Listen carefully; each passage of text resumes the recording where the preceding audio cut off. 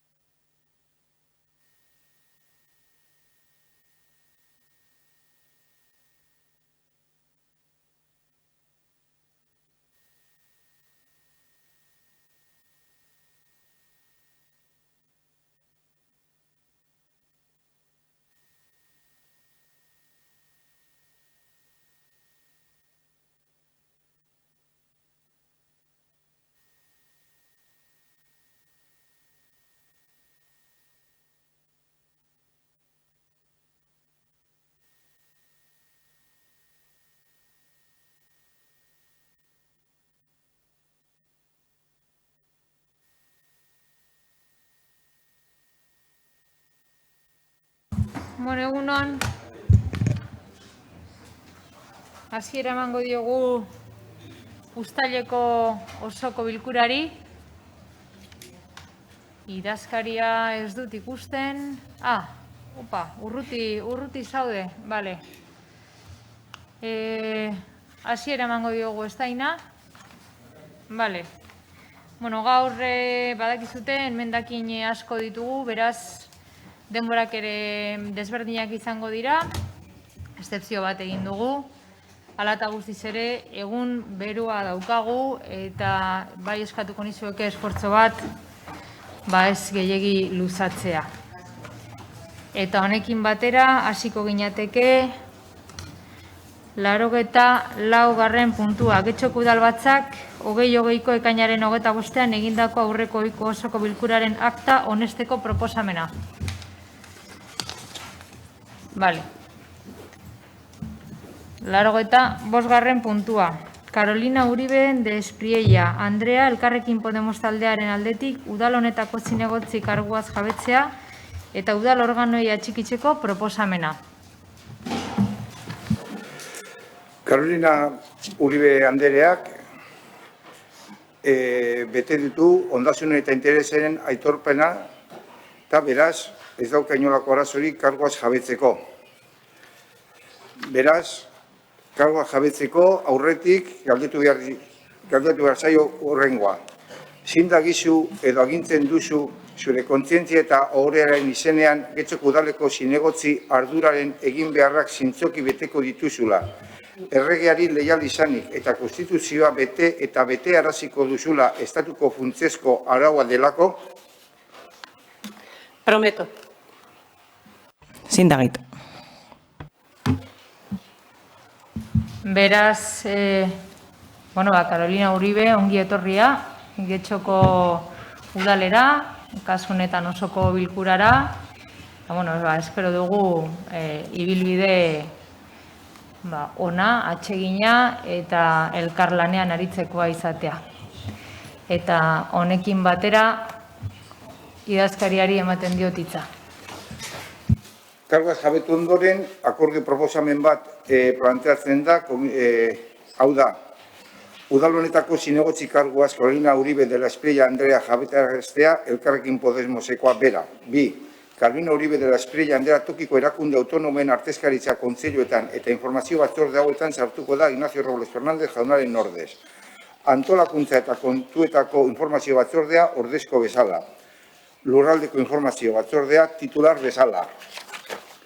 Herritargoko informazio batzordea ordezko bezala. Gizarte kohesiorako informazio batzordea ordezko bezala.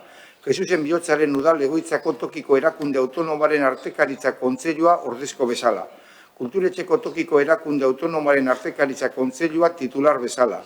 Musika eskolako tokiko erakunde autonomaren artekaritza kontseilua titular bezala. Getxo Kirolak tokiko erakunde autonomaren artekaritza kontseilua ordezko bezala. Jarraitzen dugu? Botatu inbiaga. Bozkatu inbar ditugu hauek, ezta? Proposamenaren aldeko bozkak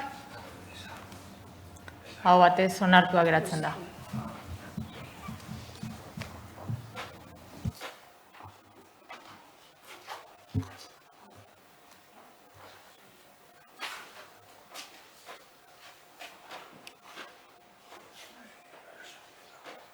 Bigarren puntura pasatzen gara, bai? Udalerri jarabia atzemateagatiko tasaren zerga ordenatzearen aldarazpenaren behin-behinean onesteko proposamena. Batzordearen proposamena hau da. Lehenengoa, behin-behineko onetziko da, udal jabari publikoa okupatzeari dagokion tasa arautzen duen ordenantza fiskalaren aldaketa enazkin gisa bidali den dokumentuan, aldaketa proiektua jasotako terminoetan. Aldaketa horrek, eranzkineko H epigrafeari eragiten dio udalbide publikoetan trakzio mekaniko ibilgailuak aparkatzeari buruzkoa. Aparkatzeko orduko txartelari aplikatu beharreko tarifen kasuan, azken berrikuspena 2007an onartu zen. Beraz, aplikatuko beharreko KPIa Euskal Autonomiko Erkidegokoa da, 2007ko abendutik 2019ko abendura artekoa, hau da, 16,8ko igoera. Eguneratutako tarifa 5 zentimoko multiploetara biribildu dira zenbatekoak makina saltzaileetan ordaindu ahal izateko. Egoiliarren txartelaren eta egoiliar izaera egiaztatzeko txartela ordeztea tarifen azken eguneratzea 2016an egin zen. Eta beraz, Euskal Autonomiko Erkidegoko KPIaren aldaketa 2016ko abendutik 2019ko abendura arte aplikatzea proposatzen da. Bigarrena, aldatutako testua behin betiko onetzi ostean, Bizkaiko aldizkari ofizialean argitaratu eta hurrengo egunetik aurrera egongo da indarrean. Toki ogasunak arautzen dituen abenduaren 16ko 2005 foru arauaren 15. eta 16. artikuluetan xedatutakoa betez. Hirugarrena, zerga ordenantzaren aldaketaren behin-behineko onespena udaletxe honetako iragarki olean 30 egunez jartzeko aginduko da. Hala, interesdunek espediente aztertu eta komenigarritzat jotzen dituzten erreklamazioak aurkeztu ahal izango dituzte. Jendaurreko erakustaldia Bizkaiko aldizkari ofizialean iragarriko da, baita lurralde historikoko honetan zabalkunderik handiena duten egunkarietan batean ere. Laugarrena, erreklamaziorik aurkeztu ez bada, behin betikotzat jotzea ordenantza aldatzeko behin-behineko erabakia.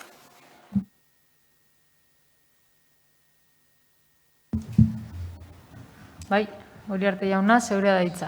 Bai, egunon guztioi, alkate Andrea eskerrik asko.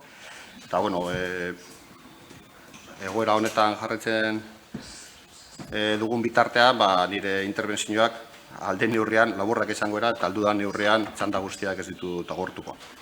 Eta, bueno, aurkezpen hau egin behar du puntu honetan, eta hori zein gut. 2007ko abendutik 2019ko abendura arte, Euskal Autonomia Erkidegoko KPI metatua ehuneko 16,8 izan da. Tarifa eguneratzen mota horretarako referentzia indizea. Epe horretan, ordea, tarifak ez dira aldatu getxon. Orain, araututako aparkatzeko zerbitzuaren kudeaketa kontratuaren luzapena errazteko, tarifa eguneratze hori gauzatzea proposatzen da. Egoiliarren txartelaren kasu zehatzean, eguneratzea ehuneko 3,2koa baino ez da izango. 2017ko abendutik 2019ko abendura bitartean metatutako KPI-ari dagokiena.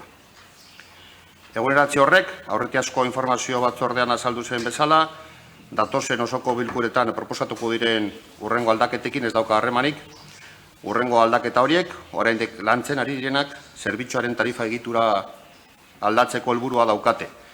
Getxon mugikortasuna eta iraunkortasuna hobetzera eta handitzera bideratutako neurrien barruan daudenak. Eskerrik asko.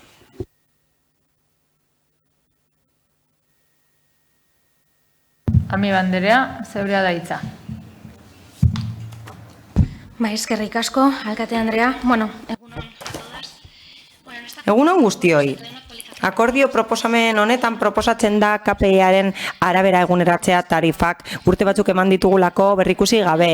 Ez dugu zalantzan jartzen hori egin behar denik, baina agian, hau ez da momenturik egokiena. Gainera, kontuan hartuta pandemia batean gaudela eta txirotasun atalaseak izugarriak direla. Langabezia tasa itzela dela. Eta hori etengabe ikusten da diru laguntzen eskaeretan. hauze ez da bat ere egokia. Hau da, gai hau orain eguneratzea ez da bat ere egokia. Gainera, espero dugu eguneraketa hau egokia izatea etorkizunean. Espero dugu hauze ez izatea aldaketa bakarra. Eta hori azalduko dut. Jakin badakizue TAO guneak berrikusi behar direla. Egoiliarren txartela nola ematen den berrikusi behar dela. Eta guneen arauketa berrikusi behar dela. Badaude ausokide batzuk eskatu dutenak berrikusi eta eguneratu behar dena. Eta egia da, beharrezkoa da.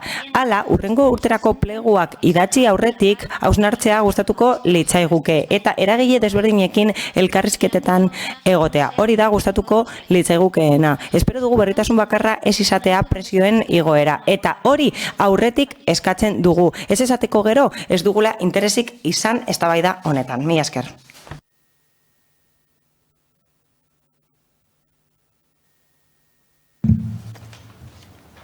Bai, Rodríguez jauna. Bai, egunon. Baitxu, batzordean esan genuen bitxia iruditzen zitzegula, askotan entzun izan dugu hiri mugikortasun iraunkorrerako plangintzaren ondorioz ota aldatu inbarko zala, berrikusi inbarko zala, eta horren ondorioz aldatuko zirelako otaren tarifak. Ez horren beste igotzeko, batzutan igual bai, beste batzutan igual ez, baizik eta otaren tarifen egitura aztertzeko. Eta hori zegoen, okerrez bagaude, Manuel Gaintza parkinaren zain. Manuel Gaintza parkina ez da bukatu, eta ona dator ota aldatzeko proposamenak. Eta zuek esaten duzue eguneraketa izango dela, eta egia da, eta gobernuko ordezkariak esan digu, bueno, egoiliarren txartelean bakarrik 1,2 igotzen dela, ez digu esan, ota orokorrean 1,6,8 igotzen dela, oso portzentai desberdinak izango dira. Eta egia zateko gu beti mantendu izan gara zergak eta eguneratzearen alde, baina gauzak egin behar dira bere momentuan. 13 urtetan zergak eguneratu gabe edo tasak eguneratu gabe egoteak bi arrazoi izan ditzake, bata zuen ezgaitasunak edo bestea zuen interes politikoa. Bata edo bestea ez dira onak, eta horren ondorioak etortzen dira orain ikusten ditugunak. Hau da, herritarrei planteatzen zaizkiela 1,6ko igoera. Eta ez dezagun pentsa egoiliarrek 1,3 igotzeo, badau getxostar askok egoiliar txartela ez daukala. Egoiliar txartela izateko eskubidea ez daukala, naizta otaren ondoriak pairatu. Oiei, getxostar oiei, askotan eskatzen dutenak ota aldatu behar dela, oiei justo igotzen diozue 1,6. Decía que es muy curioso, nosotros siempre hemos escuchado aquí... Bitxia da, askotan entzun dugu TAOren egitura aldatu behar zela. Hain zuzen ere, hiri mugikortasun iraunkorrerako plangintzaren arabera eta Manuel Gaintza parkinaren zain zegoela, baina ez da hori egin. TAO igo da, besterik ez. Egia da, KPIaren arabera egokitzea ondo iruditzen zaigula, baina dagokion momentuan. Ezin gara 13 urte egon tasak aldatu gabe eta gero danak batera aldatu. Eta ezin gara ona etorri eta esan aurkezpenean adibidez egoiliarren txartela bakarrik 3,2 igotzen dela. Bai, hori egia da, baina TAO orokorrean 1,6 baino gehiago igoko da. Eta getxostar askok denek ordaintzen dute TAO. Horiek ez dute eskubiderik egoiliarren txartela edukitzeko. Eta TAO aldatzeko eskatzen dute haiek ere. Eta hori egin beharrean, getxostar horiek entzun beharrean, eta hori erraztu arren, beharra daukatelako batzuetan aparkatzeko, egiten dena da 1,6 igotzea. Eta horrek bi azalpen ditu. Agian ezarete gai, tasak aldatzeko, 13 urteetan ez duzue hori egin, eta benetan ikaragarria da, gero esaten duzue ondo kudeatzen duzuela, edo zuen interes politikoaren arabera aldatu dituzue. Azkenean, gaitasunik gabe egiten duzuenean, edo zuen interes partikularra gailentzen denean, herritarrek ordaintzen dute. Bai, Zorrilla Lekerika, jauna. Gracias, señora alcaldesa. Eskerrik asko alkate anderea, egunon guztioi. Gobernu taldeak proposamen bat aurkezten du aldatzeko TAO zerbitzua. Igoko da TAOren zerbitzua ordaintzeko tasa. Eta jabari publikoa okupatzeagatiko tasa areagotuko da. Eta 1,6 igoko da oroar, eta egoiliarren txartela zehazki 1,3 igoko da gutxi gora bera. Eta horrek bi gauza islatzen ditu. batetik erakusten du gobernu taldeak bilketa asmoa duela. Zergak igo behar dira gehiago biltzeko. Hori da erakusten dena. Eta bestetik aparkaleku plaza galtzen dira. Eta salduko dut. Azken finean, tasa honek zer egiten du? Tasa hori ordaintzen da, kontuan hartuta erabiltzaileen kopurua eta aparkalekuen kopurua. Eta gero eta gutxiago daude. Eta horrenak eta bestelakoak gero eta gutxiago dira. Horrela, horren ondorioz, aparkaleku horiek erabiltzen dituztenek gehiago ordaindu behar dute. Eta horregatik ia 17% igotzen da. Esango diguzue eguneraketa bat dela, baina horrek laburbiltzen du zein den gobernu taldearen kudeaketa. Aparkaleku plazak kentzen dituzte, tao plazak kentzen dituzte, bilakaerak hori erakusten duelako, gero eta gutxiago daudela, funtzean, eta gero, etorkizunean aldaketak egin daitezke, baina hori da daukagun egoera. Eta horrela, horiek erabiltzen dituzten erabiltzaile gero eta gehiago ordaintzen dute, 17% gehiago. Horregatik, gu irizpide horren aurka gaude, eta noski aurka bozkatuko dugu, mila esker. Eskerrik asko. Bai. Janire, bai. Bueno, nik uste dut, bai, eskerrik asko, alkate Andrea. Nik uste dut, Ignacio Jauna, ondo azalduta utzi duela uste dut, antolakuntza eta kontu batzordean baita ere eztabaidatu egin zen puntu hau, eta, bueno, gauza bera esan dugu. Proposamenak bakarrik KPI-ren egoera baino ez du jorratzen, eta otari buruzko egingo ditugun aldaketa guztiak beste foro baten ezagutzeko aukera izango dozue. Hau ez da momentua eta izango dozue bai aldaketa horiek eta proposan berriak aukera ezagutzeko. Eskerrik asko. Eskerrik asko, Gozio Anderea. Beraz, bozkatuko dugu puntua, bai? Aldeko bozkak, Partido Sozialista Euskadiko Ezkerra eta EAJ-PNV ditugu. Aurkakoak, Partido Popularra, EH Bildu eta Elkarrekin Podemosekoak ditugu.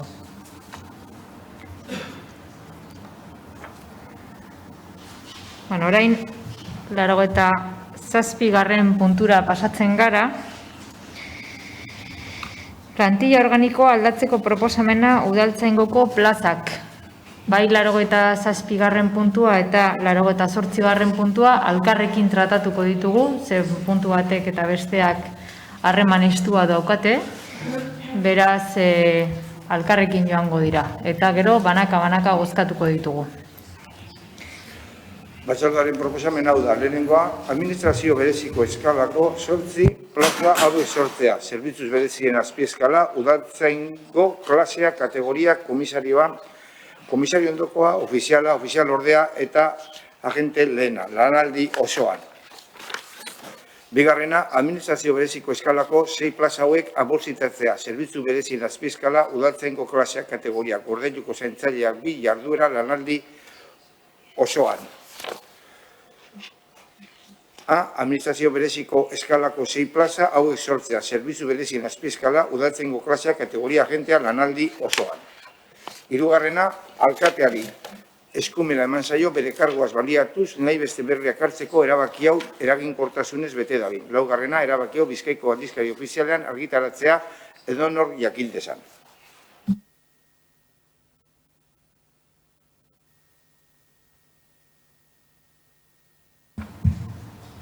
Bai, amaitu duzu? Bai?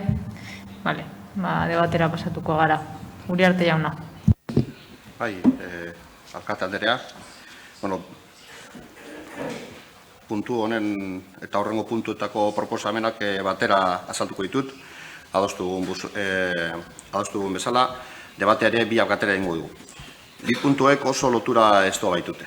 Izan ere, ez da bata bestea gabe ulertzen. Gainera, aldaketa hauek 82. puntuarekin zerikusia daukate, osoko bilkura honetan bertan eztabaidatu eta bozkatuko dena.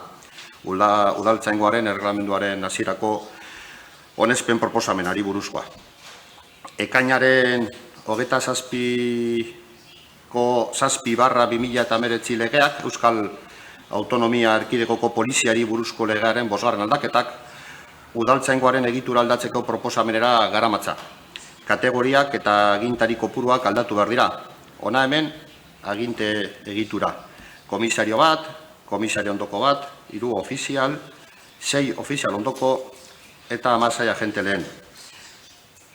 Eta amortizatu egingo liratekenak, zuzendari bat, operazio buru bat, sekzio buru 4 eta zerbitzu buru 6. Batzuek aldatuko dira eta besteak sartuko dira. Aldi berean, Euskal Autonomia Erkidegoko Poliziari buruzko legearen 97. artikuluaren 5. aldaketan zehazten diren, 2. jarduerako funtzioetara egokitu ahal izateko plantilla eta LPZ aldatzea proposatzen da. Horretarako 6 lanpostu hornituko dira. Proposamen osoak, negoziazio maila osatzen duten kide gehien oniritziaren legitimitatea dauka, eta proposamen honek izaera ekonomikoko lege aurreikuspenak betetzen ditu.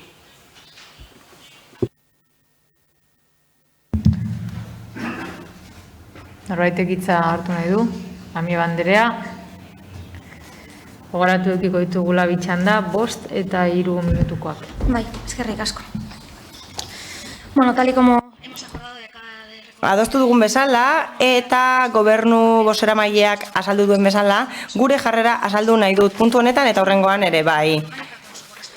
Langileria plantilla organikoa aldatu da eta lanpostu batzuk aldatuko dira. Eta udaltzaingoaren arautegia onartuko da ere bai pleno honetan eta hori sakonago jorratuko dugu aurkeztutako emendakinekin batera. Eta hauze ekartzen da hain zuzen ere udaltzaingoaren egitura eguneratzeko. Batez ere joan den urtean onartutako poliziaren legera egokitzeko. Partzialki gaude ados horrekin, baina partze bat da. Eta ez du eredua goitik behera edo erabat aldatzen. Horren ondorioz, legearen ondorioz, horrek gutxiengo batzuk aplikatzen ditu, baina horren ondorioz, hauze daukagu plantilla organiko hau, eta bai, legera egokitu behar gara, baina horrez gain, badakigu legeak aukera ematen duela lan garatuagoa egiteko, eta gainera parte hartzailea izateko, baina hori ez da getxon gertatu. Besterik gabe lanpostuen izenak aldatu ditugu udaltzaingoaren barruan, ez dago egiturazko aldaketa sakon bat, ez da eztabaidatu sakonki ekarpena kontuan hartzeko eragile guztien iritzia barne hartzeko. Eta horregatik, ia kopia pega bat egin da, negoziatu gabe zeintzuk diren bakoitzaren eginkizunak. Eta gainera, ez dizkigute aukerak eman ekarpenak egiteko. Eta gainera, sindikatuek ez dute denbora nahikorik izan negoziazio mahaian proposamena eztabaidatzeko. Beraz, oso tarte gutxi daukagu parte hartzeko. Eta gure kasuan, besterik gabe eztabaidatu ahal izango dugu gaur. Besterik gabe, hori da gure aukera bakarra. Gustatuko litzaiguke lan hau izapide bezala ez egitea, baizik eta entzute eta parte hartze prozesu baten bidez egitea. Besterik gabe, nahita ez ekartzen da, ona, eta ez dira iritzia kontuan hartzen, eta lanpostuen zerrenda eta plantilla organikoa ia lehen zegoen bezala geratu da. Oso aukera paregabea galduko dugu eredua aldatzeko, eta gure errealitatera egokitutako egitura bat sortzeko aukera galduko dugu. Eta ez dugu kontuan hartzen zein den gure oraina, gure etorkizuna, udaltzaingoa garai berrietara egokitzeko. Eta proposamen honetan ez dugu handizaletasunik ikusten, ez du laguntzen udaltzaingoaren egitura hobetzen modu praktikoagoan. Eta ez du barne hartzen getxon behar dugun hori. Gehiago egin genezake eta hobeto borondate politikoarekin eta denbora gonda horretarako. Horregatik guztiagatik eta gure jarrerarekin bat etorriz eta gure legearen iritziarekin bat etorriz aurka bozkatuko dugu. Mila esker.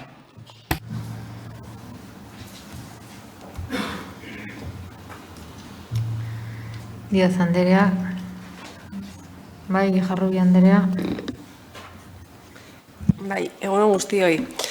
Bueno, esan den bezala argita garbi, lanpostuen aldaketa berrantolaketa honek zerikusi zuzena dauka 90. puntuan bozkatuko den araudiarekin, eta ez gara zartuko araudi horren nondik norakoetan, geratuko gara oraingo puntuan lanpostuen berrantolaketa horrek gure aburuz dauzkan gabeziekin. Eta izan ere esaten dut hau, uste dugu udaltzaingoaren berrantolaketa, lanpostuen berrantolaketa honek, muzin egiten diola udaltzaingoa euskalduntzeko asmoi erabat. Zoritzarrez, proposamen honetan, euskarari eta euskara sustatzeko ustezko asmoi iruzur egiten zaiola uste dugu. Ezin zaio, Getzoko Udaltzaingoaren komisarioari euskararik ez jakitea baimendu, edo hobesan da, gauza bera dala, sortzen dan plaza berria eta horri esleitzen zaion hirugarren hizkuntz eskakizuna, baina epe mugarik gabe. Beraz, baimentzen zaio euskararik ez jakitea, epe mugarik ez dagoelako. Erdara nagusi berriro bilakatzen. Uste dugu, gure zalantza da, nola bultzatuko dugun euskara, udaltzaingoaren euskalduntze prozesuan, komisario batek berak euskarari inolako garrantzirik eta ematen ez badio eta ez badauka inolako beharrik euskaraz ikasteko. Udaltzaingoaren buruak urteak daramatza, edo bintzat, badakigu hamarkadak daramatzala horrela, eta uste dugu euskal administrazioak askotan, nahikoak ez badira ere, bitarteko ugari jartzen dituela langileen euskalduntzerako. Beraz, hamarkadetan euskara ikatzen nahi izan ez duenak, bere ardura izango duela uste dugu. Eta uste dugu ere, beste bide batzu bilatu behar direla horretarako. Guretzako, ezinbesteko alitzateke komisarioak laugarren hizkuntz eskakizuna izatea edo gutxienez, hirugarrena, baina oso epe muga hurbil batekin. Uste dugu, egoera pertsonala konpontzeko beste bide batzu bilatu beharko direla eta udaltzaingo osoaren etorkizun euskaldunaren oztopatzea. Baina antzeko zerbait ere gertatzen da ofizialen kasuan. 3 postu berri sortzen dira eta 3etatik 2 hirugarren hizkuntz eskakizuna izango dute epe mugari gabe. Eta horrek aditzera ematen du, gainera mahai horrek aditzera ematen duena da, ez daukala, ez duela izango jariotasunik euskaraz hitz egiteko herritarrekin, ze bigarren mailak ez du hori albideratzen. Ez behintzat, jariotasunez hitz egitea eta ulermen nahikoa izatea herritarrek, euskaraz hitz egin nahi duten herritarrak hartatzeko. Agenten kasuan bost izango dira bigarren hizkuntz eskakizuna izango dutenak, baina epe mugari gabe.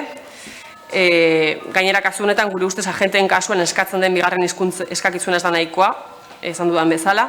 Hau baldin bada euskaren aldeko zuen apostua udaltzaingoan jai daukagu. Eta ez da kuoten kontu bat, edo hizkuntz eskakizun desberdinen arteko oreka. Kontua ez da legeak esartzen dituen gutxiengoak betetzea. Uste dugu apostua haratago joan behar dela. Udaltzaingo euskalduna lortzea baldin bada helburua, euskaren aldeko benetako apostua egitea baldin bada helburua, uste dugu aldaketa edo berrantolaketa honek oso urrun uzten duela helburu hori. Beraz, argudio hau edo arrazoi hau guretzako nahikoa da, nahiko pisu dauka ezeskoa bozkatzeko. Eta, gainera ondoren eztabaidatuko den araudiarekin, aukera izango dugu aspektu edo eta bestelako alderdi batzuetan sakontzeko. Eskerrik asko, Guijarrubia Anderea eta Andrade jauna. Sí, gracias, señora alcaldesa. Buenos días a todos y a todas. Eskerrik asko guztioi. Gero reglamentoaren inguruan eta polizia eredua sarituko garenez, kasu honetan, langileria erregelamendu horretara egokitzari dagokienez bi gauza esan nahi ditut. Lehenik eta behin. Gure ustez, murriztu egiten da poliziaren aginte kuadroa. Lehen 4 zeuden eta orain 3 ofizial. Lehen arazo operatiba zeuden, orain, aginte kuadroa murrizten badira nik uste gehiago egongo direla, arazo gehiago. Baina, hau bada gobernu taldeak abian jarri nahi duen aldaketa, aurrera. Bigarrenik, espedientekin batera doazen txostenetan badago bat udaleko idazkariak egindako txosten juridikoa, eta bertan badago zerbait ez datorrena bat. Idazkaria hasi da, ja esan du, arazoak ekarriko dituela, valorazio bat dagoelako postu batena, eta gero hemen beste valorazio bat egin delako aldaketa hauekin. Beraz, da, arazoak ekarriko dituzten gauzak bozkatzera pasatzea, prisarekin ez dakit egin barko zen hori guztia. Eskerrik asko, Andrade jauna, eta Eguren Anderea, zeurea. Eskerrik asko, alkate Andrea, eta egunon guztioi. Como yo os he comentado con anterioridad, ja da, komentatu du udaltalderen batek, eta aurkezpena egin denean ere komentatu da, baina, esan behar da, gaizarrendako puntu honetan zera dakarkigula ona. Landu eta honetziko duguna komentatzea. 82. puntuan agarituko gara erregelamendu berriaren aurrean. Bertan agertzen da, poliziaren, udaltzaingoaren egitura berria, eta gero berriro ere esango dudanez, zer behar da? Egitura berri horrek, beste espediente batzutan garapena izatea. Eta horren adibide da hau. Horren bestez, orain honesten ari garena da, egitura horren egokitzapena, eta planteatuko dugu aurrerago. Andrade jaunak esaten du aginte kuadro gutxiago daudela. Ez da egia. Egia da, sekzioetako ataletako buru gutxiago ongo direla, lehen ofizial ordekoa zeudelako, baina 5. aldaketa horren onespenarekin, derrigorrean, legeriaz, egitura berria izan behar dugu. Eta goiko aginte kuadroak aldatu behar dira. Egia da gero, 4 ofizial ondoko daudela, oraindik, baina aginte kuadroak bai, areagotzen ditugu. Izan ere, momentu honetan, udaltzaingoaren goreneko arduradun gisa ofizial bakarra genuen, eta orain agertzen den bezala eta esan da, zer izango dugu? Komisario edo komisaria bat, gero komisario ondoko bat, 3 ofizial, eta gero jaitziko gara ofizial ondokoetara. Eta hor, ikusten dugun bezala, 6 dira. Eta gero agenteak. Egitura berria da. Eta gero, jaisten joan beharko gara, osatzen joateko gainerako guztia.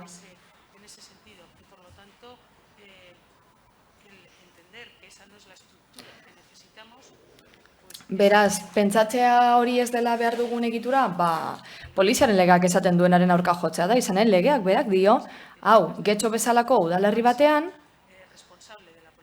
udaltzaingoaren erantzulerik handiena, komisario kategoria izan behar du, eta hortik behera joan behar gara osatzen langileria guztia. Hierarkia egitura guztia, bakoitzari dagokion kategoriarekin, hori da guztia. Eskerrik asko, Eguren Anderea. Bai. Bigarren txanda irikiko duzu, ezta? Bai, eta horrela bideratzen dut. Zera, bakarrik puntualizatzeko, idazkariak, egia da, idazkariak bere txostenean adi egoteko esan zigun puntu batetan, eta kasu egin genien, eta puntu hori egokitu egin zen, berak esandakoari, hori bai, bere txostena ez da aldatu, baina proposamena aldaketarekin etortzen da. Beraz, arazo juridiko hori kentzen da.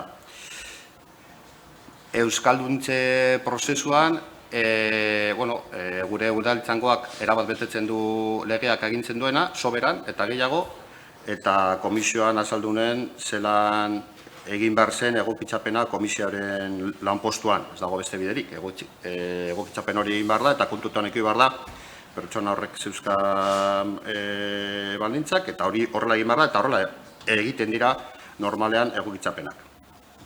Bestaldetik, Keltzek azaldu du manduena, argi utzi du, eta en cuanto a la mesa de negociación, simplemente puntualizar que se ha pasado por... Esan behar da negoziazio mailak 3 izan direla, otsaiak 17, ekainak 15 eta uztaiak 2 urte honetan, eta bertan saiatu ginen udaltzaingoaren egitura berriaren inguruan hitz egiten.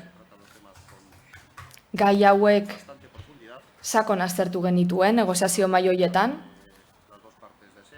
2 alderdiek nahi zuten sakontasunarekin, eta alderdietako bakoitzak iritzia eman ostean, negoziazioaren ostean, negoziazio mahaiko idazkariak egiaztatu bezala, proposamenaren alde egin zuten LAB, Komisiones Obreras eta IGIT sindikatuek, abstenitu zen ELA eta kontra agertu zen SUPE sindikatua. Eskerrik asko. Eskerrik asko, Uriarte jauna. Beraz, ez duzu erabiliko. Bigarren txanda, bai, Jarrubia Anderea. Soberan eta gehiago ez esan soberan eta gehiago, Uriarte jauna, betetzen direla euskararekiko bete beharrekoak. Getxostarroi komisario euskaldun bat izatea ukatzen zaienean. Hori ez da, betetzea erabat euskalduntzeko edo euskara saritzeko aukera. Errepikatzen dut, Getxostarroi komisario euskaldun bat izatea ukatzen die lanpostuen berrantolaketa honek.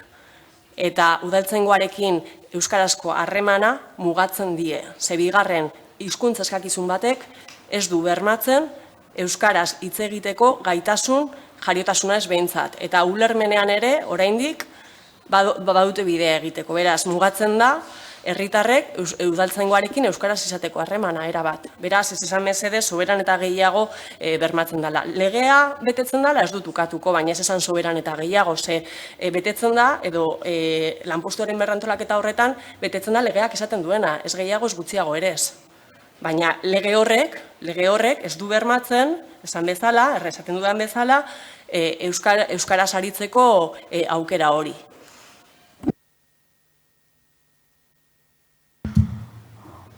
Andrea jauna, hitza hartu nahi duzu? Ez. Berriro, ez. Beraz, bozketara pasatuko ginateke.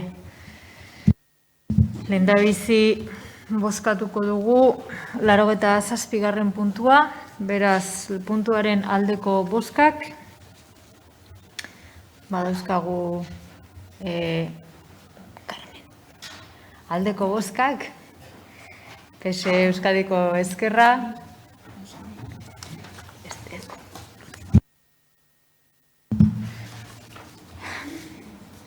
AJ PNV-koak, bale? Kontrako bozkak, dauzkagu EH Bildukoak eta Podemosekoak, eta abstentzioak Partido Popularrekoak. Eta 88.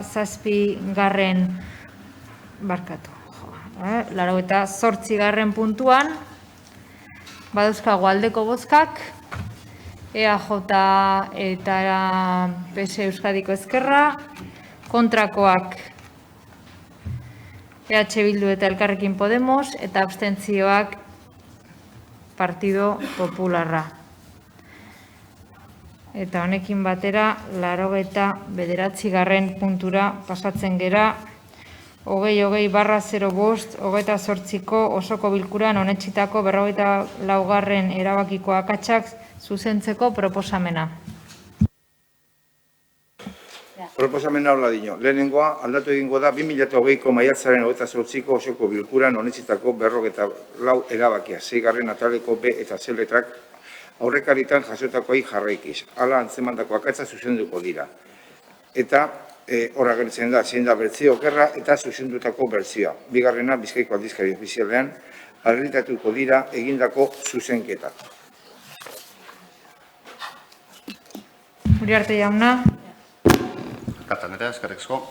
Puntu hau aurkezteko biderik onena, edo biderik argiena, espedientaren dagoen txosten juridikoa irakurtzea da, proposamen erraz eta labur azaltzen dolako. Hori zein gudu beraz.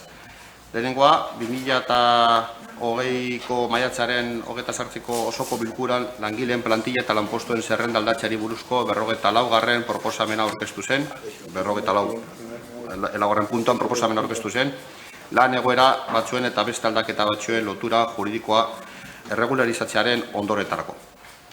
Proposamen horretan, 6. B eta C ataletan sartu zen administrazio orokorreko teknikari lanpostu bat eta gobernu irekiko teknikari lanpostu bat sortzea. Bigarren puntuan, osoko bilkurak egin zituen aldaketa horien helburua plantillako egiturazko egoerak erregularizatzea zen. Oraindik, aldi baterako harreman gisa agertzen zirenak, hala lan kontratu du langile gisa nola funtzionario gisa. Lanpostu horik sortzeak aukera eman behar zuen lanpostu bat era formalean, estali eta bete gabe izan arren egiturazko funtzioak betetzen aritu ziren enplegatuei behin-behineko atxikipena egiteko. Hirugarren puntua, lanpostu sortu berrietako bitan lanpostuari hizkuntza eskakizunaren derrigortasunaren muga eguna ezarri zen eta 2020ko urtarriaren bata esleitu zen. Baina aurreko atalean aipatutako erregularizazioa egin ahal izateko 2021ko urtarriaren bata izan beharko luke. Eta azkenik, sortutako lanpostuak horrengo lan eskaintza publikoan sartuko dira eta horien hautaketa prozeduraren unean derrigortasun datak iraungita egongo dira. Norbaitek hitza hartu nahi du? Ez, beraz bozketara pasatuko ginateke zuzenean. Aldeko bozkak, Partido Sozialista Euskadiko Ezkerra eta EAJ PNV-koak ditugu. Aurkakoak, ez daude, eta abstentzioak, Partido Popularra, Elkarrekin Podemos eta EH Bildukoa dauzkagu. Beraz, honekin batera, 80. puntura pasatuko ginateke Fun Espainia S.A.ren fakturak onartzeko proposamena. Batzordearen proposamena, hau da, prozesu ekonomiagaitik prozedurarekin jarraitzea eta espedientean prestazioen balorazioari buruz dagoen informazioaren arabera, zerbitzu mailaren aldeko kalte ordaina finkatzea. Udalaren bidegabeko aberaztea saihestuz, faktura hauen guztiko zenbatekoak. Zerrendatzen dire jarraian fakturak eta guztira dire 8.140 euro. Era berean, horietatik eratorritako bete beharra aitortu behar zaio Fun Espainia S.A. sozietateari, 8.140 eurokoa. Jartzen dan partidoen kargura indarrean dagoen udal aurrekontukoa. Uriarte jauna. Alkate, Andrea, eskerrik asko berriz. Puntu honetan ere proposamenaren txosten juridikoa oso adierazgarria da. Kasu honetan, aurrekoa baino luzeagoa denez, laburbiliko dut. Bat, egin diren prestazioak egiaztatzen dira, Fun Espainia S.A. entitateak Getxoko udaleko funtzionarioei, lankontratuko langilei eta haien zuzeneko senidei eta zerbitzuak prestatu dizkiete. Bigarren, 7 faktura guztira 8.100 euro iaz eta aurten egineko hileta zerbitzuen-gatik. 3, ez zegoen kontraturik aurreko fakturak eztabaidan zeudelako. Udaletxea ez zegoen ados faktura batzuekin eta bitarte horretan ezen kontratua luzatu. Beste kontratu bat martxan jarri zen, alare enpresak zerbitzua ematen jarraitu zuen. Eta azkenik, eta aurrekoarekin lotuta, nolalai ere gastua administrazioak bere gain hartu behar du. Horretara behartuta dagoelako. 2005 maiatzaren 27ko 2001/2005 dekretuaren arabera, Getxoko udaleko karrerako funtzionarioei eta lan kontratadun langile finkoei, pentsiodunei eta hauen zuzeneko senidei hileta zerbitzuak ordaindu behar dizkie. Norbaitek hitza hartu nahi du? Bai, Rodríguez jauna, zeurea da hitza. Bai, onartu behar dugu Fun Espainia enpresak azken aldi honetan oso ezaguna egingo zaigula. Lehenengoan, Guinness liburuan sartzeko moduan lortu zuen obra lizentzia bat eta ointxe hona dakarren faktura batzuk. Baina ezke, egiaztateko txosten honi kiratza dario, baina leku guztietatik. Hemen, ez da kontuan hartzen, txostenean esaten den esaldi bat birritan aipatzen dana. Eta esaldi horrek hitzez-hitz esaten du. Enpresak ez zuen administrazioaren aginduz jarduten, baizik eta bere borondatez eskatzen zuten pertsonei zerbitzua emanez. Ni galdetuko nuke hemen, ea inork pentsatzen edo imaginatu dezakeen, udalonetako funtzionario bat, farola apurtuta bat dagoela, edozein elektrizistari deituta, konpon dezala farola, eta gero faktura hori udalonek ordainduko lukela. Hori da, txosten honetan dakar zuena. Beste guztia da txapuza hori, en el mejor de los casos, txapuza hori estaltzeko papeleo. Es cierto, primero, que el ayuntamiento tiene obligación... Egia da, udalak zerbitzori eskaini behar duela, hileta zerbitzori, baina ez faktura hauek ordaindu. Bigarrenik badu behar izana bai, obligazioa, baina udalak erabaki zuen kontratu ez luzatzea 2019ko ekainean ez zuen luzatu, eta beraz, ez du enpresarik zerbitzu hau emateko. Baina ez du obligaziorik, eta are gutxiago langile zaileko txostenean esaten denean argi eta garbi, enpresak bere konturari zela, bere balizko arriskupean, hau da, funtzionarioak enpresa egiten zieten, enpresak zerbitzu ematen zuen eta gero faktura udalari pasa. Nola nahi ere guk uste dugu egora desberdin izango litzatekeela funtzionarioak udalari faktura zuzenean pasaz gero, baina ez enpresak udalari. Inori ez zaio burutik ere pasatzen enpresa bat aritzea bere kabuz zerbitzu ematen eta gero udalari faktura pasatzea eta are gutxiago gero gure oniritzia eskatzera tortzea osoko bilkura honetara. Claro, hemen badaude gauzak Fun Espainiak, diskusio bat izan zuen faktora batzuen inguruan, ez di hauek beste batzu dira, eta kontratua indarrean zegoen bitartean, gehiago gutxiago kobratzen zuelako, zegoen hor gatazka bat. Eta antza denez, zegokion arloak esan zuen, ez zuela luzatuko faktura edo kontratua. Da gero zer, Fune Espainiak, obra lizentzia bat aurkeztu zuela, eskaera bat, urtarrian, eta lortu zuen otsailerako, oso azkar, baina ezke Fune Espainia, azkenean hau kate bat bezalakoa da. Fune Espainiak, golpera, urtebete gatazka izan ostean, udalarekin ze faktura den zuzena, zein ez den zuzena, apirilean heldu zen eta esan zuen bai ez zuzena dela, eta udala zuzen zegoela. Eta udalak hona dakartza faktura batzuk guk onartzeko, 8.000 euroren truke, baina zer da garrantzitsuena, hemen gerta daitekena. Esaten da, langileatalaren txostenean, enpresaren kabuzaren arriskupean ari zela. Egia da kontratu bat azkentzen denean, udalak jarrai dezakela zerbitzu horiek eskaintzen, kontratu berri bat sinatu arte, baina udalak berak erabakiko du. Udala joan behar da enpresaren gana eta esan behar dio jarraitu zerbitzua eskaintzen, eta ez funtzionarioak.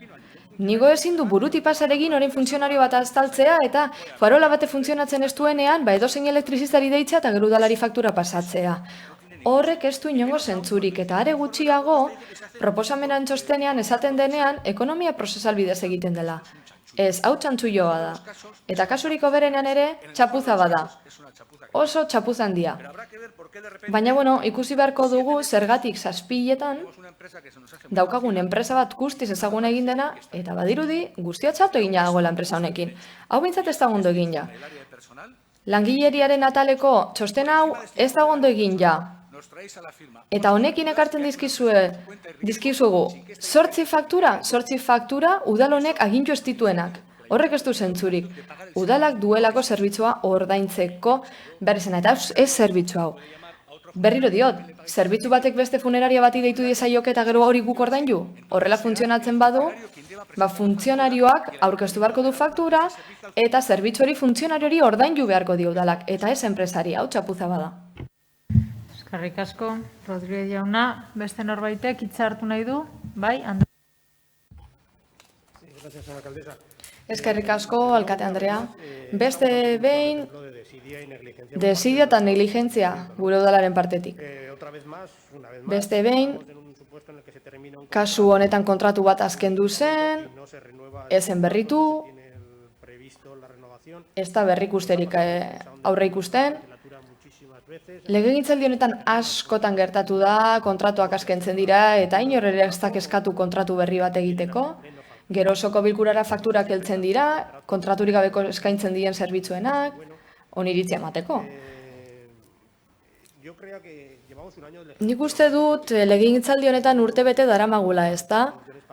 Eta gobernu taldeak erabakiak hartu behar ditu egoera aldatzeko. Badirudi momentu egoera ez dela asko hobetu, baina kontratazio kontuetan, hau benetan diot, enpresa batean gertatzen bada, kontratu bat azkentzen dela, eta enpresak ikusten badu zerbitzua berrituta ez badu, funtzionarioen bat, teknikariren bat, ahaztu zaiolako, hemen kaleratzeak egongo liateke, ondorioak, akatsa egin duen pertsona horrentzat. Baina, klaro, adibide argia dugu. Begiratu Manuel Gainzako aparkaleko algortan bukatu zen, martxoan gobernu taldeak ekarri zuen osoko bilkura honetara, aparkalekuko tokien esleipena, aparkaleko bukatuta dago, eta oraindik ez dakigu ezer esleipenaren pleguen inguruan. Bizilagunek erabili nahi dute, bukatuta dagoela ikusten dutelako, eta kasu honetan, parke erabildezakegu ondartzarako eta hori dana, baina Lurrazpiko parkina horren beharrezkoa den algortan lizitatu gabe dago. Abuztuan ikusten badugu pleguak onartzen diela, adjudikatzen dela guztia, igual parkina ordura arte izan dugu zazpiletan sarratuta algorta zentroan. Ez dakit nola, baimentzen duzu nolako zerbait. Aparkelekoa itxita dago, eta jakinda, osoko bilkura honetan, beren beregi eskatu dugula mesedez toki horiek esleitzea. Oso ondo gongo litzateke gaur betan, esleitzea da bihar, bizilagunek erabilizatea. Baina kasu zehatz honetan gainera, Ibonek esan du, ezta? Nik uste dut hemen pitorre bat izan dela Fune Espainiaren partetik. Nik ez dakit. Eta, pitorreoaz gain, espedientean argi esaten da. Teknikariek esaten dutenean, Fune Espainiak udal honi kasurik egin gabe zerbitzuak eskaini zituela, hileta zerbitzuak, eta Fun Espainiak ez dio kasurik egin udalari, eta teknikaria berriro dio. Fun Espainiak aitortu duela. Ez dela zerbitzua esleitu zaione erakundea, baina bertako zerbitzuak eskaintzen. Hau, enpresa hau beti lan egin duenez udal honetarako, behar bada horregatik gertatu da, ezta? Nik ez diote funtzionariori zenidari bronka botatzen, baina Fun Espainia hor dago, ez du kontraturik, eta hori hemen agertzen da argi eta garbi, igual esan behar zaio, begira, zerbitzua nahi baduzu joan udalera, nik eskainiko dizut zerbitzua, baina joan udalera galdetzen. Nik uste dut udalarekiko errespetu falta dela enpresa horren partetik, jakin jaztela zeren titulu duna. Ez da kontratua luzatu edo azkentze kontua. Ez, teknikariek hemen diote. Ez du zerbitzu eskaintzen eta eskaintzen ari da. Niretzat lotxagarria da, gainera enpresa honeri tanatorio bat oparitzen diogu zentroan. Hemen zerbait gertatzen da. Ja ez naiz Ibonen hitz berberetan sartuko, ez dudalako uste zeniden errua denik, zenideak kaltetua dira eta alduten egin dute, baina Fun Espainian nik uste dut errespetua galdu diotela alkateari eta udalari, eta hau ezin da horrela utzi. Ezin da ibili hemen herritik egiten ari den guztiaren fakturak ona pasatzen ibili. Eta argiago kudatu behar da, guk ez dugu aldeko boskamango faktura hauetarako. Uste dugulako ezin garela horrela ibili. Zuen negligentzia da eta konpondu behar duzue. Eskerrik asko. Bai, Egurena Anderea. Bai, eskerrik asko. Yo muy brevemente, simplemente quiero centrar un poco... Azkar esango dut. Udal honek obligazio bat du horrela aitortuta dagoena, eta hiltzen diren pertsonak langile izan badira udal honetan, hileta ordaindu behar zaie. Egia da, behar bada nola egin den egiteko modu hori ez da egokiena izan, zenideak zuzenean joaten zirelako enpresara, behar bada momentu horretan tristeziaz jarduten zutelako, zenide bat hil ondoren, baina argi duguna zera da. Guk obligazioa dugu, hileta ordaindu behar dugu, eta zerbitzua esman egin da. Faktura hor dago, guk udal gisa, ez diogu kargatuko faktura hori langileari, edo langile izan zenari, ez delako gure jarduteko modua. Zer egin beharko dugu? Ordainketa egin, faktura horren ordainketa egin. Bestalde, esan beharra dago, kontraturik gabeko faktura bat ordaintzeko, Andradek esan bezala, organo honi etortzen zaio faktura eta ikusten duenean kontraturik ez dagoela erabakiko du ordaintzen den edo ez. Zerbitzua bai eskaini da. Eta azkenik, esan nahi dut, hobeto esan da bi gauza esan nahi ditut. Ezin ditu nahastu bi kontu desberdin. Faktura hau eta sari gara, eta ez dut uste, eztabaida honetan gainzako parkina edo tanatonioaren lizentzia sartu behar ditugunik, eskerrik asko. Eskerrik asko. Bai, Uriarte jauna. Bai, eskerrik asko. Desde luego... Nik, langileria tealak bizi izan duena Fun Espainiaren kontratuarekin, nik uste dut ez dela Fun Espainia udalaren hornitzaile gisa ondo portatu. Horregatik eztabaidatu genuen fakturen kontua, enpresa horrekin, zegokiona baino zerbitzu gehiago eman nahi zuelako. Hitz egin genuen, kontratu azkendu zen, ezen luzatu, eta langileria atalak kudeatu zuen kontratua egin behar zuten moduan. Hornitzaile batek, dagokiona baino gehiago fakturatu nahi duenean, eta esandakoari men egiten ez zionean ikusita, dokumentazioa zin argumentuak oinarri hartuta erabaki zen kontratua ez luzatzea. Faktura hauen kasuan, Fun Espainiara bidali orden, normalena da Fun Espainiara zuzenean bidaltzea. Udaleri izaten badigute, zerbitzu bat eskaini behar dutela, eta ez astu. Hileta zerbitzua dira, ez da farola bat. Farolatek itxaron dezake. Norbait hilda eta hileta bat egin behar da. Hone baditu bere epeak, epe estuak, eta gauza delikatua da. Beraz, duela pila bat denboratik udalarekin erlaziorik ez duen, baina hemen lan egin zuen pentsiodunak, mantentzen ditu eskubide batzu.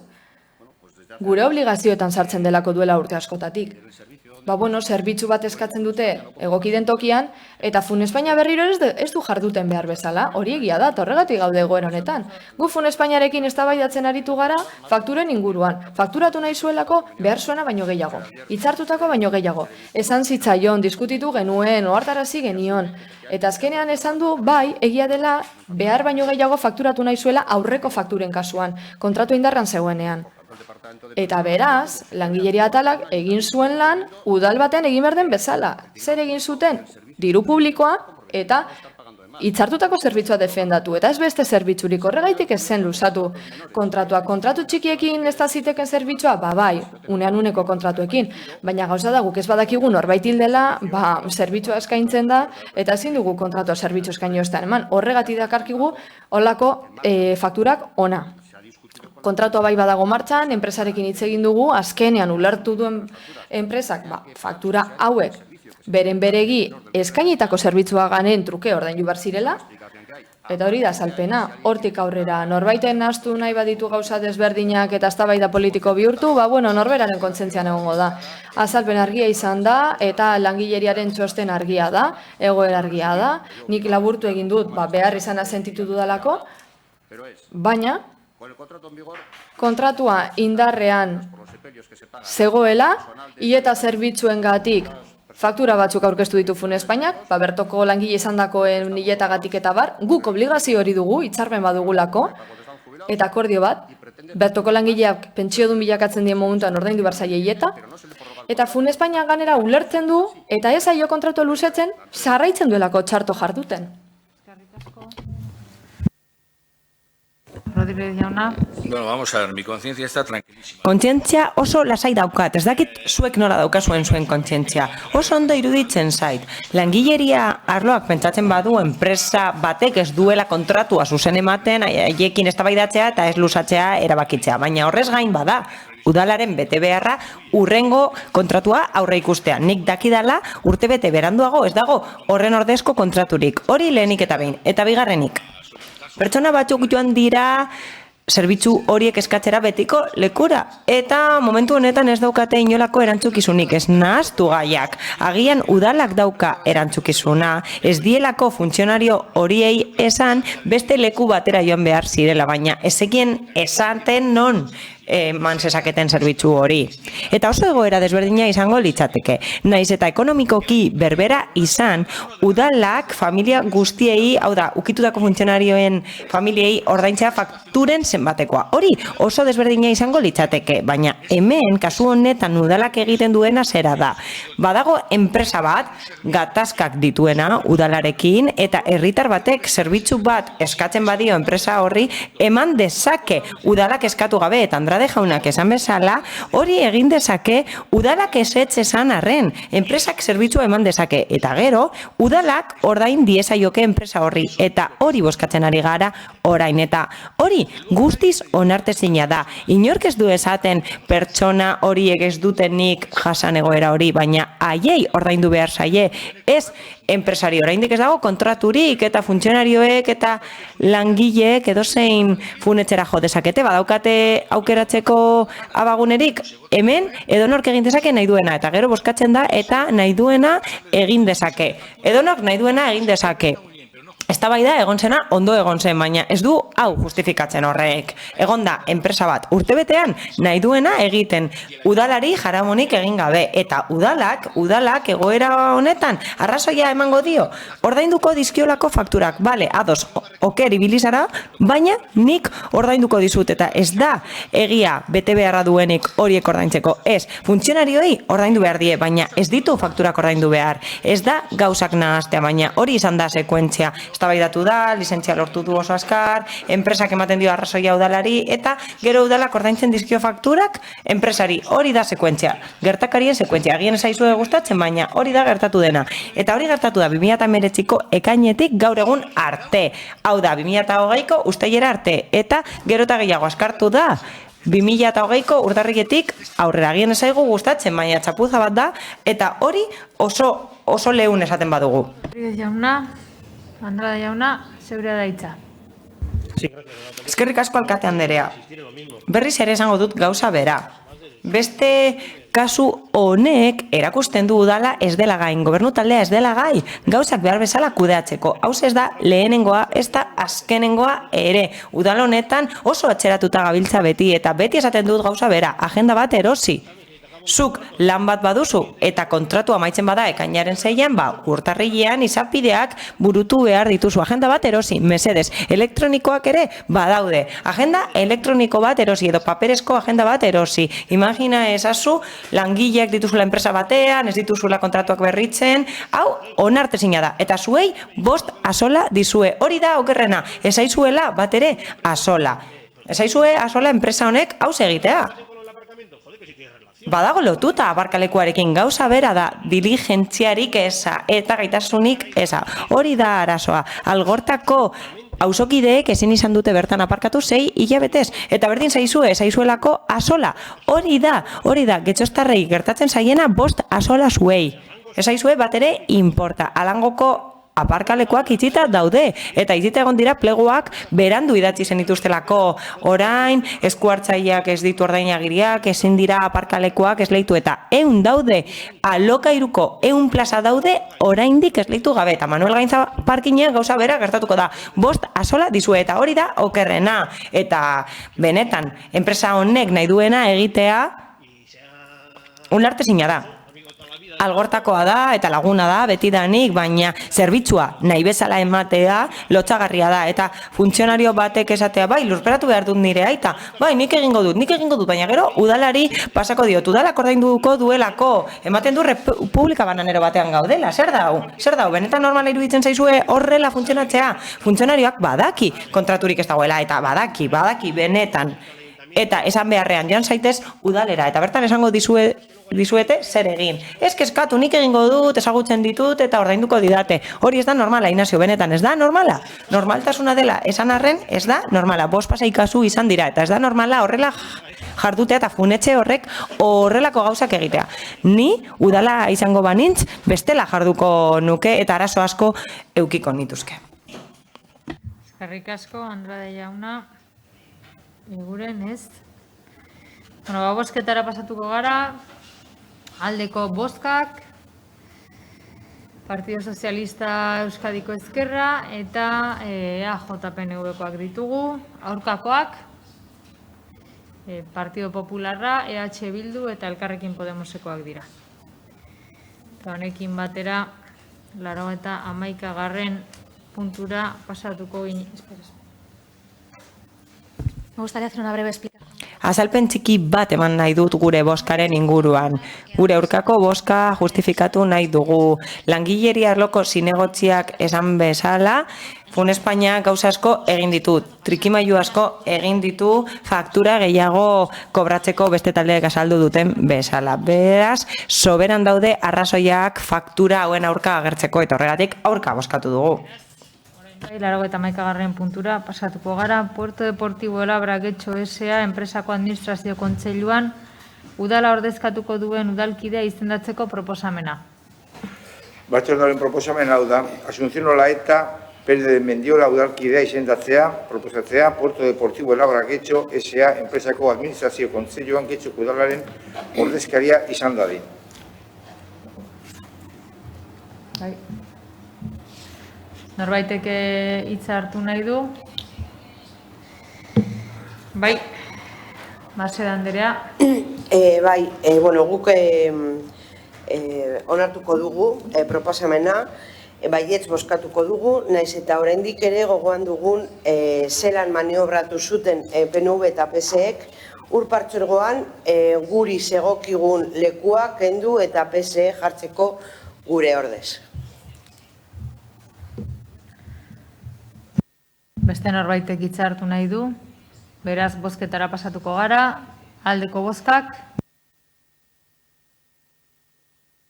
Aho batez, onartzen da.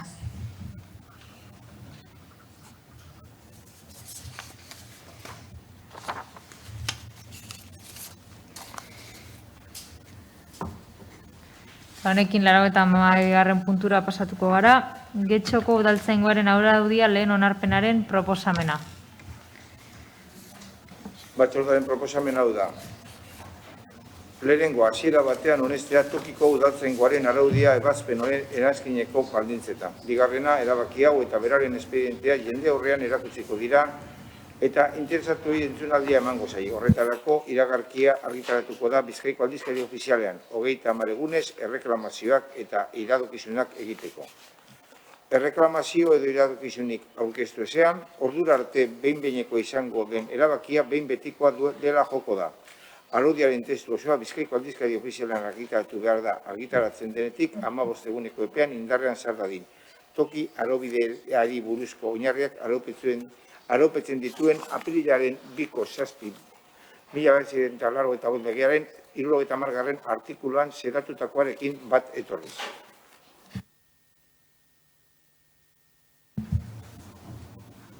Hemen emendakin asko dauzkagu.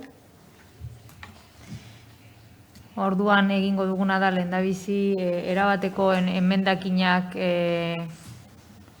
irakurriko ditugu, bai? Proposamena irakurriko da, erabateko emendakinak irakurriko ditugu, lehendabizi Podemosekoak, Elkarrekin Podemosekoak, gero Bildukoak, bai? Eta gero pasatuko gara debatera. Lehendabizi dituzute 7 minutuak, eta gero 5 minutuak eta 3 minutuak, gelditu ginen bezala, bai? Beraz, Eguren Anderea, zeurea da txanda. Egunon berriro.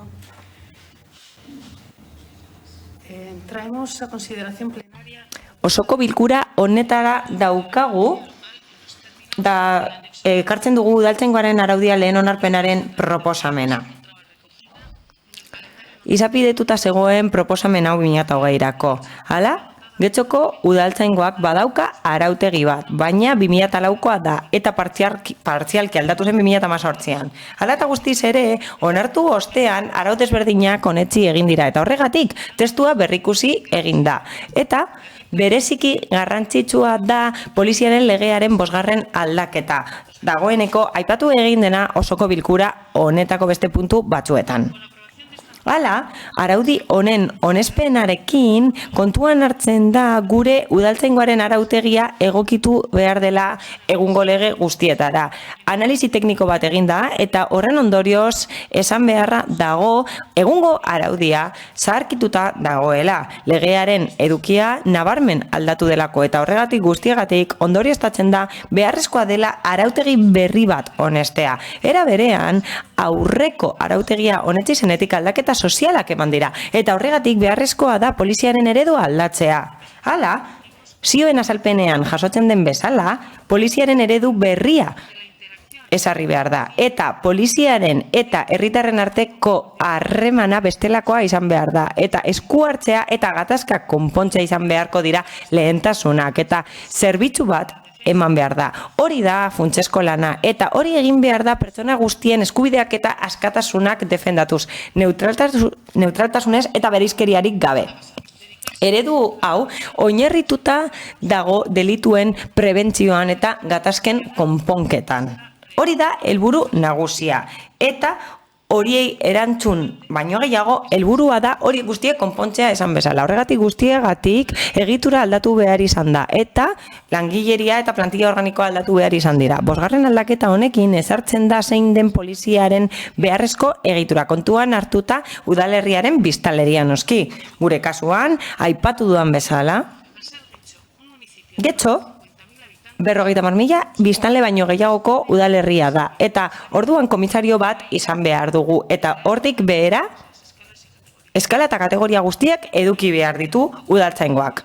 Horregatik jorratu egin dugu beste puntu bat honen inguruan gai zerrendan. Eta puntu horrek garatuko luke preskripzio hau, aipatu berri dudana, hain zuzen ere. Horrez gain egitura bestela berrikusten da, beste unitate eta talde batzuetan egituratuz. Hala, aurre ikusten dira zeintzuk diren kategoria bakoitzaren eginkizunak. Bestalde, poliziaren legearen 5. aldaketak arautzen du funtzionarioen jarduera. eta adinaren araberako aldaketak egiten ditu. Horren arabera, arautegiak ere hori aurre ikusten du. Gai hauek dagoeneko jorratu dira negoziazio mahaian, espedientean jasotzen den bezala. Eta gainera, gai zerrendaren aurreko puntuan ere aipatu egin da hau.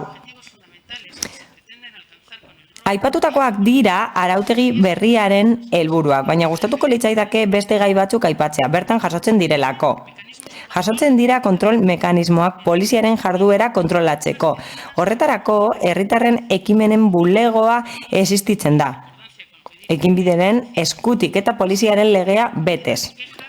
Horrez gain, kesak jasoko dira eta ikerketa egingo da herritarrentzako arretarako bulegoetan eta poliziaren jartuketa okerrak aztertuko dira eta dagozkion prozedurak abiaraziko dira. Hala, eskubidei eta betebeharrei dagokienez, batera ezintasunen arautegia jasotzen da eta grebarako eskubidea jasotzen da. Hori guztia indarreko legearekin bat eginez. Badago nobedade bat funtzionamenduaren eremuan.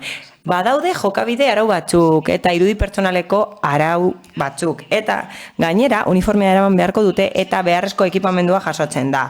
Hala, emakumei dagokienez, aurreikuspen batzuk jasotzen dira. Eta berdintasun legea beteko da. Eta hautaketa prozesuak burutuko dira eta gizonezkoen eta emakumezkoen presentzia orekatua bermatuko da prozesu guztietan. Horrez gain barne promozioa aurreikusten da gora igotzeko edo promozionatzeko modu bezala. Eta kide guztiek izango dute igotzeko kategoria, igotzeko eskubidea. Hala? Euskara edukitzeko baldintza esartzen da gu gizarte elebidun batean bizi garelako. Hala, kide guztiek bete beharko dute disiplina araubidea, legeak esartzen duen disiplina araubidea. Arautegia legeen menpe dago eta goragoko sedapenen menpe dago. Hala, arautegi berri honen onespenarekin, aurrekoa bertan behera geratzen da eta Bizkaiko aldizkari ofizialean argitaratu eta 15 eguneko epean onartuko da behin betiko. Akats bat dago 70. artikuluaren 2. paragrafoan.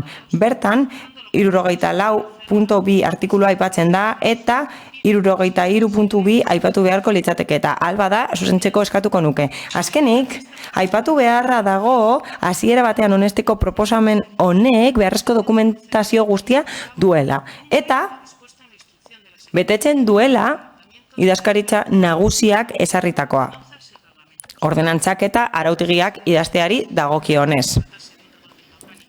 Ez da publikoan erakutsi, barne prozedura bat delako eta horregatik guztiagatik espedientean badago txostena, jakiteko zein izango den genero eragina. Eta udaleko idazkari nagusiaren txostena badago horren inguruan. Udal gobernu bezala, ziur gaude, onespen honekin, arautegiaren onespenarekin eta geroko garapenarekin, dagozkion espedienteekin, ez dira bakarrik gaur jorratu ditugunak, ez, beste batzuk egongo dira etorkizunean ere bai, eta horiekin guztiekin, prozedura horiekin guztiekin, instrukzio horiekin guztiekin, ziur gaude urrats egokiak ematen ditugula. Getxon polizia egokia egon dadin, zerbitzu hobea emango duena eta aldaketa sozialetara egokituko dena.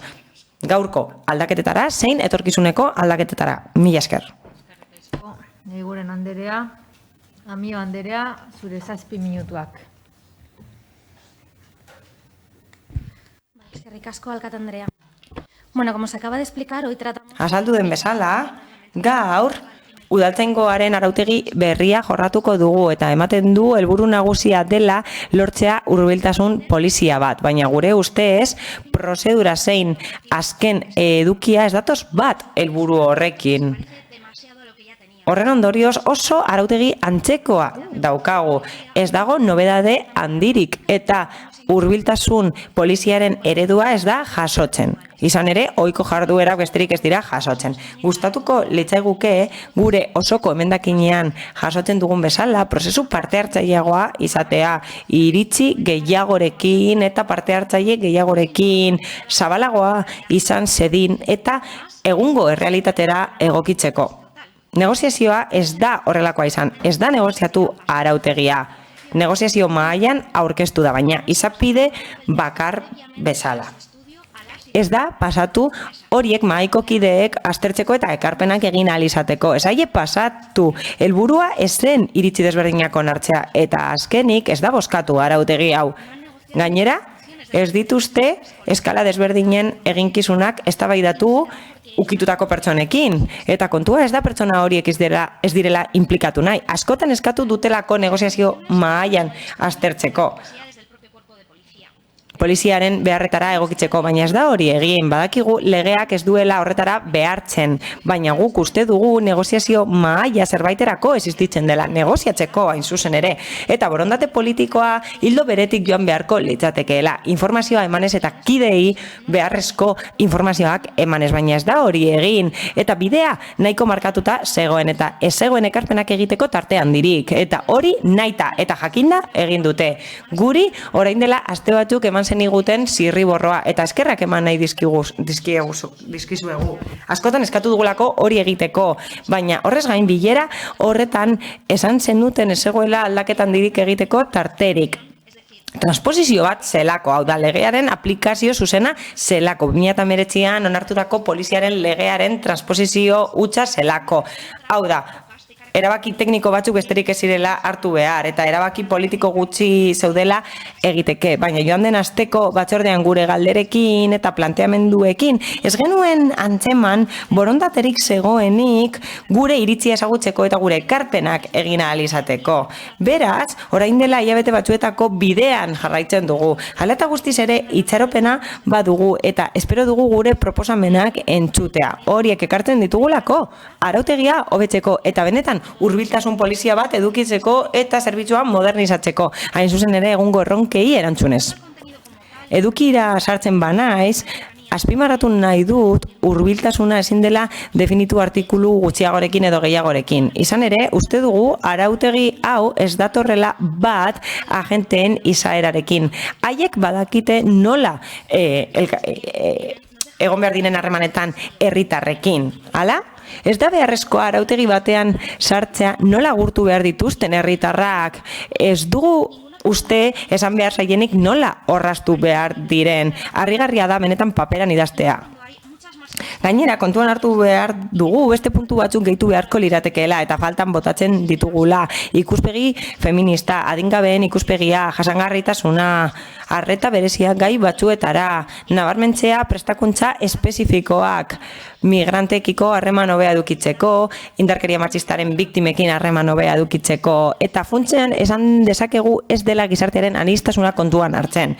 Helburua da, edo esaten da, helburua dela irizpide berriak esartzea eta funtzionamendu irizpideak esartzea eta berritzea, baina ez da prebentzioa aipatzen eta ez da definitzen hurbiltasuna. Etiketa bat besterik ez da. Erresilientzia, intuizioa, zeharkakotasuna, irizpidea eta zenona, hori guztiak ez dira aipatzen. Eta espero genuen poliziaren lege berriarekin arautegia bat etortzea hurbiltasunarekin, eginkizun zehatzekin, eta benetan poliziaren egitura aldatzea modernoagoa izan zedin eta gure beharretara egokitzeko. Izan ere, egungo bizimoduak ez dauka zerikusirik orain dela markada batzuetako bizimoduarekin eta lurralde egitura ez da beregi egokitu gure egoerara. Gure eguneroko bizitza kontuan hartu behar dugu, ez bakarrik polizien eginkizuna. Eta hori kontuan hartu behar dugu jakiteko zein den arreta gunea eta indarreko poliziaren legearen aplikazioa. Hala, jakin beharko genuke zer pentsatzen duten herritarrek, zeintzuk diren sindikatuek proposatzen dituzten hobekuntzak eta zeintzuk diren beste eragile batzuek proposatzen dituztenak. Hori egin dute adibidez Bartzelonan, hain zuzen ere abia puntu argia esartzeko eta helburu batzuk esartzeko benetako premiekin egokitutako egokitzapenak. Gainera, kontuan hartuta hizkera eta erabilitako hizkuntza ikus dezakegu esfortzua handiagoa izango litzatekeela eta egoki litzatekeela esfortzu gehiago egitea. Hala, lehentasunak ezarri beharko lirateke langilei dagokienez. Hala, prebentzioa ez da nahikoa prebentzioa aipatzearekin, ez badugu esaten nola lor daitekeen prebentzio hori. Laburbilduz, espero dugu benetan gure proposamenak onartzea. Ulertu behar duzuelako helburua partekatzen dugula. Beharrezkoa da modernizatzea poliziaren egitura, egokitzea 21. mendera, eta lehentasunak orientatzea aniztasunetik, hurbiltasunetik eta gure langileak zainduz. Behar dugu polizia eredu berria, ezagutza adimen bihurtzen duena, eta ez dugu behar horrelako sistema bat, artikulu pilo dituena, hau da, arau batzuk betetzen ez badituzte, zigortuko dituzte, eta ematen du aurrekin tratatzen ari garela. Egia esan, gure iritzia da prebentzioa sustatzea, proposamenak egitea, naturalagoa den arautegi bat esartzea, parte hartzaileagoa izango dena, eta inklusiboagoa. Mila esker. Amiaba Anderea, orain 7 minutuak dira emendakinak aurkezten dituzten bi taldeentzako. Orain Rodríguez jaunak 7 minutu. Argipen bat. Orain emendakin guztiak eztabaidatzen dugu. Bai. Bai, osoko emendakinak eta danak batera. Desberdina erituz. Bai, nik igual osokoa esan dut, baina gero bozkatzerakoan bozkatuko ditugu lehendabiziko bi osokoak eta gero banaka jongo gera sartu diran neurrian bozkatzen, bale? Orduan, orain zuk 7 minutu eta gero dauzkagu bi txanda oso bakoitzak 5 eta 3 minutukoak eztabaidarako. Bueno, ni 7 minutu hauek saiatuko naiz erabiltzen gure proposamenak azaltzen. Batetik, osoko emendakin aurkezten dugu, Elkarrekin Podemosek esan duen bezala, hemen erabili den prozedura guztiz eskasa iruditzen zaigu. Eskasa eta prozedura eskasak ematen du araudi eskaz bat. Eskasa zergaiti, karo, esaten da, barne araudi bat dela, baina etorkizuneko polizia eta horbiltasuneko polizia egin nahi dela, baina horretarako ez dira kontuan hartu, etorkizuneko erronkak, aipatu bai, baina kontuan hartu ez dira, etorkizuneko erronka eta erronka horren aurrean zer nolako abotzak entzun behar dira. Ez da egon inolako prozesu parte hartzailerik, ez egoteagatik ere, ez da genero impactoagatik azterketa. Hori ere ez dago, nahiz eta legala izan, edo legala izateko bideak zuen bilatu dezazuen. Orduan, guretzako, hemen azaltzen den polizi eredua ez da gurea. Hemen azaltzen den polizi eredua da polizi legea agian erantzuten diona, polizi legea PP-rekin adostu zen dutena, eta PP-rekin adostutako gauzek, norabide batzuk izate dituzte, baina zaila ikusten dugu hurbiltasun polizi bat militarizatua izaten denean, edo hurbiltasun polizia bat zu arma duena, eramaten dituena, gauza guztiek kontuan hartu behar dira. Orduan, gure osoko zuzenketa proposatzen duena da, araudi hau oinarri hartuta prozesua berraztea. Eta prozesua berraztea eragile sozialekin, eragile kulturarekin, eragile sindikalekin, benetako prozesua haztea eragile sindikatelekin. Ze, klaro, sindikatuen gana joatea eta erreglamendua irakurtzea beraiek etzeuketelako aldez aurretik, agerian erreglamendua, hori ez da erreglamendua aztertzea. Decía que la enmienda a la totalidad se basa en el procedimiento. Osoko emendakina oinarrituta dago prozeduran. Esaten da hurbiltasun polizia dela, baina ez da egia. Arautegi honek islatzen du, arautegia eskasa dela, baina ez dagoela handi zaletasunik. Gainera, legea onartu egin zen Alderdi Popularrarekin eta ez dator bat hurbiltasun eredu batekin. Ez dago genero impacturen azterketarik, hori esaten du legeak, ados, baina kontua da, ez dela kontuan hartu besteen iritzia, migrazio legea, gizarte eragileen iritzia, sindikatuen iritzia, hori guztia ez da kontuan hartu, sindikatuen gana joda, eta irakurri behar izan zaie ez zutelako, hori ez da aztertzea arautegi bat. Gero eman zaie, baina aurretik ez zeukaten.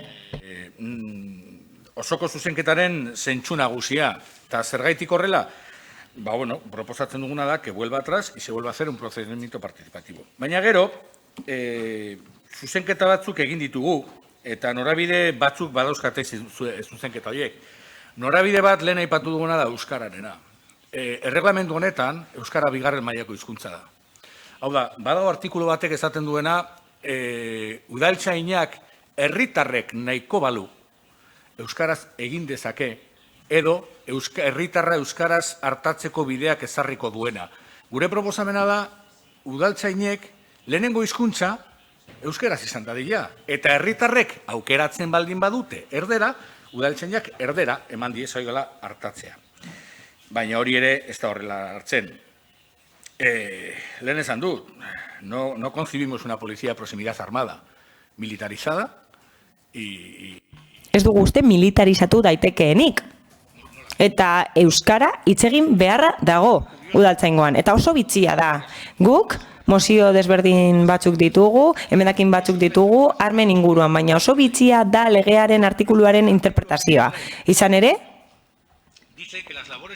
legeak esaten du, zaintza lanak kalean eta segurtasun lanak kalean, armekin burutuko direla, baina alkate andereak buruaren txosten batekin pentsatzen badu ez dela arriskutsua, ez da beharrik egongo armak erabiltzeko. Esaten da arautegian, armak eraman ahalko dira, baina zerbitzuetan armak eramango dituztela. Hau da, zerbitzuan arma gehiago daude legean baino. Gero, etorkizunean badauz beste gauza batzuk, mugikortasun bestera batzuk daude. Ez dugu ikusten zergaitik ibilgailuak izan behar dira motordunak. Jende guztiari eskatzen diogu bizikleta erabiltzea eta oin bizikleta baztertutzen ditugu. Eta gero, eta horregaitik plantatzen dugu horrelako unitate bat, bizikletaz doan unitate bat. Baina badago beste realitate bat herri honetan eta ikusi nahi ez duguna, eta da maskotena. Hay muchas mascotas en este municipio. Maskota asko daude, hemen, badaude pertsona asko animaliak dituztenak, eta animali horiek bizikidetza arazoak sortzen dituzte batzuetan. Zergatik ez dugu sortzen unitate bat animalien eskubideak babesteko eta auzokideen arteko bizikidetza sustatzeko? Getzostarren 10% dauzka maskota. Euskara aipatu duk, gure emendakinen helburu bezala, hori ez dugu berriro aipatuko, gugatik Carmen erabilera ekendu behar dela, desde luego, agur militarra erabat baztertu, zuentzu horretan oso egoki ikusten dugu ere Elkarrekin Podemosek eginiko proposamena. Eta gero komunikazioa, ez dugu ikusten, no entendemos que una agente de la Policía Municipal tenga que dar cuenta... Ez dugu uste beharrezkoa denik komunikazio ardunari jakinaraztea. Ez dakigun orden, alkatetxaren arduraduna edo komunikazio bulegoa. Nor da? Edo nola ere, bere nagusiari esan beharko dio, eta horrek erabakiko du nola kudeatu.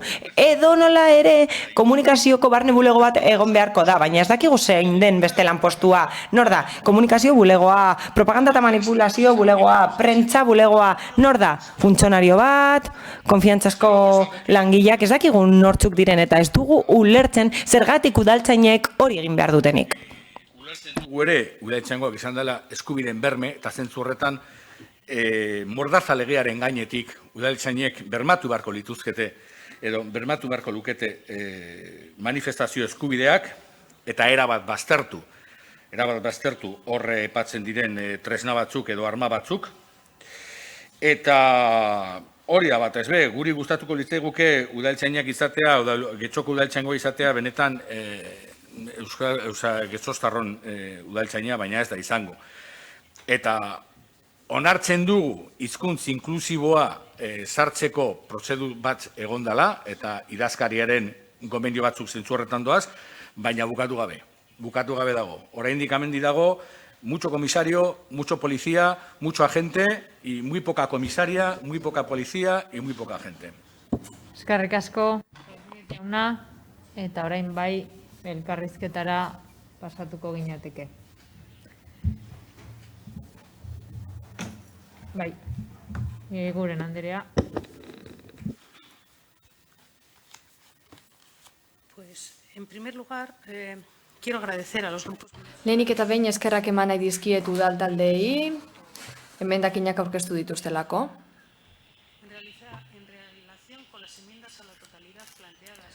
Osoko emendakinen kasuan, Elkarrekin Podemosek zein Bilduk aurkeztutakoak, esan beharra dut, ez ditugula onartuko izan ere, gure ustez, zuek emandako argudioek, ez dute justifikatzen dokumentu hau ukatu behar izatea.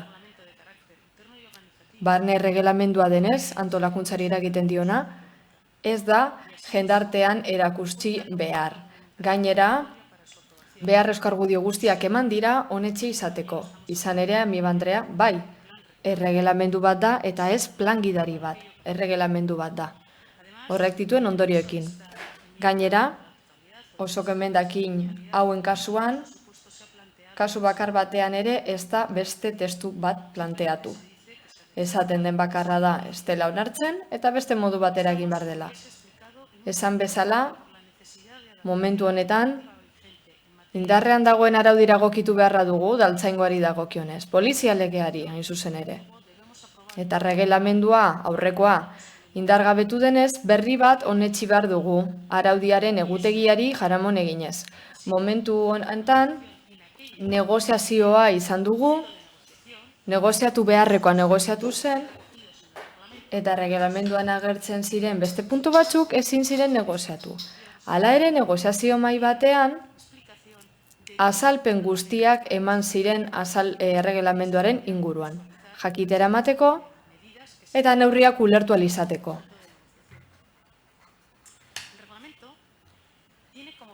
Erregelamenduaren helburu nagusia zera da. Barne antolamendua. Hala ere, badaude barne antolamenduko eta jarreraldeko kontu batzuk bilduta geri direnak erregelamenduan bertan. Orain, Elkarrekin Podemosen emendakinen inguruan arituko naiz. Onartuko dugu proposatu duten testua 2. artikulurako. Onartzen dugu emendakin hori. Baita ere, hizkera inklusibari buruzkoa. Testua irizpide horrekin idatzi da, baina akatzen bat egon bada, onartzen dugu eta zuzenduko dugu. Argi dagoen bezala, nahi dugu lenguaje edo hizkera inklusibo hori daukan testua da. Onartzen dugu baita ere, 37-36 emendakina, bertan planteatzen zen ordezkatzea prentza gabinetearen erreferentzia, 16 artikulua, eta horren ordez komunikazio arloa agertzea. Orain pixka bat gehiago azalduko dute egoera. Artikulu horretan 16.3 esaten da sekretu profesionalen arabera zer egin dezaketen bai ala ez. Eta hor, zehazten da, edabidaren bat funtzionari bate joaten bazaio, polizia bateri, egitaten lekuan dagoena, erreklamatzen badio informazioren bat idatziz edo grafikoa, funtzionari horrek ezin diola informazio, argazki, bideo, dena delakori zuzenean eman. Edabideari. Horren ordez, agindoie guztiak, aginte kuadro batek eman beharko ditu, hau da, jefaren gana jo beharko du, funtzionari horrek,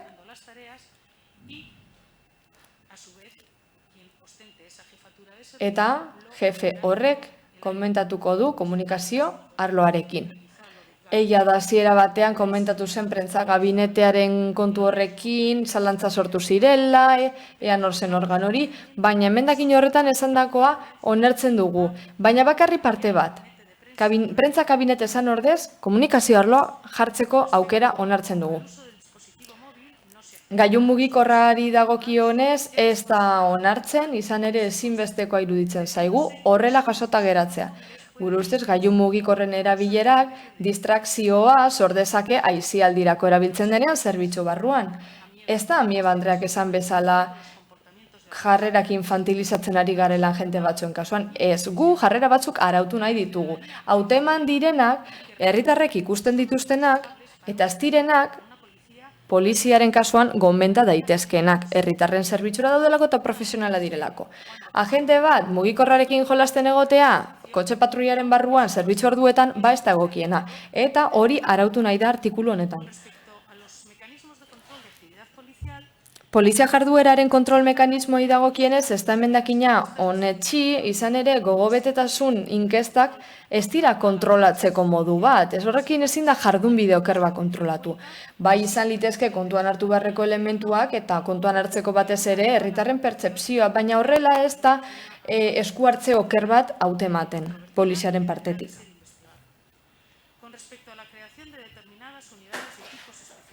Unitate eta ekipamendu espezializatu batzuk sortzari dagokionez, hemen bozkatuko dugun erregelamenduaren kasuan ez da agertzen inolako azepziorik horren inguruan, auzoka banatuta dagoenarik, edo unitate territorialetan banatuta dagoenarik, hori ez da inunera agertzen. Edozein kasutan ere erregelamenduan bertan bai agertzen da aukera bat. Zein aukera? Beharrezkoa diren ekipo eta unitate guztiak sortzea, momentu horretan esplizitatuta ez daude ere. Luego continuaré. Eskerrik asko. Amiba Anderea, zeurea da txanda.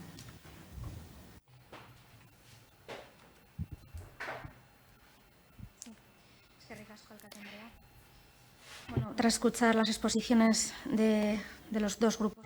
Bueno, taldeek esandakoa entzun ostean guk ere proposamen batzuk balioan jarri nahi ditugu kontuan hartzeko. Kontu hau esan bezala benetan eztabaidatu beharrekoa da estrategikoki eta ustegu azkar egin dugula korrika izapide utza balitz bezala. Eta uste dugu, bai, beharrezkoa dela hau egitea, baina aukera galdu dugu, hobetzeko aukera galdu dugu, eta eztabaida honetan argi dagoenez eskasa da, erregelamendu honek duen garrantzia kontutan hartuta. Hain zuzen ere, zuek negoziazio maila aipatzen duzuenean, esaten duzue, argibide danak eman direla, eta argi dago ez dela nahikoa. Gure kasuan, 12 emendakin partzial aurkeztu ditugu, eta askoren edukian, bat gatoz zehatze bildu taldearekin batez ere, pertsonak erdigunean jartzeaz ari garenean. Erremana rigido ez izatea, hurbilekoa, eta prebentzio praktikoa oinarri hartzeko lan orduan. Iraunkortasuna ere kontuan hartzea momentu horretan, egungo behar izanetara egokitzeko.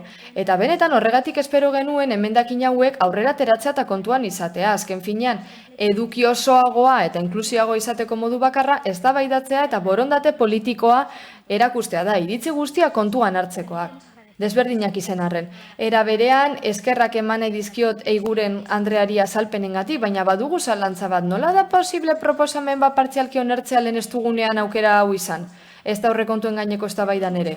Dena dela ere, esango dizue gauza bat. Proposamen hau honetziko baduzue eta komunikazio arloaren da poliziaren arteko lankidetza gehiago eskatzen ez bat duela jakin ja, uste dugu ez dela beharrezko aparte hori, izan ere zuek modifikazio egin dezakezue, hasierako proposamena delako eta gero behin betikoa izan aurretik, emendakin hau gabe egin dezakezue. Gu gure proposamenak funtzionamendu simpleagoan, hurbilagoagoan nahi izan ditugu zentratu. Gure ustez beharrezkoa da proposamenak biltzeko prozesuan modernizatzea. Etengabeko izan daitela eta behinean egin daitezen ebaluazioak. Modu positioagoan eta ez beti ikesak eta jarrera txarrak aipatzen, polizaren partetik. Gainera, barneko tratuan uste dugu artikulu batzuk planteatzeko moduak ez du laguntzen poliziak egindako lana baloratzen. Nola da posible erregelamendu baten agertu bar izatea nola erabili bar duten telefono partikularra? Gainera, poliza arduratzen den zinegotziak aipatu du jolasten egon aldirela telefono mugikorrarekin, laneko tresna izan daitekenean. Gehiago, sartzen dana da debekoa jakinda ere laneko tresna dela, beste langile baten kasuan bezala ze. Eta esaten dute agurra arautu behar dela, modu militarrean bilduk esan bezala. Herritarrek ere ez dute, ez dakit horrek zer esan nahi duen. Eta zer gertatzen da? Zerbitzu batera garbi joan behar garenean. Hau bezalako jarrerak benetan agertu behar dira erregelamenduan? Eta normala da baita ere bigarren jarduera benetako alternatiba gisa hartzea kontuan izan da fakultate psikiko eta fisikoak murrizten direla eta ez kapritxoz? Horre guztiak soldata jaitxiera dauka izan ere, jada ez daude lehen egin ziren zereginak, hau da reasignazioa lanpostuena eta hau ez da sindikatu asko eskatu dutena. Hau zeren emaitza da, balen ez ezagun bezalan, ez negoziaziorik ezarena, ez da negoziatu. Beraz, ez dago aldaketarik egon funtzionario baten bizitza laboralean. Ematen du, helburua dela, zetasunetan jaistea, eta zenari jarraitzea, baina azkenan zer daukagu? Prestakuntza zaipatzea, herritarrak ez aipatzea, barne zaintza ez aipatzea, guk gorengo karguak nola aukeratzen ditugun ez hitzeitea, hori guztia albo batera iztea. Izan ere planteatzen den egitura orain daukanaren parekoa da. Eta ez du bat ere errazten agente hauen eguneroko lana. Hori guztia gutxi balitz, edabide bat haiekin idatzi bidez o dena delakoa harremanetan jartzen bada zuzenean kasua pasa behar diote kabineteari. Eta orain arduraduna dio ez dela existitzen kabinetea, baina ez dutela aldatu nahi. Espero dutela emendakin bat egotea talde baten edo biren partetik. Lehen esan bezala partzialki ez dut onartuko. Benetan esan bezala katza izan da espero dugu zuek arazorik ez izatea aldatzeko orduan. Gainera beharrezkoa da koordinazio hori komunikazio arloaren eta poliziaren artean. EH Bilduren emendakinen kasuan gutaz gain haiek izen dira bakarrak aurkeztu dutenak. Eta gehienetan ados gaude. Zalantza baditugu edo kontrasanak baita ere, baina guk ulertzen dugu udaltzaingoaren lana zue bezala ulertzen dugu. Baina gardentasun, prebizio gehiago behar da, egitura aldatu behar da, hobeto hartatzeko jendari behar duenean, bai, bukatuko dut. Adibide bajarriko dut. Ez daukagu unitate espezifikorik indarkeria matxistaren biktimoi hartatzeko 24 ordutan. Ez daukagu espezializatuta dagoenik horretan. Ezinezkoa da horrela jardutea. Hutsune hori egotea benetan ezin da permititu. Emakumeak hiltzen ari direnean. Gure esku dago hurbileko polizia bat izatea.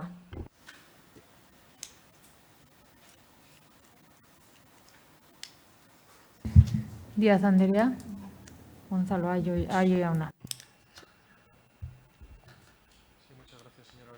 Eskerrik asko alkate Andrea. Bueno, jarraian laburtuko dugu gure udaltaldearen jarrera aurkeztutako emendakinen inguruan. Osoko emendakinen kasuan kontra bozkatuko dugu. 3 arrazoirengatik. Lehenik eta behin. Eztabaidatzen ari garen testua oso horikia bat dator Euskadiko polizia legearekin da gure ustez beharrezkoa da. Bigarrenik, esan daia da, baina berriro diot. Faltan botatzen dugu 2 kasuetan bestelako testu bat proposatzea. Emendakina bai, baina ez dugu testu alternatiborik. 3. Kasu honetan, Elkarrekin Podemosen osoko emendakinari dagokionez uste dugu ez dela operatiboa eta beharrezkoa hau orain lantzea kontutan izan da 15 urtetik gorako erregelamendua daukagula. Beraz, beharrezkoa da udal erregelamendua egokitzea eta aldaketak egitea polizien legean ere egin badira. Edo araudi autonomiko desberdinak sortu bardira segurtasun publikoaren arloan. Udaltzaingoaren arloan eta baita ere gizarte aldaketak ere kontuan izan bardira. Emendakin partzialen kasuan goazen orden berean Elkarrekin Podemos. Gure ustez kontu batzuk ez dira aldatu behar. Inkestak sortzea, polizia kontrolatzeko baliabide gisa, helburu hau lortzen da, gaur egun polizia legean agertzen diren baliabideen bidez, eta gainera legebiltzarraren kontrolarekin ere bai. Gainera regelamendu honetan gehitu egiten da kezen eta iradokizunen aukera, udalerri mailan, horixe baita, udala baita herritarrengandik hurbilen dagoen administrazioa. Prebentzio dirigentziei dagokienez uste dugu ez dela egokia udal erakunde bat hau aldatzen saiatzea, nik uste dudalako lege batean erregulatuta dagoela da, enjuizamendu kriminalaren legean. Eta antolakuntza eta egitura kontuei dagokienez? Esan da baita ere. Guke erregelamenduan ez dugu ikusten usoka nola egitura daitekeen, planteatzen da beste unitate batzuen sorrera eta funtzio horiek jada esleituta daude. Ikerketarako eta barrerako pertsonal espezializatua dago, eta guk ere nahi dugu subkomisarioaren funtzioak bermatzea funtzionamendu egokia jefaturara iritsi arte, gero uste dugu ez dagoela inongo araurik udaltzaingoa behartzen duena agur militarra egiterik, uste hori polizia militarrek egiten dutela, baina ertzaintzak behar bada, baina Euskal Poliziaren legean ez da gertzen. Prestakuntzaren kontua hori araututa dago Euskal Autonomia Erkidegoan, bagatoz bat espresio batzuk aldatzeko orduan, bai, hizkera inklusibari, bai, hurbileko polizia izatearen kontuari, bai, eta prentsa kabineta esan ordez, beste termino bat erabiltzeari ere, bai. EH Bilduren emendakin partzialei dagokienez, oroar ez gaudea ados, erregelamenduaren lehen kapituloari buruzkoekin. Izan ere hasieran esan dugu Euskadiko polizia legearen transposizioa zirela eta korpua polizia barruan dagoela. Egia da baita ere ez gaudela ados, gainerako segurtasun indarrekin kolaboratzeko behar izanak entzarekin, eta gero aipatu da manifestazioetarako eskubidea, tortura salatzea, intimitaterako eskubidea, gure ustez kontu horiek funtsezko eskubidea direnez, eta konstituzioan bermatzen direnez, zuk aldatu nahi duzun agindua atalean, jada, esaten da konstituzioa respetatu behar dela, ez da?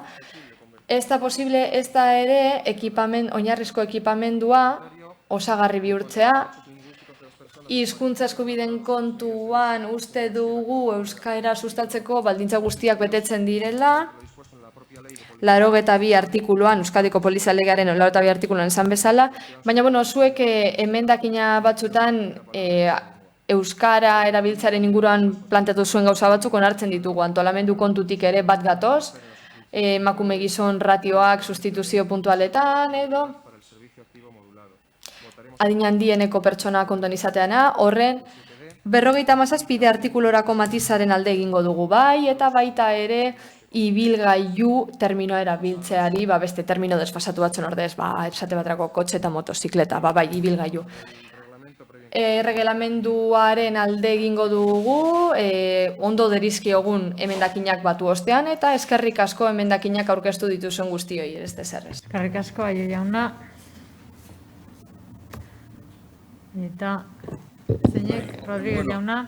Zuen esposizioekin argi geratu dana da hemen ez gaudela emendakinen inguruan eztabaidatzen, baizik eta eredu desberdin eta zariaren eztabaidatzen. Keltxe oso garbi izan du, etzan beharrezkoa, sindikatuekin hitz egin dugu, beharrezkoa zena pizkataratago, legeak horretara behartzen gaitu, zu Gonzalok ere esan duzu ere, transposición de la ley, guzti horrek ze azaltzen du, ambizio falta. Zuek ez daukazue buruan getxorako udaltzaingoaren eredu berri bat. Hitz horiek erabili dituzue hau argudiatzeko, baina zuek araudi honetara heltzeko egin duzuen lanean ez da hori ageri. Ageritzen dana da, zuek, lege bat dago, nahiko atzerakoia, nahiko Espainiaren menpekoa, lege hori dago, lege hori bestalde udaltzainak jartzen ditu, udaltzaingoa jartzen du ertzaintzaren menpe, hori ere, eta horri jartzen duzu hemen erreglamendu batean, eta hori da. Entonces, es clarísimo, esto es un modelo... Beraz, eztabaida hau polizia ereduari buruzkoa da. Gauzak egiteko modu bat, legeak eskatzen diguna, esan duzue. Behin da berriro diogu, eredu politiko bat da, beste eredu desberdin bat, hurbileko poliziarena, eta ezin da armadaren esan, berriro diote, eta gur hori bai erregulatzen da, erregelamendu honetan, hala da, eta ohituraz normalean nolakoa izaten da, eta hori horra gertzen da, hurbileko polizia eredu baterako beste lan egiteko modu bat egon behar da. Ez da legeak behartzen nagoena egitea. Bestela legearen transposizioa da, eta legea berez txarra da. Legeak jada jartzen du udaltzaingoa ertzaintzaren menpe. Egiten ditu lege horrek gauzapilo bat egin beharrezko zituzkenak. Beraz, hemen ambizio falta dago, ambizio falta osoa. Eta hemen ez gara benetan pentsatzen jarri zelako udaltzaingo eredua nahi dugun getxostarren beharrizanei erantzuteko. 21. mendeko beharrizanei, eta ez 1980koei edo 85koei. Beraz, hau garrantzitsua da. Ñabardura txiki bat, guk ez dugun polizien artean lankidetzarik ez dagoela esaten. Esan duguna, zera da. Ertzaintzarekin eta herrialde guztietako poliziekin lankidetzan aritzea Europar Batasunaren baitan. Horrek ez du esan nahi lankidetzan aritzen ez garenik polizien guran. Baina zuei gustatzen zaizuen estatuko polizia leku guztietan ikustea.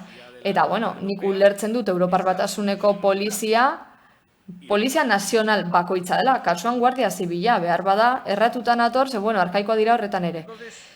Beraz. Hori da, eredu desberdina, zer da zuen nahi duzuena? Zuen nahi duzuena da, cumplir un trámite, meter un par de cositas y a ver si funciona. Eskertzen ditugu, aurtuko dituzuen, edo onartuko dituzuen zuzenketak, baina ez dira nahikoa. Ez dira nahikoa. Eta zuek esan diguzue, ez dugula aurkeztu ordezko testurik, claro, guk proposatutako prozeduraren kontra joango litzatekelako. Hau da, gure proposamena da, erabildezagun prozedura parte hartzaile bat, herri honetako eragile guztia kontuan hartuta baita udaltzainek ere araudi bat egiteko. Are gehiago guk esaten diegu, eta horretarako, ardezagun oinarri zuek aurkeztu dituzuen araudi hau. Baina guztiz ilogikoa litzateke prozedura parte hartzailea eskatzea eta guk astebeteko epean edo 15 eguneko epean araudi berri bat egitea. Sería un poco ilógico. Entonces, es una cuestión de lógica, cada uno puede... Logika kontua da, bakoitzak egin dezala nahi duena. Gu proposatzen badugu erregelamendu bat, prozesu parte hartzaile baten emaitza dena, eragile sozialekin, udaltzainekin, udalarlo desberdinekin, migrazio eta emakume eremuarekin, gazteri arloarekin, gero ez dugu beste erregelamendu alternatibat egingo 15 egunetan, inkoherentea da. Eskusa moduan, bale, baina ezin zaio horri heldu. Dirik ez dut, esango, gracias por lo que vais a aceptar, pero no... Eskerrik asko onartuko duguenagatik, baina ez du justifikatzen horrek guk bozkaren zentzua aldatuko dugunik, kontrakoa izango duzue eta erregelamendu honi anbizioa falta zaio eta honen ñabardura txikia ematen dio, baina ez da nahikoa guk benetan nahi dugun udaltzaingoa eratzeko, hurbileko udaltzaingoa izateko, getxoztarren behar izanei erantzuten diena. Eta berriro diogu. Ezin da, edozen kasuten ere armada edo erdalduna edo militarizatu izan. Edozen kasutan ere ezin da une oro ertzaintzaren menpe egon. Edo estatuko erregelamenduen menpe egon. Getxoztarren borondataren da behar izanen menpe egon behar du horren guztiaren ordez. Eskerrik asko Rodríguez jauna, Andrea jauna, zeurea da hitza. Eskerrik asko alkate Andrea, ni naiz horretan sartuko, barne legea eta kontuetan nik uste du dibagazioa dela. Baina, nik ulertzen dut gaurko egunean, araudia eguneratu beharra zegoela, erregulazio berria daudelako, eta gure ustez, erregelamendu berri hau egiteko orduan gobernu taldeak behar bada planteatu behar zuen gure udalen zein arazo dauden. Ez udaltzaingoan bertan zein arazo dauden, baizik eta hemen bertan udalan erregelamenduak idazteko orduan zein arazo ditugun, da hori da realitatea. Badakigu, idazkaritza batetik esaten denagatik, 2019tik, sexu delituak 180 egin dute gora gure udalerrian, violentzia eta intimidazio dun lapurketek ere gora egin dute, etxeetarako lapurketek ere bai, eta gainerako arau hauste penalak 1,7,3 areagotu da, hau da, delikuentzia gure udalerrian gorantzoa, benetan gorantzoa, esan dut, 160 edo 130 ez da zenbat hasi den indarkeria erabili duten lapurketak eta guk ustegu erregelamendu hau haratago joan behar zela. Askotan hurbileko polizia esaten dugulako, baina gero nik uste ez dagoela ondo erregulatuta. Auzoetako polizia izango balitz bezala, ez da? Polizia udaltzaingoa kaletatik joan behar da, jakin dezaen herritarrek eremu horretan zein polizia aurkituko duen, auzoetatik joaten dena, eta gainera guk esan dugu komisariak egon aldirela auzoetan, aretan esate baterako, eta zergatik daukagu bakarra eta zentralizatuta. Eta inkomoda da, onaino etortzea salaketak jartzeko edo dana delako egiteko. Eta unitate mugikorrek komisaria lan egin dezakete jaia daudenean, lapurketa txikia dagoenerako, mugikorrak karterak lapurtzen direnerako. Eta gertatzen dena da kasu asko ez direla hartatzen, poliziatzea urrun dagoelako. Beste arazo bat gure ustez hauze da. Eta hau nabaritzen dugu herritarrekin hitz egitean. Herritak hartatzeko orduan akatsak daude, hutsuneak. Polizia sektorizatzeak, horren beste lantalde egiteak, horren beste unitate, nik uste dut arazo bat dakarrela. Komisariara guazenean salaketa bat jartzen, normalan ez dago inor zuri arreta eskaintzeko, hori horrela da. Orain gainera oporren aurrean gaudenez, esate baterako betiko agenteak ez daude, eta nik uste dut benetan polizia integrala izan beharko litzatekela. Agente guztiek, eta kontuan hartuta udalerri txikia dugula, agente txikia direla, polizia guztiek jakin beharko lukete zein esparru dauden poliziaren lanen baitan. Egia da trafiko unitate bat izatea, gero beste unitate bat, baina ez dio zentzurik aurkitzen 4-6 egotea atestatuetan eta gero joate zuzalak eta jartzea eta bertan ez egotea. Guk unitate integrala proposatzen dugu. Indarkeria matxistaren unitatea proposatu da hemendik eta, ertzaintza du horren eskumena ez udaltzaingoak, baina, 24 ordutan, urdeko 365 egunetan, 16 kasu egon dira, eta unitate bat, 16 kasutarako gehiegi da. Ni benetan bat nator, ertzaintzare laguntza eman behar duen kontu horrekin, baina unitate bat sortzea gehiegizkoa iruditzen zait. Beraz, polizia sekzio desberdinetan banatzea akatsa dela uste dut. Eta azkenengo arazoa garrantzitsuza joten dudana eta konpondu ez dena araudi honekin zera da. Gure polizien ekipamendu falta. Nik uste gure erregelamenduan zetasun gehiagia aipatzen direla, udalaren ingurukoak eta gure polizien ingurukoak, ez gatoz bat EH Bilduk esandakoa polizia ez dela armekin joan behar, nik uste dut behartuta daudela, armatuta joatera. Baina, hori alde batera utzita, hori da oinarrizko irizpidea, arma eramatea. Gure ustez, baina, erregelamendua horren zeakatua izan denez, taser pistolen kontuko zetasunik ez du gaurkitu eta min gutxiago egiten duen arma da, kontuan izan hori. Arma berriak aipatzen dira, armamento berri asko daude garatzen ari direnak orain, eta nik uste dut erregelamendu horren zehatzea dela ikusita, arraroa da horren beste gauza kanpoan ustea, kamerak eramatea polizia guztien txalekoetan, guztia grabatu behar dute polizia guztiek, oso gutxi aipatzen delako grabazioen kontua. Denagon behar da grabatuta, Gasteizko udalak pasaden astean udaltzaingo guztiei esan ziren, kamara eraman behar zutela txalekoan jarrita, eztabaidaren bat egonez gero guztia grabatuta geratzeko. Eta nik uste dut ondo dagoela agententzat, behaientzat. Euskal Herria Bilduk esan du gehiagin matezatzen da kotzen kontua. Orain esaten da oinez joan behar direla, bai. Baina hor daude patinetoa, bizikletak, pila bat baliabide daude mugitzeko. Da gure poliziak erabilditzakete, galeatik, bidegorritik, eta kotxetik ez tira bajatzen handi joateko. Hurrengo txandan jarraituko dut. Eskerrik asko. Eguren Anderea. Bien, continuando donde lo había dejado. Jarraituko dut aurrekoaren hildotik. Hala, EH Bilduren emendakinei dagokienez, esan bezala ez da osoko emendakina onartzen aurretik aipatutagoatik, baina hizkuntza inklusiboarena onartzen da. Hala, badaude zenbait emendakin euskarari buruz. Funtsean ados gaude eta 32. 57. artikuluen ingurukoak onartzen ditugu. Halaber, onartzen da 13. puntuan aipatzen dena onartzea. Hau da, izapideak abiaraziko ditu subkomisarioak edo komisarioak euskara sustatzeko tresna hizkuntza gisa.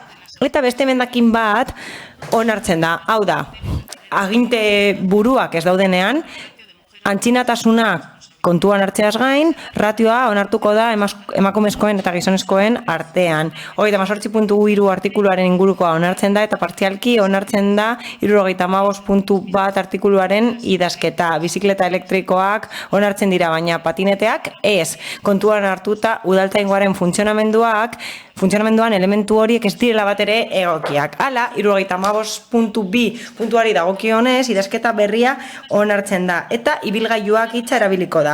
Aldiz, ez dira onartzen gainerako emendakina, kontuan hartuta argudio hauek. Lehenik eta behin badaude emendakin batzuk idazketa aldatzera bideratutakoak, eta uste dugu jatorrizko testua egokiagoa dela. Hau da, kontrol mekanismoei dagokienez, ulertu dugu horiek direla egokiak, oraingo idazketarekin. Hala, badaude beste emendakin batzuk eta ez dira onartzen proposatutako idazketa transposizioak direlako funtsean eta ez delako egokia aldaketak egitea 7 bat, 10, 11 artikuluetan gertatzen den bezala. Badago emendakin bat sekretu profesionalari buruz eta komunikazio arloa jarriko dugu eta ez gabinetea, gaztelaniaz gabinete. Hala, ez da beste emendakin bat onartzen alkate anderea delako arduradun gorena. Legeak esartzen duen bezala. Badaude beste emendakin batzuk unitate berrien sorkuntzari buruz eta ez da onartzen zergatik. Testuak 23. artikuluan jasotzen du operatibitate helburuetarako beste unitate eta talde batzuk sortu ahalko direla, zerbitzuak hori eskatzekotan. Eta gainera unitate berriak sortzeko plantilla areagotu beharko litzateke, bestela ez litzatekelako posible izango. Badaude beste emendakin batzuk lanpostuen eginkizunei buruz. Proposatzen dena polizia eginkizunak baino gehiago jarduketa prozedurak dira barnekoa gainera eta horregatik ez dira onartzen. Badaude beste emendakin batzuk armen inguruan eta ez dira onartzen. Armen erabilera badago legean araututa eta horrekin bat eginez arautegian jaso da. Gainera, ezin dugu ahaztu poliziaren legeak 25. artikuluan esartzen duela zein den poliziaren definizioa, eta esaten duela armatuak izan behar direla kidegoak eta hierarkizatuak, ez da legezko autu bat armak ez eramatea. Era berean, gogorarazi nahi dugu, udaltzaingoak eginkizun zehatzak dituela eta horregatik ez dutela antidisturbio izeneko materialik, emendakinean esaten den bezala. Izan ere, ez dituzte horrelako eginkizunak burutzen. Ordena publikoa mantentze aldera. Halaber, esan nahi du, testu honekin ez dela bukatuko prozedura, hau da, udaltzaingoa egoera berrira egokitzeko prozesua ez da orain amaituko. Hauze, esparru araudi bat da udal mailan eta aukera emango digu gure udaltzaingoaren egitura egokitzeko eta horrez gain bestelako xedapen batzuk eta prozedura batzuk burutu beharko dira etorkizunean barne mailan hori garatzeko. Horregatik emendakin asko ez dira onartu, baina etorkizunera begira kontuan hartu ahalko dira hori idazteko. Eskerrik asko, Amiba Andrea. Bai, eskerrik asko, alkate Andrea. Bueno, vemos que se repite como... Ikusten dugun bezala, mantra bat da udal gobernuarena. Ez du osoko emendakina onartzen, ez dugulako hautazko testurik aurkezten. Gure proposamena da puntu hau kentzea. Hain zuzen ere, egindako prozedura aldatzeko. Ez bakarrik testua. Agian ez dute aldatu, ez dute ulertu osokoaren izaera. Ez dugu hautazko testurik aurkeztu, baina mozioen aurka bozkatzen duzuenean zuek ez duzue beste testurik aurkezten eta justifikatzen duzue. Udaltzaingoa hurbiltasun polizia bat izan behar da, herritarrekiko harreman estua duelako eta gainera segurtasun politika egokiak jarraitu behar ditu. Eta proaktiboak izan behar dira, ez erreaktiboak. Guk nahi dugu egitura berri bat sartzea eta zeharkako politikak burutu behar dituzte eta Alderdi Popularrak esan bezala integrala izan behar da haien funtzionamendua. Eta gainera, getxostarren parte hartzea kontuan hartu behar du udaltzaingoak eta eredu honetan ez da hau kontuan hartzen bada polizia egiteko beste estilo bat. Guk beste eredu baten alde egiten dugu. Gure auzoentzako besterako polizia bat nahi dugu herritarren segurtasunean oinarritutakoa. Ikuspegi feministan eta ekologistan oinarritutakoa, nazioarteko ikuspegian oinarritutakoa eta jardunbide egokia kontuan hartzen dituena, berdintasuna, emantzipazio soziala eta bestelako ikuspegi batzuk bultzatzen dituena eta pertsonak erdigunean jartzen dituena, eskubideak eta askatasunak kontuan hartuz. Ez dugu hau onartuko zaharkitutako eredu batekin jarraitzen duelako. Ez da bat ere handizalea eta ez du aukerarik baliatu segurtasun ereduaren inguruan hausnartzeko. Argi dago ez gaudela ados eta argi utzi nahi dugu, zelantza bat dugula. Nola onar daitezke partzialki emendakinak bakoitzaren iritziaren arabera, beste batzuetan ez da baimentzen hau egitea. Emendakinaren testua dagoen bezala onartu behar delako beste kasu batzuetan, edo hori esan digute arestian. Bai, Aio jauna, ez Rodríguez jauna. Bai, bueno, estaba buscando exactamente... Bilatzen nengoen zein den artikuluaren idazketa, baina oso bitzia da. Askotan aipatu ditugu armak eta legearen betearazpena, baina etengabe esaten duguna zera da. Zoritxarrez, legeak mugatzen gaitu, eta zein da lege hori? Espainiako konstituzioak ez du inork esaten hori urratu behar dugunik, baina arago joan behar gara. Agian ez dugu jarri behar armatu hitza. Horrek ez du esan nahi legearen aurka gaudenik, baina agian ez dugu hori idatzi behar. Armak araututa daude, bai, baina aukerak badaude. Aukerak daude bestela arautzeko, eta kasu honetan alderantziz arautzen dira. 2009ko legearen 25. artikuluak, hau da, lege honek motibatzen du aldaketa, eta 25. artikuluan esaten du. Segurtasun neurri batzuk ezarriko dira eta hitzez irakurtezak hemen daukadalako. Hau da, segurtasun neurriak eta zaintza jarduketak egiten direnean kalean eta eraikinetan armekin egingo da. Nola nahi ere, arrazoiren bat badago, hau da, buruak edo alkate andreak txosten bat idazten badute eta pentsatzen badute posible dela armarik gabe jardutea eta ez dagoela arriskurik udaltzainentzat, egokia izango dela armarik gabe egitea eta transposizioak zuenak guztiz aurkakoa esaten du. Armak erabili ahalko dira zerbitzu batzuetan alkate andereak motibatzen duenean, baina edonola ere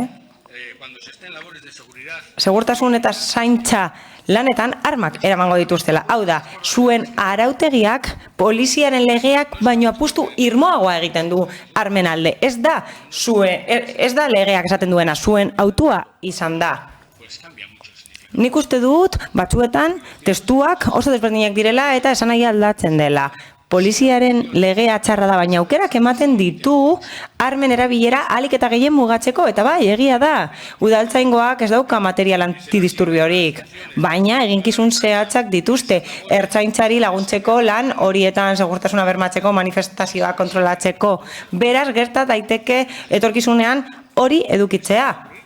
Nahi duguna da, inork ez pentsatzea hori, ezin dituzte gomazko pilotak eduki, leku batzuetan badituzte. Andrade jaunak proposatu ditu gauza batzuk, adibidez, gauza guztiak grabatzea. Herritarrentzat eta udaltzainentzat, baino gehiago derontzat izango delako ona. Taser pistolak eta bar, esatea gehiegi da gure ustez. Nik uste dut oso argi dagoela, eredu desberdinak direla funtzean. Ez dakit zein den pistola batek egiten duen ekarpena hurbiltasun polizia baten ereduan. Ez daukat oso argi. Badakit, zertarako balio duen pistola bate gerrikoan, ikerketa unitate batean, baina hurbiltasun polizia bat bada, auzoetatik badabil, ez dakit zertarako behar duen pistola. Dendetara sartzen bada, gauzak nola dauden ikusteko, zertarako behar du pistola. Disparatuko du? Beharko du? Horre, zerbaiterako erabiltzen du? Zertarako erabiltzen du? Ez zertarako bez, mi esker. Eskerrik asko, Rodríguez jauna. Andrade jauna. Sí, yo por empezar por no terminar igual. Amaieratik hastearren, galdera poliziei, agentei egin behar zaie. Aurretik aipatu dut eta azaldu dut delikuentzia areagotu dela. Hemen, Getxon. Talde antolatuak daude, lapurretara etortzen dira, eta polizia bat goizaldeko ordubietan ikus ditzakegu armarik gabe georgiano batzuen aurka egiten, agian ez dut erabili beharko, baina eduki beharko dute talde antolatuen aurka egiteko. Emendakinei dagokienez, gure polizia eredua erabat ezberdina da, noski. Guk popurri bat egingo dugu, batzuk onartuko ditugu, beste batzuk ez, baina gauza batzuk aipatu nahiko nituzke. Bilduren emendakinei dagokienez, aipatzen da, sare sozialen edukia hartu behar dela kontuan, jakiteko zer gertatzen den poliziarekin. Armarik ez eramatearekin ez gaude ados. Aipatzen da manifestaziorako eskubidea. Ez dakit legala den, baina ez da zuzena. Udaltzainak kaletik manifestatzea guretzat nahiko barregarria izan daiteke. Emendakin batean esaten da, poliziak ez duela konstituzioa bete behar, ez da estatutua ere. Nik uste dut ezin dela bertatik kendu, arautegitik kendu. Horrez gain aipatu duzue honako hau. Beste kidego batzuekin elkarlanean ez aritzea, eta azken finean ematen du Europarra izatea nahi duzuela, konstituzioa eta estatuko indar eta segurtasun kidegoak ez aizkizuela gustatzen. Baimenik gabe ez grabatzea, esaten duzu, eta nik uste dut etengabe grabatu behar direla poliziaren jarduketak ona delako haientzat zein herritarrentzat. Unitate batzuk sortzea bizikletaz joateko eta ingurumen unitateak sortzea. Guk uste dugu integrala izan behar dela polizia gauza guztiak kudeatzeko eta gobernu taldeak onartu egin du zehetasun hori aldatuko dela mugikortasun unitatei dagokienez. Oinez joan behar dira nire ustez eta beste unitate batzuk, beste ibilgailu batzuk erabil ditzakete, adibidez bizikletak eta galeatik ikus ditzakegu adibidez agenteak eta ez dira askotan egoten. Izena bizkarrean jartzea egokia da, hemen, bularrean eramateaz gain, egokia izango litzateke bere izena ikustea atzetik. Nik uste dut, polizia identifikatzea egokia dela eta haiek ezagutzea garrantzitsua dela jakin behar dugulako zein den bakoitzaren izena. Eta hori nahiko egokia da. Esan bezala batzuk onartuko ditugu eta beste batzuk ez. Elkarrekin Podemosen emendakinei dagokienez babestuko dugu honako hau. Esaten da prestakuntza areagotu behar dela. Gobernu taldeak esaten du poliziaren prestakuntza ertzaintzak eta Eusko Jaurlaritzak kudeatzen dutela. Nik uste dut prestakuntza bermatu behar dugula guk. Prestakuntza nahi badu udaltzain batek eta norbaitek esaten badigu ikastaro bat egin nahi duela eta pentsatzen badugu egokia dela eta gaitzen duela udaltzain hori aukera eman beharko genioke. Ezin diogu esan arkautera joateko. Nik uste dut hori badela egokia eta oso ona izango litzatekeela. Ez dago adostasunik agurraren inguruan. Nik uste dut ez dagoela arazo hori udaltzaingoan. Badago agur militarra eta agur tradizionala ere bai egiten dute. Beraz, eztabaida horrek ez dauka zentzurik momentu honetan hizkuntza inklusiboa gehituko da eta badaude unitate desberdinak proposamenetan, baina ez gaude ados. Guk uste dugu bakarra izan behar dela. Eta uniformei dagokienez, guk uste dugu oso garrantzitsua dela ondo jantzita joatea, badirelako gure herritarren eta gure udalaren isla. Udaltzainak oso ondo jantzita joan behar direlako. Hori da gure iritzia, mila esker. Orain bozketara pasatuko gara. Banaka bozkatuko ditugu. Lehendabizi bozkatuko dira osoko erabateko enmendakinak. Elkarrekin Podemosekoak, gero Bildukoak, eta gero banaka hasiko gera. Erabiliko dugun zerrenda izango da erregistroaren zenbakia. Sartu zuten erregistroaren zenbakia egingo dutena da lehendabizi Podemosekoak bozkatuko ditugu eta gero Bildukoak. Una duda, señora alcaldesa. Zalantza bat, badaude bi erregistro zenbaki, telematikoa eta orokorra, zein jarraituko da? Gorriz daukazutena normalean. Gracias. Eta gomendio bat nahiko nuke esan, gomendioa da maskararekin egon behar gerala osoko bilkuran, eta eskertuko nuke denak maskararekin egotea, ez balin bada hitz egiteko momentu baten. Eskerrik asko.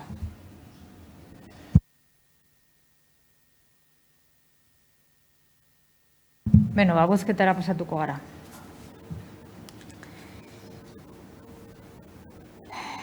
Beraz, erabateko edo osoko enmendakinak Elkarrekin Podemosekoa lehendabizi, bale? Zenbakia daukazute, 37, 31. Enmendakinaren aldeko bozkak,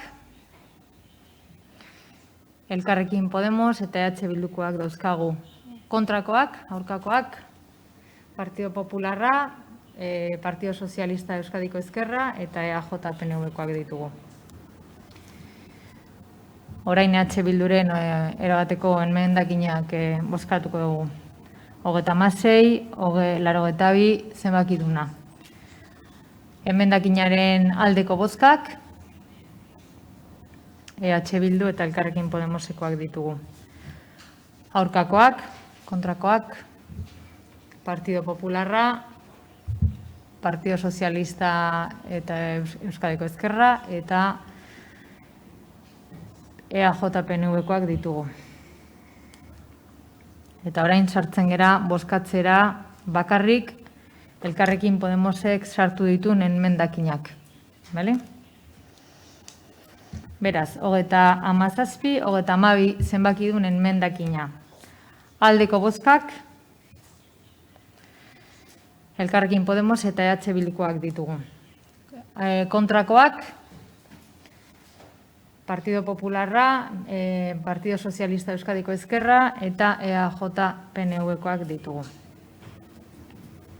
37, 33 enmendakina. Aldekoak, parkatu, ja maskarekin ezin dugu. Aldekoak, baduzkagu Elkarrekin Podemos, Bildu, Partido Sozialista Euskadiko Ezkerra eta EAJ-PNV-koak. Kontrakoak, ez daudez, abstentzioak, Partido Popularra.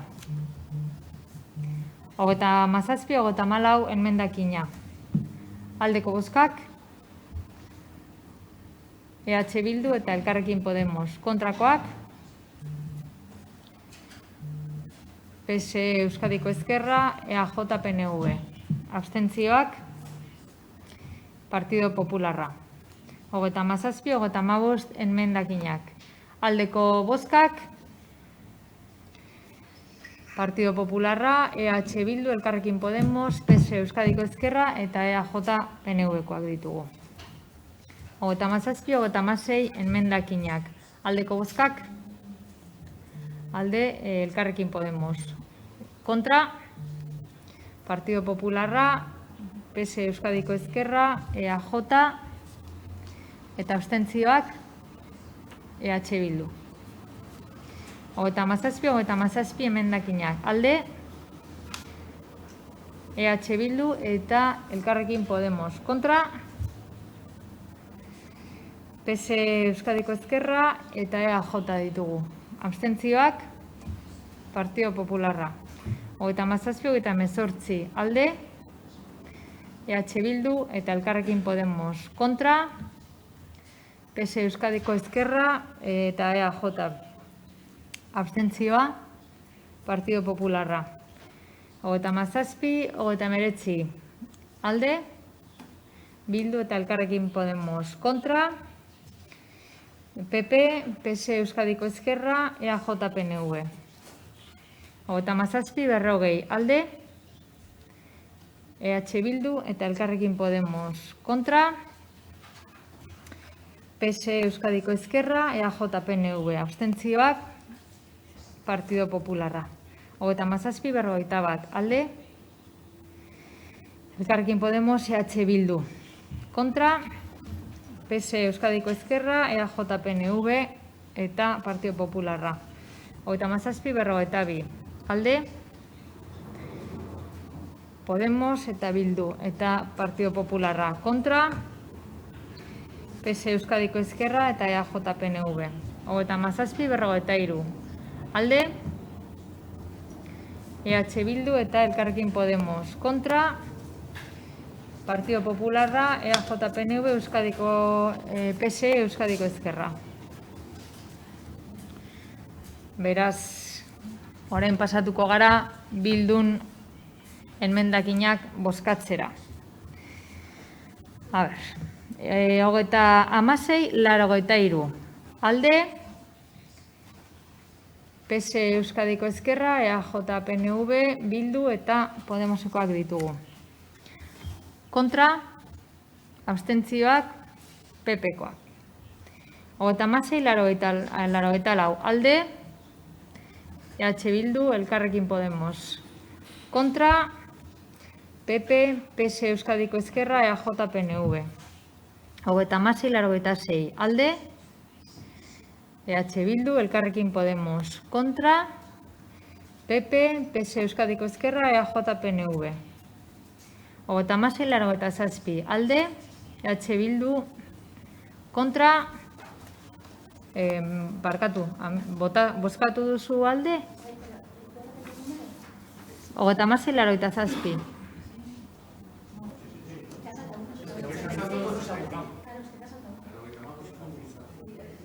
Logo eta masei, 86, bozkatu dugu. 85. Nik ez? Apuntatu, bueno, ba, 36, 85. Alde, EH Bildu, Elkarrekin Podemos. Kontra, Partido Popularra, PS Euskadiko Ezkerra eta EAJ PNV. Bai, 85 bozkatuta, 86 bozkatu dugu. Bai? Bale. 36, 87, alde, EH Bildu eta Elkarrekin Podemos. Kontra, Partido Popularra, PS Euskadiko Ezkerra, EAJ PNV. 36, 88, alde, EH Bildu. Kontra, Partido Popularra, PS Euskadiko Ezkerra eta EAJ PNV. Abstentzioak Elkarrekin Podemos. 36, 89, alde, EH Bildu, Elkarrekin Podemos. Kontra, Partido Popularra, PS Euskadiko Ezkerra eta EAJ PNV. 36, 90, alde, EH Bildu, Elkarrekin Podemos. Kontra, PP, PS Euskadiko Ezkerra, EAJ PNV. 36, 92, alde, EH Bildu eta Elkarrekin Podemos. Kontra, Partido Popularra, PS Euskadiko Ezkerra eta EAJ-PNV. 36-83. Alde, EH Bildu. Kontra, Partido Popularra, PS Euskadiko Ezkerra, EAJ-PNV eta Elkarrekin Podemos. 36-84. Alde, Elkarrekin Podemos, EH Bildu. Kontra, Partido Popularra, PS Euskadiko Ezkerra, EAJ-PNV. 36-85. Alde, Partido EH Bildu eta Elkarrekin Podemos. Kontra, Partido Popularra, PS Euskadiko Ezkerra, EAJ-PNV. 36-86. Alde, EH Bildu, Elkarrekin Podemos. Kontra, EAJ-PNV eta PS Euskadiko Ezkerra. Abstentzioa, Partido Popularra. 36-87. Alde, EH Bildu, Elkarrekin Podemos. Kontra, Partido Popularra, PS Euskadiko Ezkerra, EAJ-PNV. 36-89. Alde, EH Bildu, Elkarrekin Podemos. Kontra, Partido Popularra, PS Euskadiko Ezkerra, EAJ-PNV. 37-00. Alde, EH Bildu.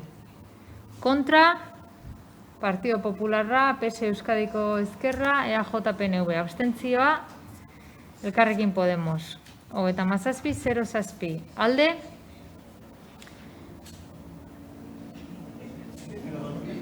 Zero bi, barkatu. Barkatu, gero dator, zazpia, bai. 37-02. Alde, EH Bildu eta Elkarrekin Podemos. Kontra, Partido Popularra, PS Euskadiko Ezkerra, EAJ-PNV. 37-03. Alde, EH Bildu, Elkarrekin Podemos. Kontra, Partido Popularra, PS Euskadiko Ezkerra eta PNV, EAJ-PNV. 37-04. Alde, hemen guk baiezkoa ematen diogu, baina partzialki. Alde, orduan dira EH Bildu, Elkarrekin Podemos, PS Euskadiko Ezkerra eta EAJ-PNV. Kontra, Partido Popularra. 37-06. Alde, EH Bildu eta Elkarrekin Podemos. Kontra, PS Euskadiko Ezkerra eta EAJ-PNV. Abstentzioak, Partido Popularra. 37-07. Alde, Elkarrekin Podemos, EH Bildu, EAJ-PNV. Kontra, Partido Popularra. 37-08. Alde, bai? Parkat. Azkarri nahi dugun.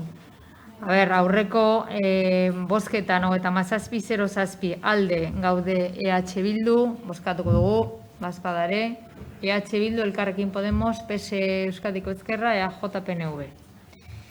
37-08 bozkatu dugu. Orain, alde, EH Bildu eta Elkarrekin Podemos. Kontra, Partido Popularra, PS Euskadiko Ezkerra eta EAJ-PNV. 37-09. Alde, EH Bildu eta Elkarrekin Podemos. Kontra, Partido Popularra, PS Euskadiko Ezkerra eta EAJ-PNV. 37-11. Alde, EH Bildu, Elkarrekin Podemos. Kontra, EAJ-PNV, PS Euskadiko Ezkerra. Abstentzioak, Partido Popularra. 37-12. Alde, EH Bildu, PS Euskadiko Ezkerra, EAJ-PNV. Eta Elkarrekin Podemos. Kontra, Partido Popularra. 37-13. Alde, EH Bildu. Kontra, Partido Popularra, PS Euskadiko Ezkerra, EAJ-PNV. Abstentzioa, Elkarrekin Podemos. 37, 15. Alde, PSE Euskadiko Ezkerra, EH Bildu, EAJ-PNV, Elkarrekin Podemos. Kontra, kontra. Partido Popularra. 37, 16. Alde, EH Bildu. Kontra, Partido Popularra, PSE Euskadiko Ezkerra, EAJ-PNV. Abstentzioa, Elkarrekin Podemos. 37, 17. Alde, Elkarrekin Podemos, EH Bildu. Kontra, Partido Popularra, PSE Euskadiko Ezkerra eta EAJ-PNV. 37, 18. Alde, EH Bildu, PSE Euskadiko Ezkerra, EAJ-PNV, Elkarrekin Podemos. Kontra, Partido Popularra. 37, 19. Alde, EH Bildu, PSE Euskadiko Ezkerra, EAJ-PNV eta Elkarrekin Podemos. Kontra, Partido Popularra. 37, 20. Alde, EH Bildu. Kontra, Partido Popularra, PSE Euskadiko Ezkerra, EAJ-PNV. Abstentzioa, Elkarrekin Podemos. 37, 21. Hemen guk ere alde egingo dugu, baina partzialki, 37, 21. Alde, EH Bildu, PSE Euskadiko Ezkerra, EAJ-PNV eta Elkarrekin Podemos. Kontra, abstentzioak Partido Popularra. Eta 37, 22, azkenekoa, alde, EH Bildu, Elkarrekin Podemos.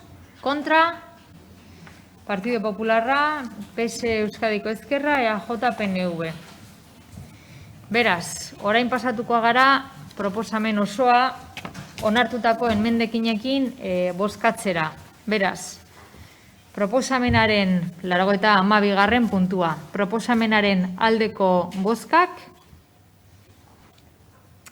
Badauzkagu Partido Sozialista Euskadiko Ezkerra eta EAJ-PNV. Kontrakoak, EH Bildu eta Elkarrekin Podemos. Eta abstentzioak, Partido Popularra. Bueno, proposatuko dizuet kontu ematea pasa aurretik 10 minututako etenalditxu bat egitea, labur mesedez, ura moitu eta etortzen gara, ze bero egiten du. Bale? Eskerrik asko. 12 dira, 12 eta 10 puntuan hasiko gara,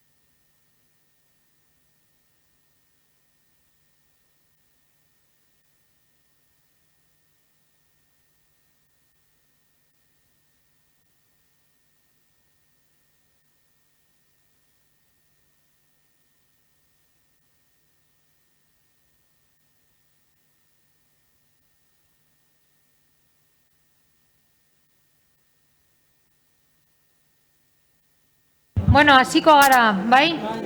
A ber, bestela etenaldi hauek ez dute efizientziarik.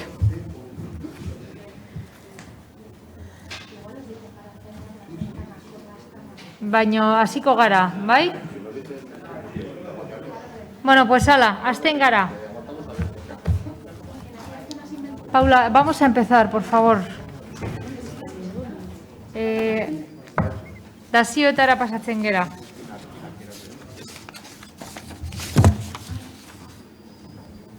Laurogeita hamairugarren puntua. Carmen falta da. Bueno, 93. puntua, udalaren eta erakunde autonomoen 2020ko bigarren aurrekontuaren burutzapenaren berri ematea. Batzordaren proposamena hau da. 2020ko bigarren hiruhilekoari dagokion aurrekontu orokorraren exekuzioaren egoera jakintzat ematea. Zeinari buruzko dokumentazioa aipaturiko espedientean jasota dagoela. Bai, Uriarte jauna, zeurea da hitza. Alkate Andrea, eskerrik asko. Urteko lehen seihilekoan argi eta garbi ikusten dugu udalak 2020ko ekitaldirako aurreikusitako diru bilketa gehiena urteko bigarren seihilekora eramateko egin duen ahalegina. Herritarrei eta jarduera ekonomikoari atseden eta denbora emateko beren finantza egoera berrosa dezaten ahal den neurrian. Pandemia geldiarazteko hartutako osasun neurrien ondorioz, beren finantza egoera murriztua dagoelako. Por ello, tan solo se ha podido reconocer a nivel municipal derechos por un 19,41% de lo previsto para el año 2020, en lo concerniente al ingreso recurrente al ayuntamiento. En concreto, hemos reconocido 8.139.271,40 euros. Ikusi dugu 41.995.891 eurotik, 8.199.911,40 daudela indarreko aurri kontuan. Hori guztia, urteko lehenengo seihilekoan. Hala ere, bigarren seihilekoan 20% beherakada egongo da udalkutsarako aportazioen aurreikuspenean. Beraz, esan daiteke, udal aurrekontu orokorra 10% jaitsiko dela. Hala ere, kantitate horren erdia gutxitzea espero da 2020 urteetarako. Gastuetan zer gertatu da? Ohiko erritmoa mantendu den arren, diru-sarreren jaitzeri aurre egiteko, pandemiaren gastuei aurre egin behar izan zaie. Eta aurreko osoko bilkuretan mondugu horren inguruko informazioan. Informazio batzordeaten ere bai. Eta osoko bilkuretan urrengo puntuan egingo dugu. Egindako baimenak 1,34 heldu dira, 2000ko aurrekontutik. Hau da, guztiak ere diruzaintzako soberakinatik etorretakoa kontutan hartuta. Eta 1,55,83 lortu dugu zadapenetan. Horren bestez, aurrekontuak ikarituta 1,50 baino gehiago. Itzen jarraitzen du. Naiz eta kontuan izan herrialdaren eta oroar mundu osoaren egoera ekonomikoa krisialdikoa dela. Aurrekoren batean esan dudan bezala, osasun krisiak eta ondoriozko krisialdi ekonomikoak finantza orekari dagokionez, etxeko lanak egin darritu gaituztelako baino ez da posible. Horri esker, gure zerbitzuen prestazioan eta eraginkortasunaren eta iraunkortasunean hobekuntzak planteatzen jarraitu ahal izango dugu, batez ere helburu horretara bideratutako inbertsioetan.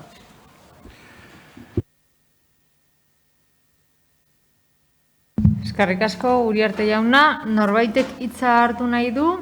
Bai, Amieba Andrea. Bai, eskerrik asko, Alkate Andrea. Bueno, ikusita 2020 urtea nola dijoan koronavirusarekin eta ikusita udalkutzei nola eragiten dien, gure taldetik laguntzua eman nahi dugu. Eta hurrengo aurrekontuak guztion artean berrikusten nahi dugu. Eta ondo, ahalik eta hobeto egiteko. Bizi dugun ziurgabetasunaren barruan eta horlagana prestatuko gara etorkizunerako. Neurriak eta lehentasunak ezarriko ditugu, eraginkorrak, gehien behar dutenengan alduko direnak. Espero dugu momentu heltzen denean, jakinaren gainean egotea eta alarma egoera deitu zenean bezala eragitea. Deboran zehar eragin hori nabarituko dituguela. Lankidetzarekin bakarrik aterako gara aurrera. Eskerrik asko, beste norbaitek hitza hartu nahi du? Ez, beraz, 93 14. puntura pasatzen gara, hainbat dekreturen berri ematea, aurrekontua gehigarrizko kredituz baliatuta aldaraztekoak.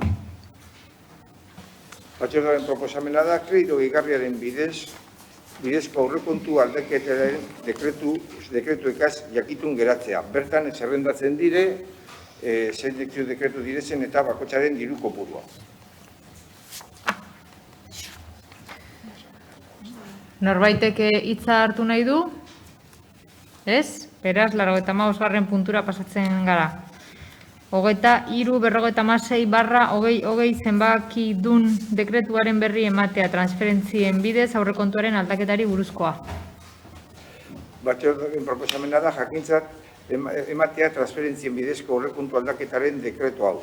2003/2006/2008ko zenbakidun dekretua, 29.007 eurokoa, kreditu transferentzia udal ekipamenduetan kofinatuta egon diren etxerik gabeko pertsonen aldeko zuzeneko diru laguntza haien gizarteratzea bultzatzeko.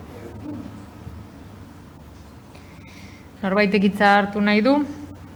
Ez? Beraz, 86. puntura pasatzen gara. Kontu hartzailetzaren 10/2020 txostenaren berri ematea. Finantza irakortasunari buruzkoa da txosten hori eta honekin dago lotuta aurrekontuaren aldaketa finantzatzeko asmoz 2019ko udal aurrekontuen likidazioarekin lortutako altxortegiko geldikina 2020ko aldian lehenengo eta bigarren hiruhilekotan gestu orokorretarako erabiltzea. Batzordearen proposamen hau da udaleko kontu hartzailetza finantza iraunkortasunari buruz egindako uztailaren 3ko 10/2020 txostenaren edukiaren jakitun geratzea. Diruzaintzako geldikina erabaltzeari dagokionez. 2020an, lehenengo eta bigarren hiruhilekotan aurrekontuako aldaketa finantzatzeko. 10/2020 txosten hori Bizkaiko Foru Aldundian finantza tutoretzari dagozkionez eskuduna den sailari igortzea. Osoko bilkuraren akta eta euskarri izan daiteken gainerako dokumentazioarekin batera. Norbaitek hitza hartu nahi du? Beraz, 87. puntura pasatuko ginateke kontu hartzailetzaren 11/2020 txostenaren berri ematea. Bizkaiko lurralde historikoko toki erakunden aurrekontuei buruzko abenduaren 2/2003ko foru arauaren 70.6 artikulua eta Bizkaiko Foru Aldundiaren abuztuaren 22ko 117/2018 foru dekretuaren 15.6 artikulua betez egin da txostena. Dekretu horren bidez, Bizkaiko tokiko sektore publikoko erakundeen barne kontrolaren araubide juridikoa arautzen da. Halaber, udalbatzaren buruak egin duen justifikazio txostenaren berri ematea. Batzordearen proposamen hau da, alde batetik, udaleko kontu hartzaileak egindako uztailaren 10ko txostenaren edukiaren jakitun geratzea. Txosten hori, abenduaren 2ko 10/2003 foru arauaren Bizkaiko lurralde historikoko toki erakundeen aurrekontui buruzkoaren 76 artikulua eta Bizkaiko Foru Aldundiaren abuztuaren 22ko 117/2018 foru dekretuaren 15.6 artikulua betez egin da. Bestetik, udalbatza buruak egindako justifikatzeko txostenaren jakitun geratzea. Norbaitek hitza hartu nahi du? Ez? Beraz, 88. puntura pasatuko ginateke. Kontu hartzailetzaren 12/2020 txostenaren berri ematea. Barne kontrolerako urteko txostena da. Bizkaiko tokiko sektore publikoko erakundeen barne kontrolari buruzko araubide juridikoa arautzen duen Bizkaiko Foru Aldundiaren abuztuaren 22ko 117/2018 foru dekretuaren 37 artikuluari jarraikiz egin dena. Batzordearen proposamen hau da, udaleko kontu hartzaileak egindako uztailaren 10ko txostenaren edukiaren jakitun geratzea. Bizkaiko tokiko sektore publikoko erakundeen barne kontrolari buruzko araubide juridikoa arautzen duen Bizkaiko Foru Aldundiaren abuztuaren 22ko 117/2018 foru dekretuaren 37. artikuluari jarraikiz egin dena. Hemen hitza norbaitek nahi du hartu? Ez? Beraz, mozio eta interpelazioetara pasatuko gara.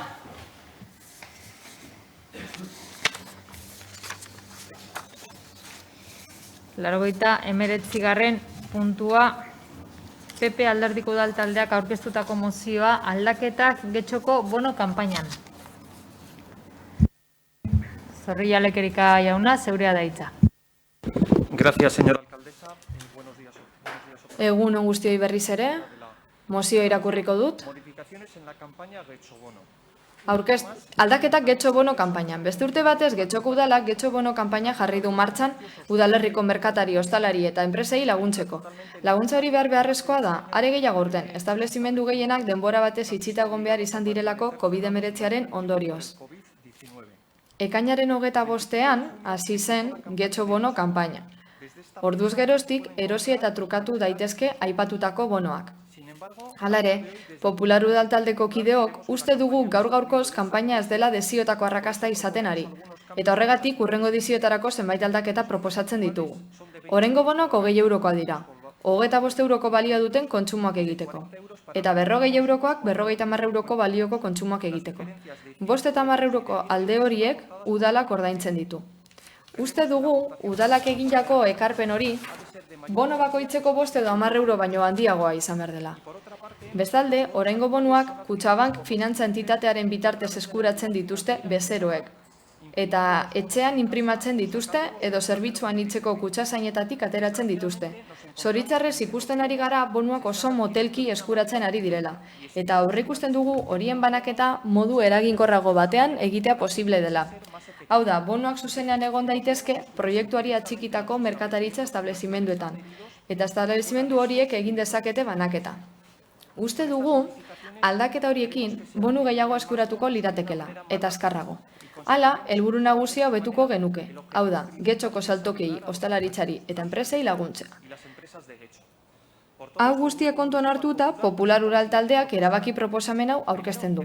Lehenengoa, Getxoko udalak bono bakoitzeko ekarpen handiagoa egitea Getxo Bono programan. Bigarrena, Getxoko udalak beharrezko aldaketak egitea txikitako merkataritza establezimenduak izan daitezen hasiera-hasieratik bonoak eduki eta ematen dituztenak. Eta amaitzeko hirugarrena, mozio honen berri ematea udalaren hedabideetan. Orain azalduko du mozioa. Ondo, merkataritzaren kontu hau askotan aipatu dugu gure udaltaldetik, proposamen asko egin ditugu. Esate baterako maiatzean, ekarpen batzuk egin genituen, osoko bilkura hartan, eta beste gauza askoren artean, biberoa aipatu genuen aretan eta algortan, itxita zeuden eskaparateako betzean, komertzio digitala hobetzean, hainbat eta hainbat gauza aipatu ziren. Ekainean, gero, beste proposamen bat egin genuen, zabortasa jaisteko, eta estoldatazak ere bai. Zoritzarrez, proposamen biak atzean geratu ziren. Oraingo honetan, uztailean beste proposamen badakarkigu. Zehatzakoa, jada 9 edizio daramatza udalaren eskutik, eta Getxo Bonoarena da. Eman diguten balantzea, gobernutaldearen balantzean, batzorderen baten eman diguten zuzen ere, azken batzordean zandakoaren arabera, 240 saltoki baino gutxiago daude Getxo Bonon. Eta hori kontuan izan da, urte horretan, kanpaina aurrek urteetan baino saltoki gehiagotara iritsi dela, ostalaritza ere barruan sartu delako, eta kirola izialdi ere bai. Guk aitortzen dugu, egon direla hobekuntzak funtzionamenduan bertan, azkarragoa dela saltoki egin beharreko ordainketa, 2 astekoa baino ez talako epe hori, 2 aste bakarrik igarotzen dira, bezeroaren bonoa jaso eta saltokiak kobratzen duen erarte, baina ere, zifrak pixka bat pobreak iruditzen zaizkigu. Horregaitik, mozio honen bitarte zer lortu nahi dugu, aldaketa batzu proposatu. Gure iritziz 2 hobekuntza egin daitezke, alde batetik. Hobekuntza politiko bat, hau da, bonoak dakarten deskontua, gure ustez, txikia da gobernu taldea handinaiago izan zitekeen eta deskontu handiago jar zitekeen bono bakoitzerako, ezoiko egoeran gaude, birusaren ondorioz, saltoki batzuk gehienak 3 hilabete itxita egon dira, ezin izan dute zer saldu, eta gure ustez udala handinaiagoa izan zitekeen, deskontu handiagoa eskainiz. Horrek aldi berean, eta gure ustez, bezero gehiago erakarriko dituzke, errazagoa delako bonoak erostea. Eta bigarren hobekuntza. Politikoa baino gehiago teknikoa edo operatiboa da. Hau da, proposamen hau gainera merkatariek egin dute. Orain arte, mozioan esan den bezala bonoak kutsazainetan erosten dira bebekan, eta gero saltokiragoaz eta bertan horrekin ordaintzen da. Zein da arazoa? Baleku guztietan ez dagoela kutsazainik. Eta guretzat operatibagoa da eta alase esan digute merkatariek, errazagoa dela merkatariek beraiek bonoak izatea. Eta merkatariek banatzea edo saltzea bonoak. Horrela, bezeroa, etorri zaizu jada saltokira, eta merkatariak eskaintzen dio bonoa, izan ere, kasu askotan, eta merkatariak esan digu, eta segur guztio izan digula, askotan, bezeroa, ez daki bono horiek existitzen direnik, hau da, jada, 9 edizio daramatzagu, eta arrazoi batzungati behar bada datak aldatzen dielako, edo beste erakunde batzuek ere antzeko kanpainak egiten dituztelako, bezeroak edo betxoko bezeroak berton erosten duenak ez daki existitzen direnik. Horregatik gure ustez, eraginkorragoa izango litzateke saltokietan bertan merkatariek bonoak izatea, eta haiek banatzea, edo saltzea. Bertaratzen diren bezeroi. Erakunderen batean egin dute ja. Eta amaitzeko uste dugu hobekuntza edo proposamen hauen bitartez, jakinarren getxo bono funtzionatzen duela, badakigu bultzada handiagoa behar duela, eta ustegu hauen bitartez, positiboak izanik, eta aldaketan dirik ez dakartenik funtzionamendu arloan, eta kontuan hartuta baita ere askotan esaten digutela, oposizioa mozioak aurkezten dituenean, gobernu taldeak ematen digun arrazoinamenduetako bat izaten dela ez dagoela denbora nahikorik hori egiteko. Urte honetan, mozio hau antelazio handiarekin aurkeztu dugu. Hau ez da edizio honetarako, hurrengoetarako da. Eskerrik asko. Zorroi alekerik jauna. Zeinek... Bai, Carolina Uribe Anderea. Sí, bai. Zure beda txanda. Bueno, antes que nada quiero aprovechar el momento para saludar. Lehenik eta behin, guztiok agurtegu nahi zaituzte, eta espero dut lan produktiboa izatea, datozen jabeteetan, zinegotzi izango nahi zenean, eta lankidetzan aritzea guztion bizikalitatea hobetzeko getxon. Mozioari dagokionez, labur-labur, Alderdi Popularrei esango diogu abstenituko garela, izan ere gure ustez oso intentzionatua da. Zer zentzutan? Programa hau asko hobe daiteke, eta guztiok lanean aritu behar dugu hori hobetzeko. Baina, planteamendu arazoa dago. Hau da, ez du guztiz konektatzen saltoki mota guztiekin eta behar izan guztiekin.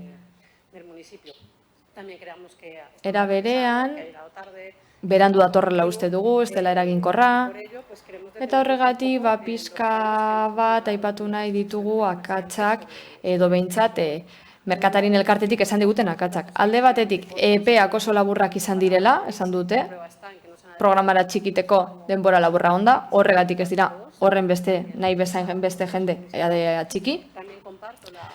Bat nator baita ere Alderdi Popularrak esandakoarekin, bai, zabaltzeko arazoa daude. Batzuetan ematen du, 1000 getxo bono daudela beste inguruko udalerrietan ere, eta azkenean ez dute gure bizilagunek ulertzen, kanpaina abian dela. Kudeaketa telematikoaren kontua aztertu nahi du sakonago. Izan ere, modu telematikoan egin behar dira eskaerak eta hori oztopo bat da, saltzaile edo beto esan da merkatari batzuentzat. Eta askotan uste dugu ez dagoela horrelako arrakala digitalik merkatarien artean. Eta guztiek ez dute, esate baterako telefono bat edo modu digitalik, badakigu zein garaitan gauden guztiontza, garai gogorrak eta arrakala digitala hor dago, kontuan hartu behar dago eta horrez beste baliabide batzuk sustatu behar dira. Bigarren kasuan ere akatsak. Bigarren tandan akatsak ez ziren aldatu, beraz ezin izan genituen saltzaile gehiago lortu. Eta ez dakigu zergatik ez zen neurririk hartu programa zabaltzeko. Egoera honetan, COVID-19 daukagula kontuan izan da, uste dugu, Elkarrekin Podemos getxotik, udal honek lan egin behar duela berreskurapen ekonomikoa gertatzeko getxon, eta tokiko merkataritzari laguntzeko politikak egon behar dira. Ez bakarrik kontsumoa sustatzeko baizik eta arrakala digitala gainditzeko uste dugulako hor dagoela. Azkenik, komentatu nahi nuen, udal honetan, momentu honetan, enpresen foro kontsultiba duela, merkataritza eta ostalaritza barne hartzen dituena, eta uste dugu pixka bat kanpoan usten ari garela sektore horiek guztiak. Foro hau egokia litzateke hurbileko merkataritza politikak lantzeko beharrezkoa delako getxon. Eta arazoak gehien bizi dutenak entzunalizateko eta horrela horren araberako hobekuntza proposatzeko. Gogora dezagun konfinamendua baino lehen, foro hau abian jartzeko asmoa zegoela, ekitaldi handi bat egiteko asmoa zegoen, ezin zen egin, badakigu uztaiaren 14 eta 16an azpisektorekin batzartu dela, baina ez dakigu aurtengo getxobonoen kanpainarekin lotuta dagoen, edo ez hori ere ezagutu nahi dugu. Eta azkenik uste dugu enpresen foro kontsultibo hau garrantzitsua dela, eraginkorra izango dela, baina berandugoaz eta badakigu merkataritza sarea zailtasuna dituela eta garaiz gabiltza. Ez dugu urria amaiera arte itxaron behar, urrengo osoko bilkurara arte neurri eraginkorrak hartzeko. Eskerrik asko. Eskerrik asko Uribe Anderea. Bai, Aio jauna. Sí, muchas gracias. Bueno, el Grupo Municipal Popular... Bueno, Partido Popular taldeak hainbat gauza aldatu nahi ditu getxobonoren kanpainan. Agerikoa den bezala pandemiak asko kaltetu du merkataritza sarea eta gerra zibilaz geroztik ez da inoiz ekonomia 3 hilabetez geldi egon.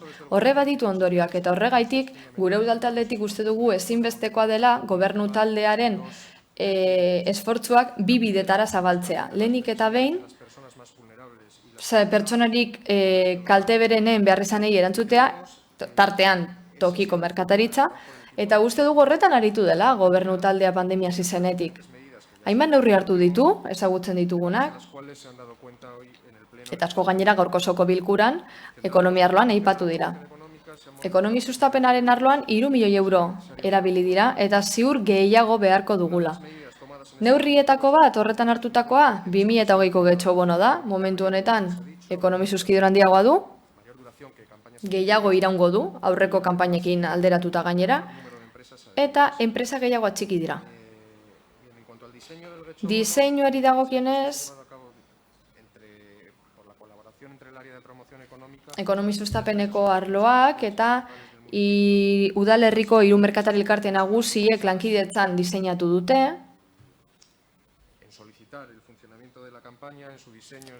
Kanpainaren funtzionamendua eskatzeko, diseinutzeko, kudeatzeko, guztia lankidetzan egiten da, baina saltokien behar izanen arabera eta elkartekin batera zehazten dira zenbatekoak. Eta momentu honetan zenbateko handienekoak dira arrakastatsuenak. Eta uste da, haiek banatzeko mekanismo egokiena, banku erakunde baten bitartezkoa dela, dendan bertan egin ordez. Horregatik, elkarteen irizpidea kontuan hartuta eta arlonetatik egindako lana oinarri hartuta mozioaren kontra bozkatuko dugu. Beti izango da ona hobekuntza aukerak ikustea, baina uste dugu horretarako momentu aproposa ez dela kanpaina hasita dagoenean. Hobe da prudentziaz jardutea, ikustea zein emaitza dituen martxan den kanpainak eta gero ja ondorioak ateratzea eta nola ez, hobetu beharreko hobetzea. Eskerrik asko. Eskerrik asko.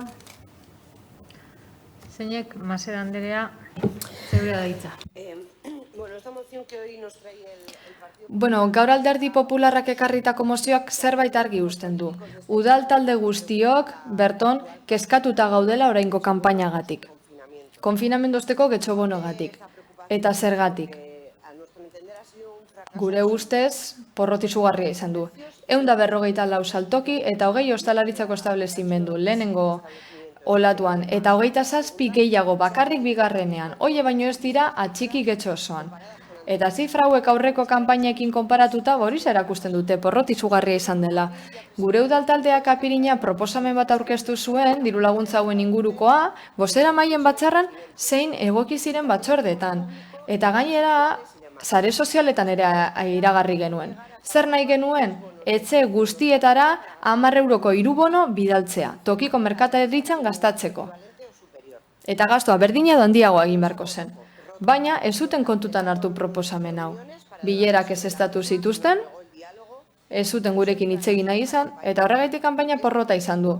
Izan ere, udal gobernu honek behin eta berriro besteak entzun gabe egin nahi ditu gauzak. Aztertu gabe, proposamenak aztertu gabe. Zuen arazoa ez, beste guztia kontutan hartu gabe, bizilagunen hitza kontu hartu gabe, eta gainerakoen lankidetza onartu gabe. Beste hainbat alditan ikusi duguna bezala. Horregatik Gonzalok esaten zuen lankidetzarena, deigarria da, nik ez nioke horri lankidetza zango. Udalaren eta 3 merkatari elkarten hartan egondako ez da lankidetza. Zoritxarrez, krisi hau luzea izango da, mingarria izango da, ostalaritzako langileentzat eta zahaltzaileentzat gure laguntza beharko dute eta kanpaina gehiago beharko dituzte bizilagunen gastua bultzatzeko haien negozioetan. Beraz, kontuan izango dugu, entzungo dugu, elkar entzungo dugu, ikasiko dugu egindako akatzetatik eta guztiok norabide berean arituko gara lanean Getxoren onerako eta Getxoren etorkizunerako. Horregatik, hemen Alderdi Popularrak ekarri duen mozio hau, bai, ados gaude zentzu zabalean, proposamen batzuk guk aurkeztu genituelako garai batean, eta beraz, uste dugu datozen edizioetarako kontutan hartu behar dela, beraz, bai, aldeko bozka emango diogu. Eskerrik asko, eta zeinek Urkitza jauna, zeurea da hitza. Bai, eskerrik asko, alkalte Andrea. Lehenik eta behin, eskerrak eman nahi dizkizuegu, tonuagatik eta aurkeztutako mozioagatik, helburua hobetzea delako. Etorkizunerako hobetzeko Getxo bonoaren kanpaina. Akatsak egin dira aurreko ekitaldietan eta kanpainetan eta oraingo akatsak zuzentzea da helburua eta hori eskertzekoa da. Gauza batzuekin ados nago, baina beste batzuekin ez hainbeste. Kanpaina hau ezoiko egoera batean eta oso egoera zailean egin da. Denok dakigun bezala. Gainera, kanpaina honek berritasun bat dauka. Hain zuzen ere, adostu egin da merkatarien 3 elkarteekin eta ostalaritza elkartearekin eta laburbilduz honako gogorarazi nahi dut. Zenbait bilera egin dira, erabaki batzuk hartzeko gai garrantzitsuen inguruan. Diruz lagundutako zenbateko adibidez, hau da zein den zenbateko tartea, Alderdi Popularrak aipatu duena, igo behar dela, asteko ordainketa, 15 egunekoa zen lehen, merkataritzaz gain, ostalaritza eta zerbitzu pertsonala gehitu ziren eta erabaki zuten bonu mota zein izango zen, hau da, 2 bonu nahi zituzten, 20-25 eurokoa eta gero 40-50 eurokoa. Horrez gain, gehieneko bonu kopurua esarri zen eta apur bat jorratu zen kudeaketa eta txartel bakoitzeko bonu muga. Lehen aipatu den bezala, diru laguntza areagotu egin da, 800.000 eurora arte, eta 2018arekin alderatuta, 171 izan ziren, 150 inguru joan den urtean, eta kasu honetan 230. Beraz, ia 80 gehiago. Hobe daitekela? Bai, noski. Hobetzeko tartea beti dago, esfortzua egin beharko genuke, baina badaude, 88 gehiago eta 160 baino gehiago igo da parte hartzea aurreko urtearekin alderatuta. Joan den asteko informazio batzordean gogorarazi genuen bezala eta Karolinak esandakoaren ildotik, esan beharra dago ongi etorria ematen diogula. Eta esan bezala, 2 egin dira, 2 mahai egin dira, ostalaritza eta merkataritza egon ziren mahai horietan, eta mahai sektorial gehiago egingo dira irailean aipatu nuen bezala. Eta lehenengo 2 horietatik iradokizun batzuk atera dira, etorkizuneko kanpainetarako. publizitatea areagotzea, sare sozialetan, eta publizitatea areagotzea oroar, kudeaketa sistemaren aldaketa, hau da kontsumitzailearen erosketa erraztea adibidez, establezimenduak baliozkotu alizatea, eta kobratzeko bonua kobratzeko epea murriztea. Esfortzu bat eginda zentzu horretan aurten. Eta hori eskatzen dute etorkizunera begira, hau da kobratzeko epea murrizteko eskatzen dute. Gainera, aurrekoa kontuan hartuta eta gauza batzuekin ados egon arren, mozioarekin ados gaude, partzialki, hobetzeko delako, baina hori gora behera badago tresna bat horren inguruan eztabaidatzeko Elkarrekin Podemosek esan bezala. Badaude beste foro batzuk ekarpenak egiteko, baina batez ere entzuteko eta ikasteko merkataritza elkarteengandik eta ostalaritza elkarteengandik. Haiek direlako protagonistak eta garrantzia eman nahi dielako etorkizunera begira. Horregatik guztiagatik tresna enpresen kontsulta foroa dela, esan nahi dugu, eta hor hobekuntzak aztertu behar dira denok batera eztabaidatzeko kontraste politikoa egiteko urriko bileran. Eta kanpainaren amaieran egingo dugu hori zehazki ziurtasun handiagoz eztabaidatzeko etorkizuneko kanpainen inguruan, mozioan aipatutako gauzak egin daitezke edo bestelako hobekuntzak egin daitezke. Horregatik guztiagatik gure bozka aurkakoa izango da. Horregatik, azaldutakoagatik badagoelako foro bat hain zuzen ere helburu horretarako. Bai, zeure da txanda. Eskerrik asko alkate Andrea. Lehenik eta behin, eskerrik asko. Talde guztiei eskerrik asko. Eskerrik asko tonuagatik. Eskerrik asko EH Bilduri babesa emateagatik eta alde bozkatuko duelako eta Elkarrekin Podemosi eskerrak ere bai abstentzioa bozkatzeagatik. Egia da, ados gaudela badago arazo bat, guk aipatu ditugu arazo zehatz batzuk eta atal zehatz batzuk, baina egia da badaudela arazo gehiago eta aipatu direla horiek ere bai. Eta ados gaude. Eten digitala aipatu egin da, eta guk maiatzean proposatu genuen horrelako zerbait.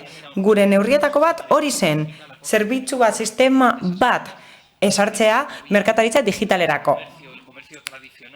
Merkataritza eta saltoki tradizionalentzat mundu digitala zaila da jorratzea, zaila da mundu digitalera pasatzea, batzuentzat ez da bat ere hurbila eta erosoa. Eta horregatik ideia hori proposatu genuen. Agian gaizki azaldu dugu, ez dakit, agian ez dut ondo azaldu, baina ideia hauek ez dira aurtengo ediziorako, eginda dagoeneko, eta badaudelako epe batzuk esarrita, bonu batzuk, prezio batzuk, hori badago esarrita. Eta orain aldatzeak ez luke zentzurik izango. Beraz, gure ideia hori zen ekarpenak egitea urrengo edizioetarako, urrengo kanpainetarako. Horregatik, epe barruan eta garaiz aurkeztu dugu. Askotan esaten digutelako ez dagoela epe barruan. Eta hori zen funtzean gure helburua, gure ideia. Guk ikusten dugu badagoela arazo bat, hau ez da berria. Naiz eta asmoa ona den, zerbitzuaren asmoa ona den, merkatariek eta saltzaileek eta guk ikusten dugu, erosketa bat egitean, saltzaileek esaten duela. Getxo bono daukazu? Ez. Non lortzen da, joan barzara kutsasain batera, BBKaren kutsasain batera, eta batzuek hurbil daukate, baina beste batzuek ezain beste. Beraz, badago arazo bat, badago traba bat, ezta? Badago oztopo bat eta badago oztopo bat erabiltzailearentzat, kontsumitzailearentzat ez dakielako zerbitzu hori existitzen dela. 9 edizio egin dira eta agian beharrezkoa litzateke ezagutzera ematea. EAJ-ko ordezkariak esan du agian komunikazioa ez dela onena izan, ez dela oso eraginkorra izan zentzu horretan. Oso arazo erreala da eta saltzaileek esaten dute, saltokietatik hori esaten dute. Salmenta batzuk egiten dituzte, bai? Baina getxo bonorekin saltzea ez da ohikoena. Joan berzara kutsasain batera, BBKarena izan behar da, baina ez dira guztiak baliagarriak horretarako. Aurten ez da udalaren errua, baina nahiko zaila da aurten heltzea benetan bonu horretara, ez delako getxo bono aipatzen kutsasainetan, bestelakoak jartzen du kutsasainetan. Beraz, badago arazo bat, eta zinegotziak garenez, aipatu nahi izan dugu arazo hau hemen. Eztabaida genezake enpresen kontsulta foroan, bai, egin genezake hori, noski, baina hondakinen foroaren kontua bezalakoa da. Tokiko gobernu batzordeak eta osoko bilkurak, hau da, udalbatzak erabakitzen dute.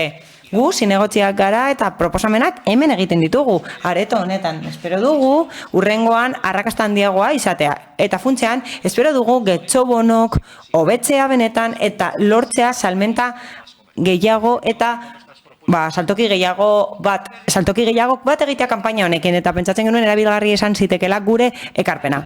Uribe Andrea. Muy brevemente, bueno. Labur. Denok gaude kezkatuta getxobonoarekin, eta merkatarien, eta ostalarien etorkizunarekin. Denok daukagu kezka bera. Nik uste dut, gauza batzuk ebaluatu behar ditugula. EAJ-ko kideak esaten du badagoela foro bat, gai hauek jorratzeko, eta esan du abstenituko direla edo aurka bozkatuko dutela badagoela korretarako foro bat. Ezin dugu itxaron. Alde politikoa jorratzen da foro horretan, baina berandu dabil. Ez dut hitz egiten ordezkari gisa. Udalerri honetan saltzailea izan nintzen, eta horren izenean hitz egiten dut. Batzuetan, erakundearen abiadurak ez dira nahiko azkarrak saltzaileei eta ostalariei erantzuteko. Oso itota helduko direlako urrira, eta horri buelta bat eman beharko genioke. Horrez gain beste ekarpen bat egin nahi dut. Eten digitala ez da bakarrik denek edukitzean merkataritza online. Gaitasun batzuk behar dira, gutxiengo batzuk. Denek izena eman ahal izateko online eta horrelako egoeretara aurre egiteko.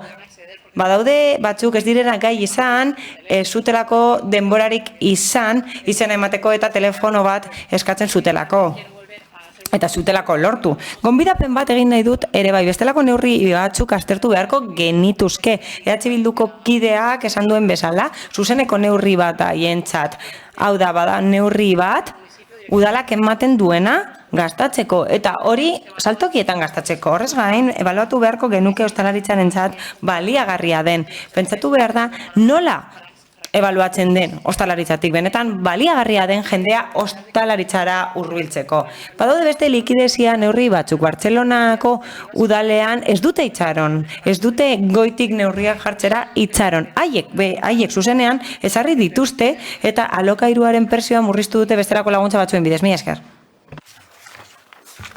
Eskerrik asko, Uribe Andrea. Aio jauna, hitza hartuko duzu, ez... Bildun, bai, Masera Andrea. Bueno, antes que nada... Lehenik eta behin, Carolina, ongi etorri. Karolinak aipatu du Iñigok bezala enpresen kontsulta foroa. Horren inguruan, esan nahi dut eztabaidatzeko foro bat dela. Hemendik aurrera izango da, ezta? Kanpaina hau abian jarri da, dagoeneko. Eta hori eginda, kontsultatu gabe, Iñigok diona gora behera ez da adostu. Ez da elkarlanean egin kanpaina hau, ez da elkarteekin adostu. Besterik gabe, egin dena izan da, esan zer egingo den. Hori da egin den bakarra. Udalak azaldu du zein zen bere proiektua, ez aile aukerarik eman, ekarpenak egiteko, elkarlanean aritzeko, haien iritzia, erakusteko funtsan. Hori batetik. Bestetik, konfinamenduan zehar, gehienek elikadurakoak izan ezik itxita egon dira. Eta udala ez da harremanetan jarri haiekin, jakiteko nola zeuden. Ez da inor jarri haiekin harremanetan, bakarri jarri zineten haiekin harremanetan email bat bidaltzeko, eta esateko mesedez dokumentu bat sinatzeko. Behin konfinamendua igarotakoan, aurrekontuan jasotako diru laguntza ukatzeko eskatu zenieten. Alde batera utzi behar zituzten laguntza horiek, hain zuzen ere beste batzuk abian jartzeko, beste partida batekin eta getxobonoa abian jartzeko. Hori da merkataritza elkarteek izan duten gauza bakarra udalaren alderik, eta hori besterik ez nuen nabarmendu nahi. Hitza jauna. Bien, yo solo dos apreciaciones. Bi zehaztapen. Ez dakit elkarte berberekin hitz egin dugun. Bonuen kopurua eta tartea bileran adostu ziren. Gauza biak adostu ziren bertan, nik ez nuen esan zer egin behar zen, zein zen muga, zeintzuk ziren kopuruak. Nik ez nuen adostu. Ikuspegi desberdinak ditugu, baina askatasuna egonda bonuen kopurua zehazteko eta obari tartea zehazteko. Besterik gabe. Guk, bien bitartean, tresna honekin, hau da kontsulta foro horrekin, jarraituko dugu ekarpenak kontuan hartzen, eta nola ez, kanpaina izten denean jesarriko gara eta bilduko gara hobetze aldera. Batez ere, kontuan hartuta badaudela beste bonu batzuk, adibidez Eusko Jaurlaritzaren bonua, irailean jarriko dena martxan, eta gainerako edizioetan eta gainerako bonuekin egokitu beharko gara beste erakundek egiten duten horretara. Mila esker. Pasatuko gara beraz, mozioaren aldeko bozkak, Partido Popularra eta EH Bildukoak ditugu. Kontrakoak, PS Euskadiko Ezkerra, EAJ PNV eta abstentzioak Elkarrekin Podemos. Honela ba, 100. puntura pasatzen gara. PP Alderdiko Udal Taldeak aurkeztutako mozioa daukagu hemen, Felipe Seigarrenaren erregearen irudia jartzea. Elorza jauna.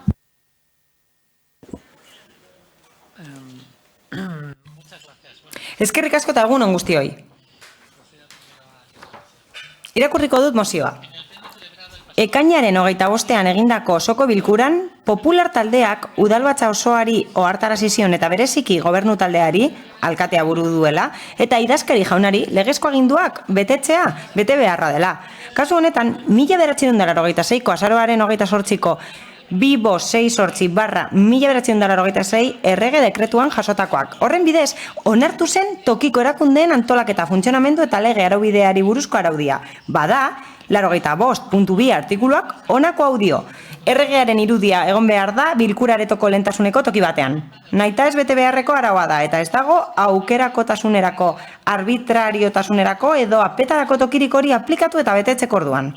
Arestian esandako guztiagatik, Popular Udal taldeak honako erabaki proposamena aurkezten dio udaleko osoko bilkurari. Bat, berehala eta premiaz betetzea indarrean dagoen legeria, eta Felipe Seigarrena erregearen irudia bilkuren aretoko lehentasuneko toki batean jartzea. Bi, mozio honen berri ematea udal edabideetan. Bueno, yo creo que la moción es clara. Nik uste dut mozioa oso argia dela. Besterik gabe legea bete behar dugu.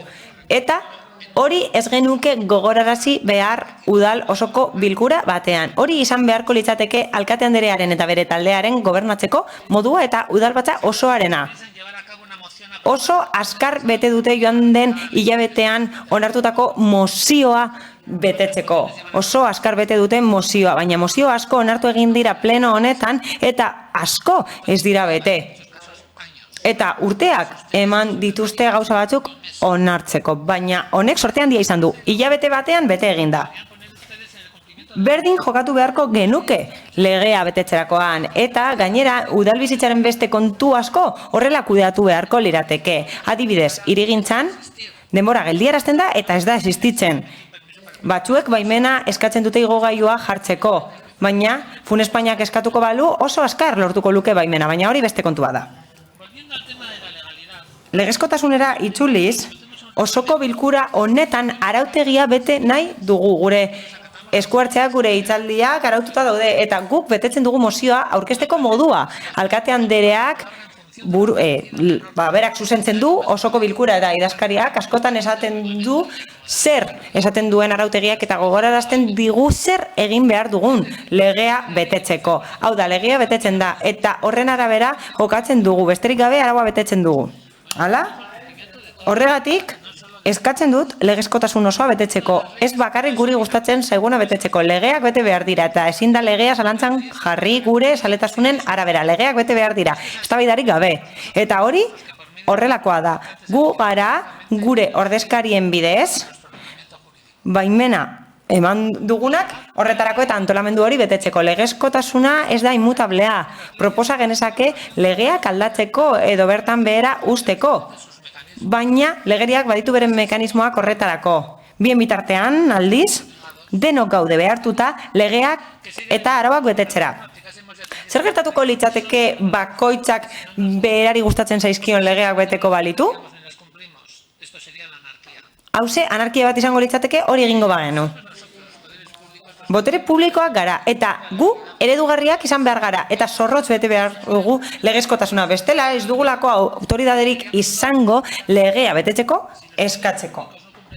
Hala, botere publikoek legea bete behar dute, eta herritarrei hori eskatzeko guk ere bete behar dugu. Bestela, Ez ginateke eredugarriak izango eta despotismo eredu bat izango ginateke. Denok gara berdinak legearen aurrean, legezkotasunak eta legeak berdin jartzen gaitu guztiak, denok gaude behartuta, estatuak edo zuzenbide estatuak behartzen gaitu legea onartzera eta bar. Oso oinarrizkoak dira ideia hauek eta lotsagarria da hemen gogorarazi behar izatea. Beraz, alkate andereari, udal gobernuari eta idazkariari zer esan nahi diet. Beharrezkoa da legezkotasuna betetzea eta betearaztea eta eredugarriak izan behar gara beti zentzu honetan botere publikoetatik. Eskerrik asko. Eskerrik asko.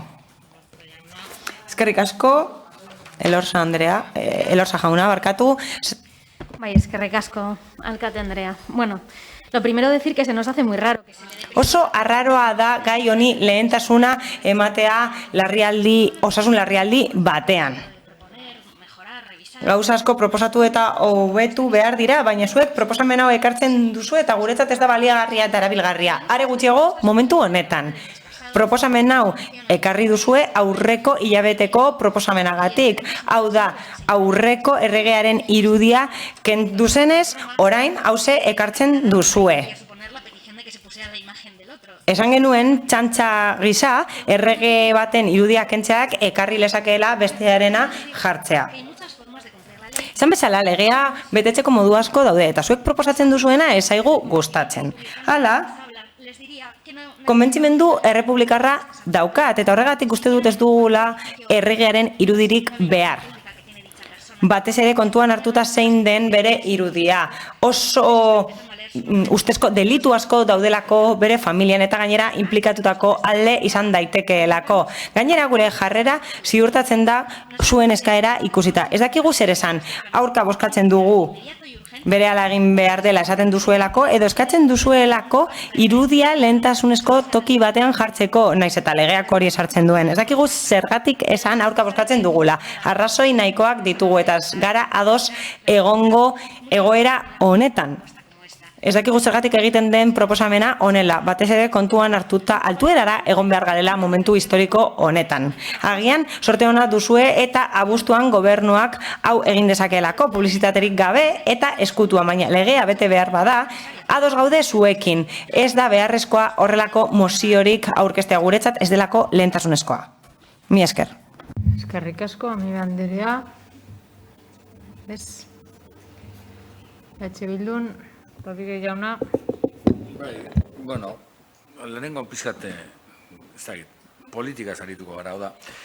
Felipe Seigarrena erregea da Borbon abizena duelako, eta Borbon abizena du, eta ez du inor bozkatu, ez du inor aukeratu. Naiz eta legeak esan zerbait bete behar dela. Eta erregea da Juan Carlos Lehena, bere aita, erregea izan zalako. Eta Juan Carlos Lehena bere aita, erregea izan zen, Franco genozida batek izendatu zuelako. Eta Espainiar estatuko jende guztiari ukatu egin zitzaiolako monarkiaren alde ala kontra bozkatzeko aukera, gaur egun ukatzen zaigun bezala. Baina, eske familia honek historia handia dauka. Deno dakiguia Juan Carlos Lehena ez dela oso eredugarria. Ez da ikusten ari gara, nondik nora dagoa zen gauza. Baina eske Felipe Bosgarrena, Borboi familiaren aintzindaria eta dinastia horri hasiera eman ziona, txoratuta zegoen, eta hortik abiatzen da hemen guztia. Felipe Seigarrenaren koinatua, bere arrebaren senarra, iruzurragatik zigortuta dago Gartzelan. Felipe Seigarren aitak kobratzen zituen komisioak eta duen diru beltza denona batan daude, eta Zuitzako epaitegiak iruzurra egiteagatik ikertzen aldira. Iruzurra nori, Espainiar estatuko ogasunari, diru beltza izateagatik, superpatriota. Eta ikerketa horietatik jakiten ari gara, Felipe Seigarrena bera ere diru beltzorren ustezko onuraduna izan daitekela. Guretzako Felipe Seigarrena ez da ezeren eredu, beraita bere familia ez dira inorengatik inori eredugarri, baina zuek euren irudia nahi duzu ezoko bilkuraret honetan, getxostarron borondatea adierazten den bezala. Eta egia esateko eta monarkiaren inguruko erreferenduna ukatzen zaigun bitartean, begiratu beharko dugu printzipioz edo berain deklarazioen bitartez osoko bilkura honetako alderdiek zer esaten duten nahi baduzue monarkiaren inguruan eta espainoltasunaren inguruan. Eta iruditzen zaigu printzipioz, que ni muy monárquicos ni muy españoles. Baina segi dezagun duela 30 urteko lege bat aipatzen. Gerta daiteke atera izatea, mozioa. Baina, karo, ez duzu esaten legeak esaten ez duena, ez du jartzen efigi hori nolakoa izan bar den. Orduan guk jartzen baldin baduzue proposatuko genuke gehienez zentimetro batekoa izatea eta bere familiaren tropelien egunkaritako orrialdekin egina izatea. Decía que Felipe VI no es un señor elegido por nadie, Ez du inork aukeratu errege hau, bere aitaren borondateagatik da errege gaur egun eta bere aita Frankok aukeratu zuen izendatu zuen Espainiako errege eta ez da bat ere eredugarria familia hau inorentzat. Felipe Bosgarrena izan zen aurrekaria Frantziako erregearen iloba eta nahiko zoratuta zegoen, baina gaur egun daukaguna zera da. Hemen daukagu aurreko erregea, oraingoaren aita, eta ematen du diru beltza duela hortik, eta gainera badituela komisio batzuk, kobratu dituenak eta aitortu ez dituenak. Gainera, gertatu omen da, Felipe VI izana onuraduna, hau da, bere aitaren jarren onuraduna izatea, gainera, bere koinatua, bere aizparen, bere arrebaren senarra, gartzelan dago, hau da gure eredua? Ez daukagu eskubiderik bozkatzeko monarkia nahi dugun edo ez. Beraz, bien bitartean guk Euskal Errepublika Independentea daukagu, baina ikusita taldeok zer esaten dugun, Getxostarren ordezkaria gara gu, eta hori ikusita gu ez gara monarkikoak, ez da espainolak ere. Beraz, ikusiko dugu zer jartzen dugun. Politikak oso gauza raroak ditu, eta batzuetan adierazpenetatik harago badaude gauza batzuk onartzen direnak, ulertzen ez dugun arren zergatik.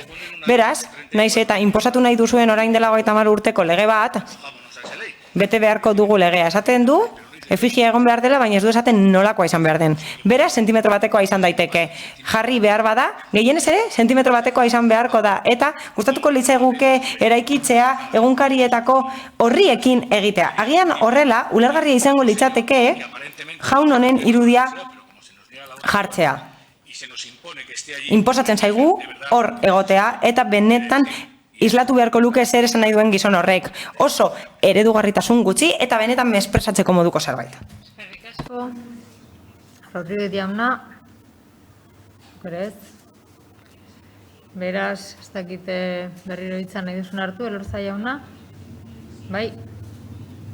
Bien, pero que como siempre... Beti bezala, gauzak nahazten ditugu, beti bezala.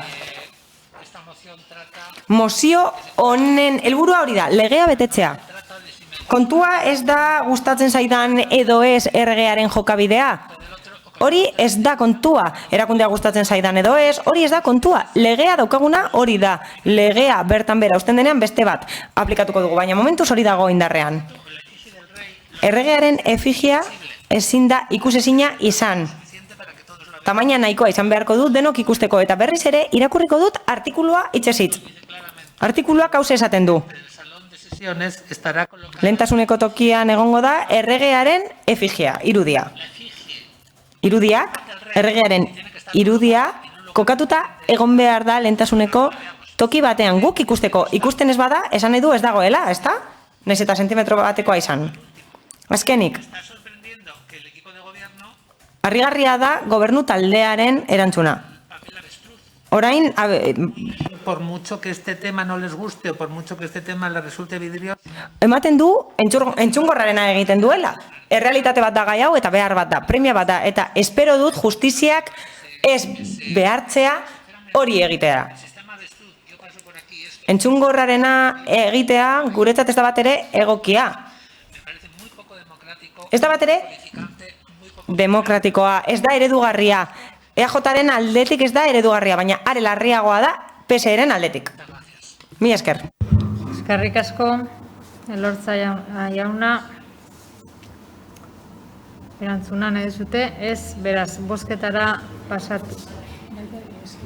Bai, Rodríguez jauna.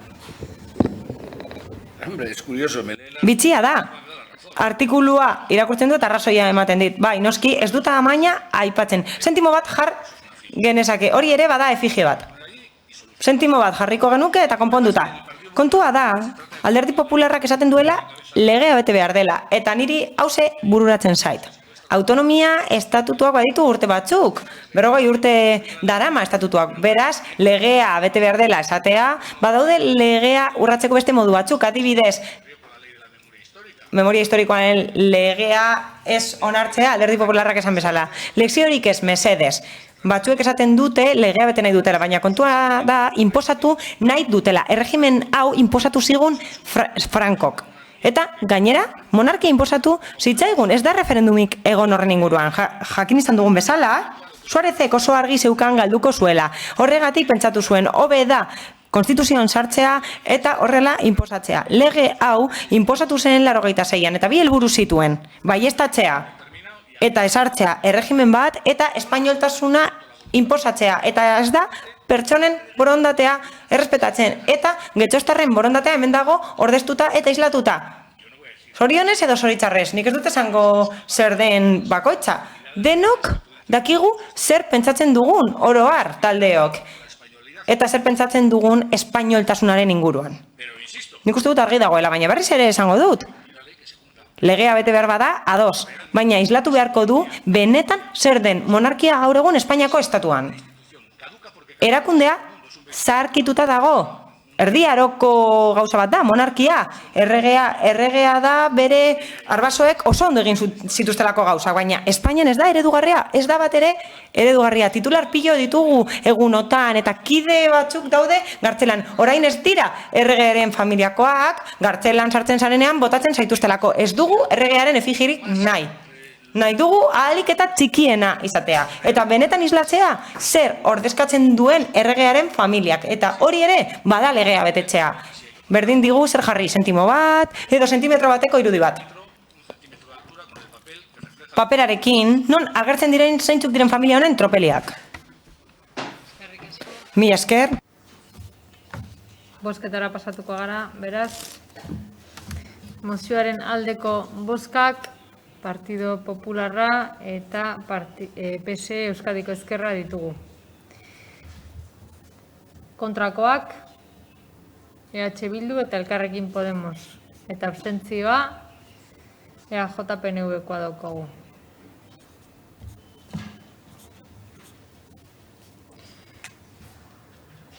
Eta horrela, 101 puntura pasatuko ginat. Bai? Uriarte jauna. Bai, EAJ-aren botoaren azalpena, bakarrik gai honetaz, udal idazkari nagusiak adierazten duenari jarraituko diogula. Eskerrik asko.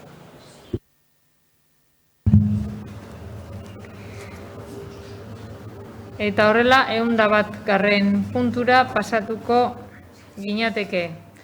Getxo, EH Bildu alderdiko udal taldeak aurkeztutako mozioa, azkorri mugikortasun jasangarria.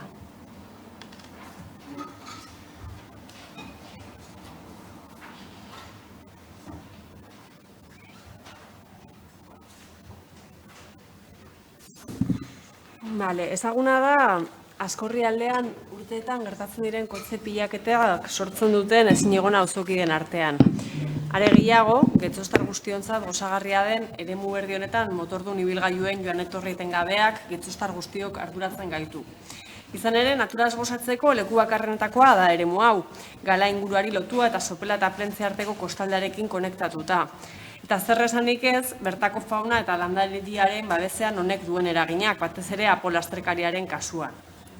Argi dago mugikortasun arazoek asko daukatela ohitura kolektiboetatik, baina egia da baita ohitura aldaketak eman daitezen pausuak eman behar direla.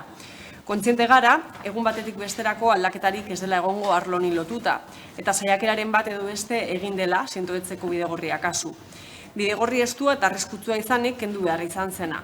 Baina kontziente gara baita, kotzen eta motordun ibilgailu pribatuaren ikuspegitik hartutako erabakiek ez zutela lagunduko norabide aldaketa horretan. Kotzen joan etorri etengabea, ordenatzeko egindako partzek arazoan sakontzea suposa dezakete. Eta horrek ere sortzen digu egonezina, Azkorriko biribilgunea izanik adibide argiena inguru honetan. Horren bestez, ohitura aldaketetan eragiteko kanpaina bat sustatzea eta motordun ibilgailu pribatuaren alternatiba errealak sustatzea bere bizikoa dela uste dugu. Noski, kotxeari traba jartzarekin batera, baina traba jarri eta eremuaren irisgarritasuna bermatzeko, esan bezala alternatiba errealak behar dira. Arlo honetan, Getxoren bizkarrezurra metroa dela esan genezake, luzera handiko eta zabalera txikiko udalerria delako gurea, eta metroak alderik alde zerkatzen duelako. Gaur egun 7 metro geltoki daude gure udalerrian. Hala ere, erdigunetatik gero eta gehiago aldendu, gero eta urrunago geratzen dira. Geltoki hauek, Zubieta ingurukoak azu, baina batez ere urrun geratzen den eremua askorrikoa da. Hona autobusa da heltzen den garraio publiko bakarra. 2017-2030ko EHMIP osatzeko azterketak ere hala dirazi zuen. Ez du zertan metroak leku denetara heldu noski, baina autobusak jasaten duen bidaiari kopurua txikiago izanik, karga handia dagoen eremuetan honen maiztasuna handitzera garamatza logikak. Are gehiago, jendea erakarriko duen zerbitzu berri bat jartzen den momentuan inguruak jasan beharreko bizitari karga handituko dela. Eta are gehiago, egun bizi dugun osasun alarma egoera honetan, ezinbestekoa da pilaketak ekiditea. Beraz, eta askorriko eremuan, batez ere fangalokara edo gorrondatzera doazen bidaiarien eta euren kotxe pribatuen joan etorri etengabeak sortutako arazoi aurre egin nahian, honako akordio proposamena dakargu udalbatza honetara.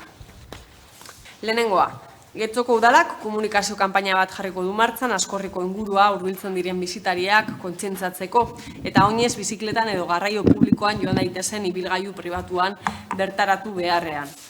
Bigarrena, ibilgailu pribatuari erraztasuna jartzeari utzi eta legez onartutako plazetatik kanpo aparkatzea galaraziko da. Hirugarrena, bigarren puntuaren ondoriozko irisgarritasun arazoi irtenbidea emateko. A. Getxoko udalak Euskotrenik galdegingo dio ahalik eta denbora laburrenean Bizkaibusen A5411 Bilbao Getxo Askorri linearen maiztasuna handitu dezan.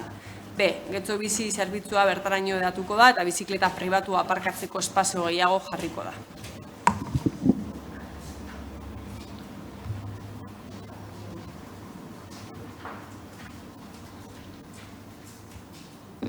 Bueno, argi geratu da, edo behintzat hori nahi izan dugu argi geratu zein den mozio honen zede nagusia arazo badaukagu. Kazunetan askorriko auzokideek gehien bat pairatzen dutena, baina oro har uste dugu Getxo udalerri eta Getxoko herritarrok pairatzen dugun arazoari irtenbidea eman bartzaiola.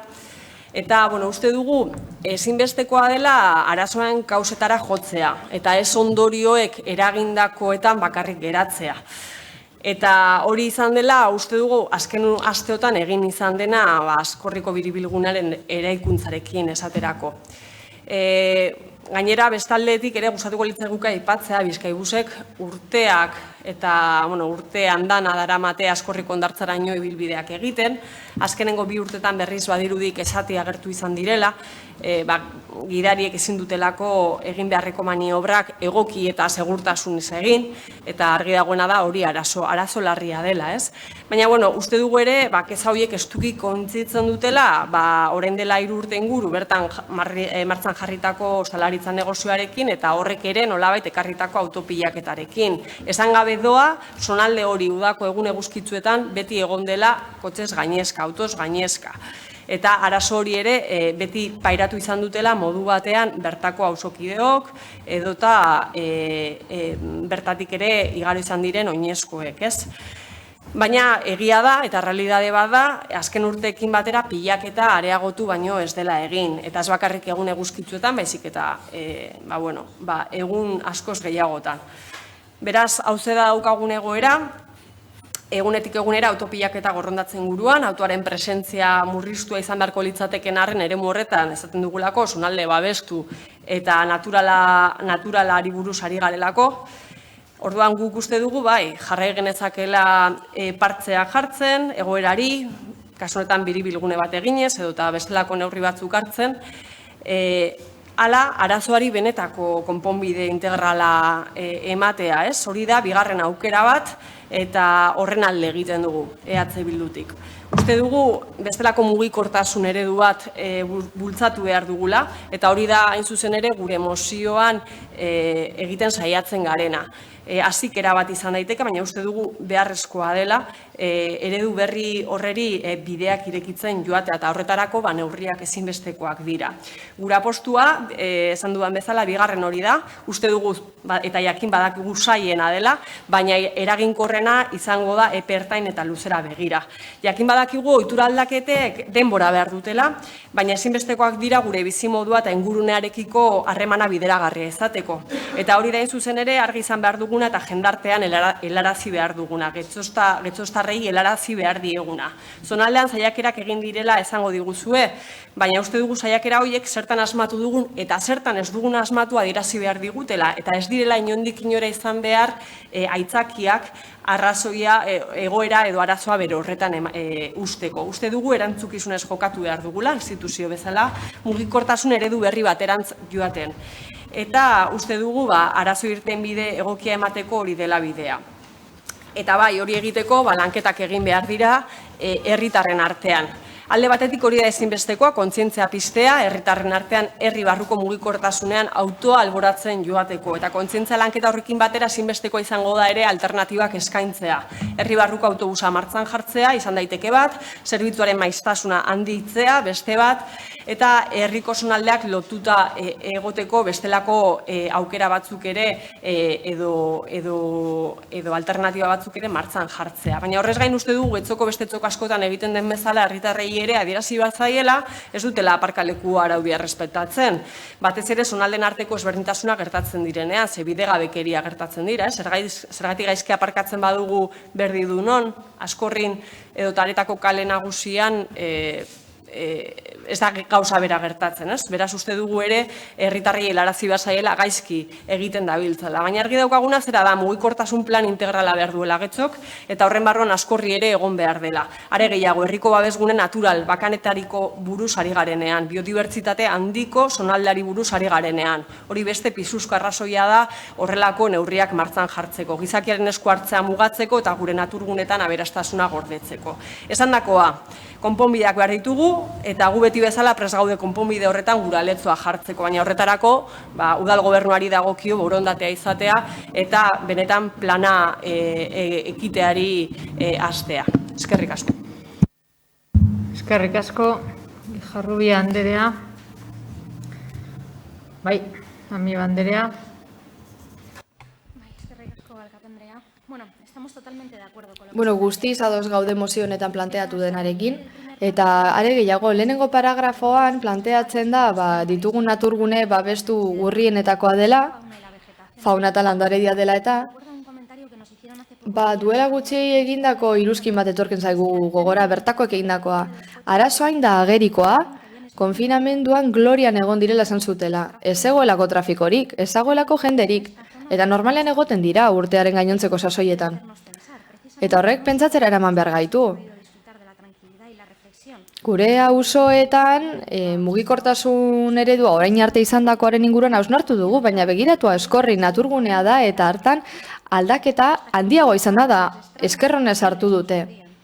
Guztia zegoen libre, ez zegoen urrun joan beharrik, aldaketarako beharra dagoela ikusteko, hemen esaterako. Eta ikusita autoen presentzia erakartzen duten elementua daudela, ez daukagu laguntzarik. Askorri bizirik gizataldearekitik esan ziguten, naturguneak babestu nahi izan ez gain, bertan biribilgunea eraikitzaren aurka zeudela. Izan ere, horrela ez dela autoen arazoa konpontzen EH Bilduk esan bezala. Biribilgune bat egiten bada, hala ere, autan joango dira milaka pertsonak, aparkatuko dute debekatuta dagoen tokian, saturatuko dituzte oinezkoen pasabideak. Guk ulertuko genuke, autobusen maniobrak errasteko irtenbidea jartzea. Baina, aldi berean, konpondu nahi baldin bada beste arazoa. Bertaraino, patineteaz edo joatea edo kotxeaz den baliabide baten bitartez. Orduan ze ikusi genuen, autobus batek ze maniobra egiten duen. Ez zeukan biribilgunean inongo arazorik, baina espazio guztiak kotxez beteta zegoen. Aparkatzerik ez zegoen tokietan barne. Eta bertan gainera ostalaritzaren mon buelta eman behar zuen autobusak. Eta ez da segurtasun kontua bakarrik, arauak betetzea da, bizikidetzarako eta respetuzko arauak, naturgune babestua dugulako bertan. Eta gainera narriatzen doa. Oso ondo deritzogu kanpainak egiteari, bestelako garraio bideak bultzatzeko, ez jartzea erraztasunak ibilgailu pribatuari eta dagokion tokian ez aparkatzeko oztopoa jartzea. Eta neurri hauek baino lehenago egiten bat azterlan sakon bat egoeraren inguruan, askorrin bertan, guztia aztertzeko autoena, mugikortasunarena, oinezkoen egoerarena, bare osoago izango litzateke. Eta argi dago bezala, hau eztabaida izango litzateke apoarako, eguneratzen ari delako. Orain da benetan beharrezkoa gure naturgunez hitz egitea, babesteko moduaz, iraunkortasun errealaz. Horregatik mozioaren aldeko bozka emango dugu eta benetan espero dugu bidearen hasiera izatea. Eta egoerari horrela buelta ematea horren beste urteren ostean. Eskerrik asko, Nieva Anderea, Aio jauna, zeurea da hitza. Sí, muchas gracias. Lehen esan bezala, edo duela gutxi hobeto esan da, osoko bilkura honetan esan dugulako, mugikortasun jasangarriaren kontu hau, administrazioek berehala landu behar dute eta orain are behar izan handiagoa dago pandemiaren ostean. Guk uste dugu, eta hau ere esan dugu, erronka hau, lantzeko orduan, ez direla kontu isolatuak bakarrik konpondu behar, adostasuna bilatu behar dira, getxon eta al bezain pronto mugikortasun iraunkorrerako plan bat izan behar dugu. Ez luzatzearren, hausnarketa bat egin nahi dut. Biribilgunearen inguruan. Biribilgune bat eraikitzea, beste elako garraio publiko bertaraino joateko, Bizkaibusa kasu honetan, eta horrela lineak ondo funtzionatu izateko, izan ere esan da, ez da, orain arte arazoak zeudela maniobrak egiteko, positibotzat jotzen dugu eraikiden biribilgune hori. Linea behar bezala funtzionatzeko. Eta horrela, gero eta erabiltzaile gehiagok erabiliko dute zerbitzu publikoa. Ikusiko dugu zerbitzua bera biribilgunearekin hobetzen den, espero dugu ala izatea. Eta azkenik, aipatzearren, abstenitu egingo gara, hau bezalako neurriak adostu egin behar direlako gobernuko zein oposizioko taldeen artean. Eta ordenantza baten jaso behar dira, mugikortasun iraunkorren inguruko ordenantza batean. Eskerrik asko, Aio jauna. Zein dago, bai, Arandui, Anderea, zeurea da hitza.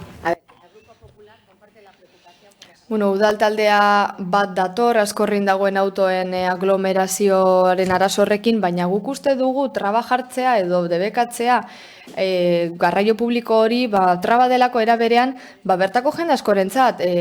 Muga fisikoak, aurrak edo edade bat duten jendea zingo zelako bertaraino joan. Horregatik labur geratzen da, zin dugu inoiz kanpoan utzi herritarra direlako. Erabaki globala, etorkizunera begirakoa behar dugu. Duela denbora askotik gure hauteskunde programan sartu dugu hirien arteko autobus bat. Getxo osoa harin lotzeko. Izan ere, pertsona askoren egoera fisikoagatik ezin da bizikletaz joan edo oinez. Hori bera uste dugu. Autobus hori egon arte funtzionamenduan jar daiteke lantzadera bat eta horrela bizilagunek hori erabiliko duke eta ez ibilgailu pribatua. Lantzaderak batuko luke Ibarbengoako geralekoa askorrirekin. Eta biribilgunaren obrarei dagokionez, hasi ziren da paralizatuta daude, eta uste gulekurik okerrena dela. Eta tokiko ekosisteman kaltetzen duela. Ideia bera ona da, baina ez da ondo kokatuta.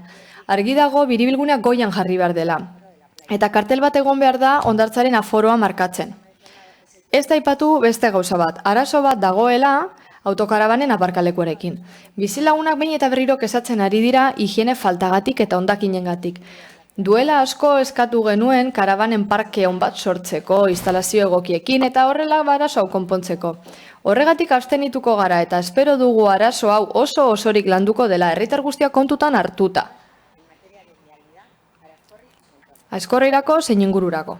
Eskerrik asko, Arandui Anderea, eta Arregi jauna zeurea da hitza. Eskerrik asko, alkate.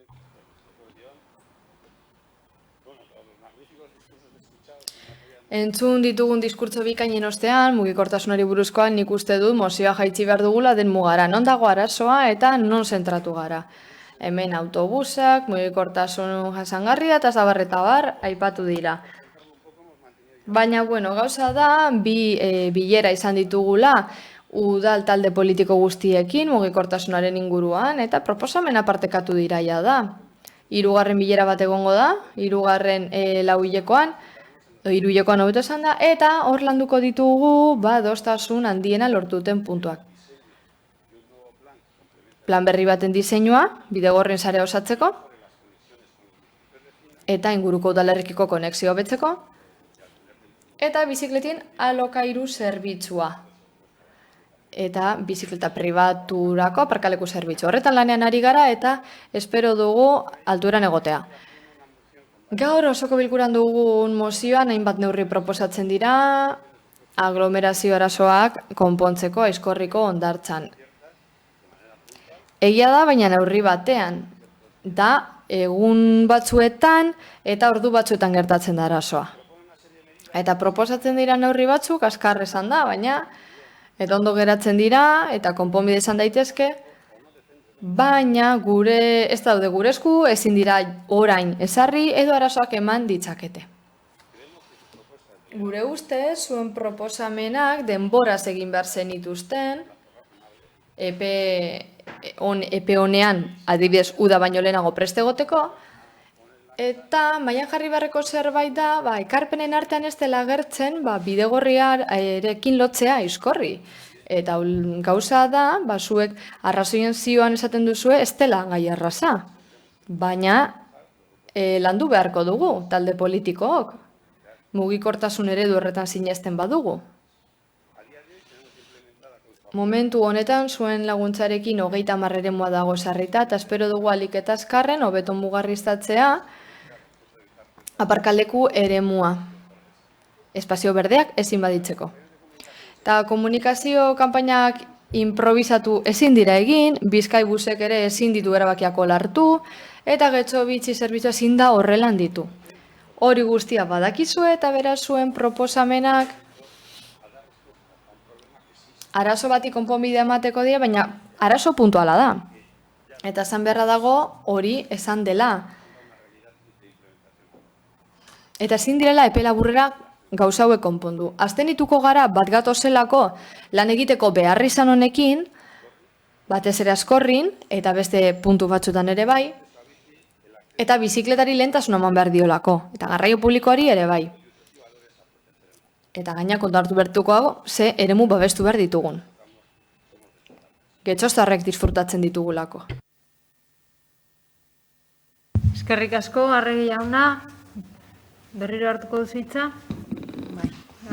Jarrubia. Lehenik eta behin, eskerrik asko zuen azalpenengatik eta zuen iritziengatik. Naiz eta desberdintasun batzuk izan, baina norabidean badirudi denok argi daukagula mugikortasun jasangarri baterantz joan behar dugula. Kontua da nola. Argi dagoena da kasu konkretua dakargula, kasu konkretu bat, aspektu konkretu bat edo gure herriaren zonalde konkretu bati eragiten diona. Zergatik, momentu honetan jasangarria egiten ari delako autoen pilaketa zonalde horretan, eta horrek eragin izan ditu hainbat arazo. Besteak beste, Bizkaibuseko gidariek ezin ematea maniobrak behar bezala, edo behintzat hori da adierazi izan dutena. Argi dagoena ere, da nola ez mugikortasun plan integrala behar dugula. Baina bitartean, hori gertatzen den bitartean, uste dugu ere zinbestekoa dela herritarrek eta auzokidek pairatzen dituzten arazoi erantzun konkretuak ematea.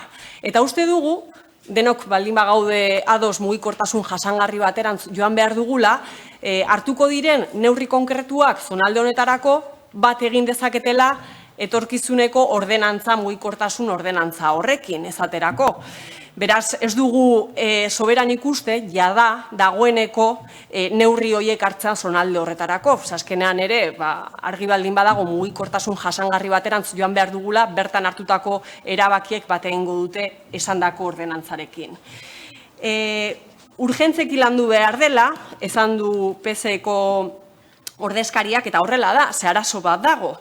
Bai, noski, plan integrala behar da, baina esan dudan bezala, erantzun konkretuak ere behar dituzte bertako auzokideek eta herritarrek.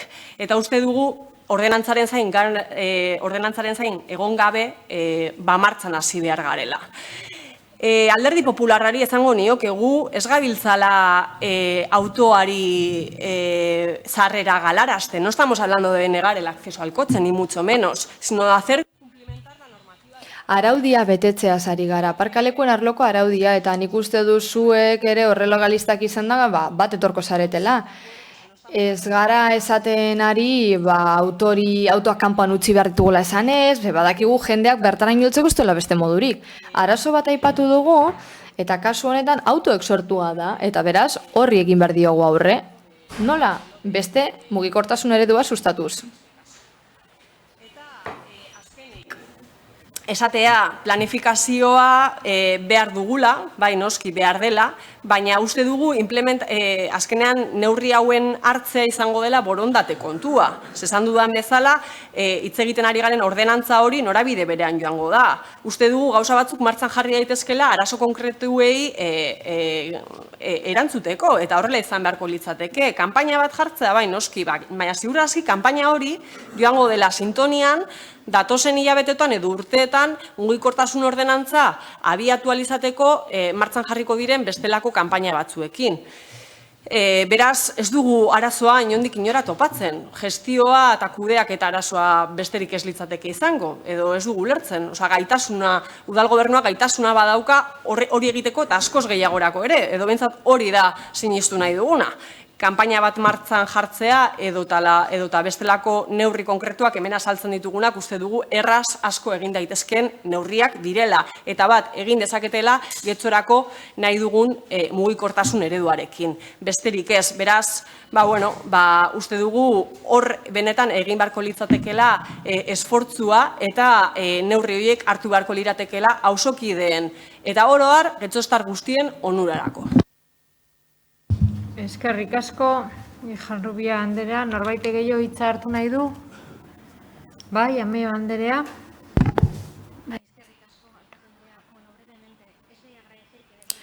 Eskerrak eman nahi dizkiot gobernu taldeari arazo aitortu dutelako, eta hori lehenengo pausua delako, hau guztia lantzeko. Eta behar bada adostasun gehiago lortuko ditugu proposamen gehiago da momentuan aztertuko ditugu. Kasu honetan erabilgarri litzateke baita ere bertako bizilagunekin biltzea eta ikustea arazo ez dela horren puntuala. Uda osoa ez da momentu puntuala. Eta mugikortasun jasangarriaz hitz egitea luzarago joko du, beraz. Ziurrezki udaz gertatzen denaz gain hitz egingo dugu beranduago gainerako eremuez, aizkorrez gain.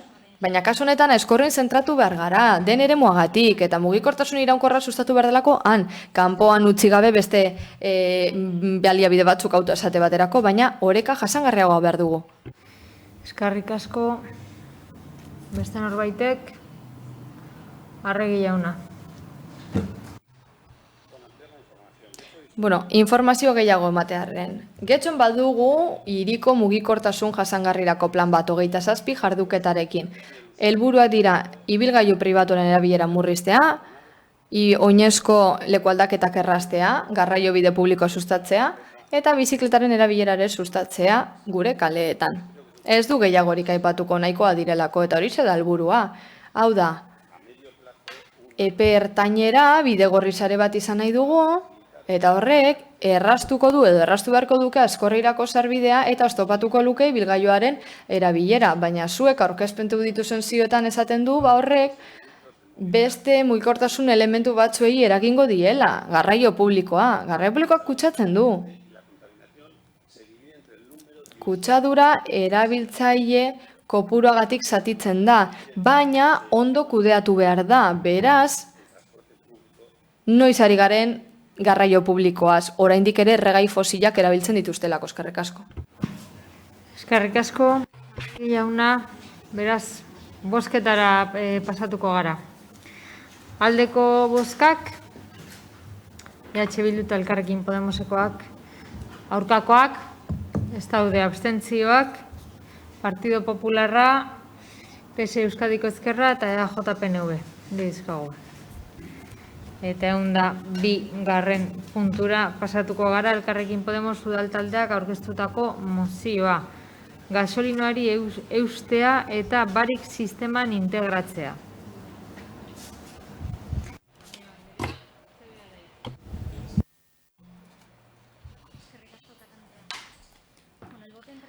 Itxasadarren bi ertzen arteko txalupa gasolino izenez ezagutzen dena, Bilbo handiko biztanleriaren zati handi batek erabiltzen duen garraiobidea da.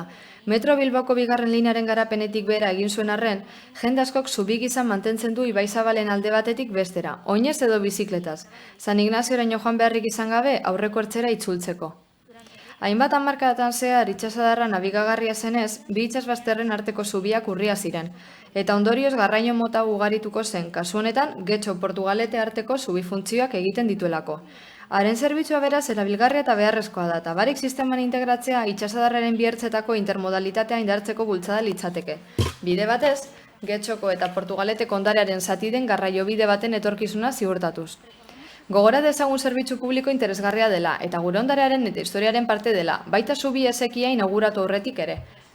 Las vizcaínas ya lo utilizaban para cruzar entre ambas márgenes. Bi ertzak gurutzatzeko eta horregatik gure ustez zaindu egin behar dugu hurbilen dugun erakundea den aldetik gure kultura erentziaren parte gisa babestuz, eta Getxoko herritarren eta bizitatzen gaituztenen artean haren erabilera bultzatuz. Horregatik Getxoko udaleko elkarrekin Podemos udaltaldeak honako erabaki proposamen hau proposatu dio osoko bilkurari. Bat, Getxoko udalak Bizkaiko Foru Aldundiaren da Bizkaiko Garraio Partzuergoaren esku jartzea gasolina zerbitzua kudeatzen duen enpresarekin lankidetzan aritzeko eta zerbitzu hori barik sistema sartzeko baliabide guztiak, eta herritarrei aldaketorren berri ematea. Bi, Getxoko udala lankidetzan aritza Bizkaiko Foru Aldundiarekin garraio horren publizitatea egiten eta ura sustatzen, ibilgailu pribatuaren kalterako erabilera sustatzeko, bai kulturaren arloan, bai ondare historikoaren arloan. Barkatu. Bai. Guri hirugarren puntu bat gehitzea gustatuko litzaiguke transakzional batekin. Transakzionala daukazue. Bai. Aurkeztu. Irakurriko dut. Hirugarren puntua, Getxoko udalak seinalizazioa hobetuko du gasolinoaren geltokiaren berri emateko, geltokian bertan eta inguruko kaleetan.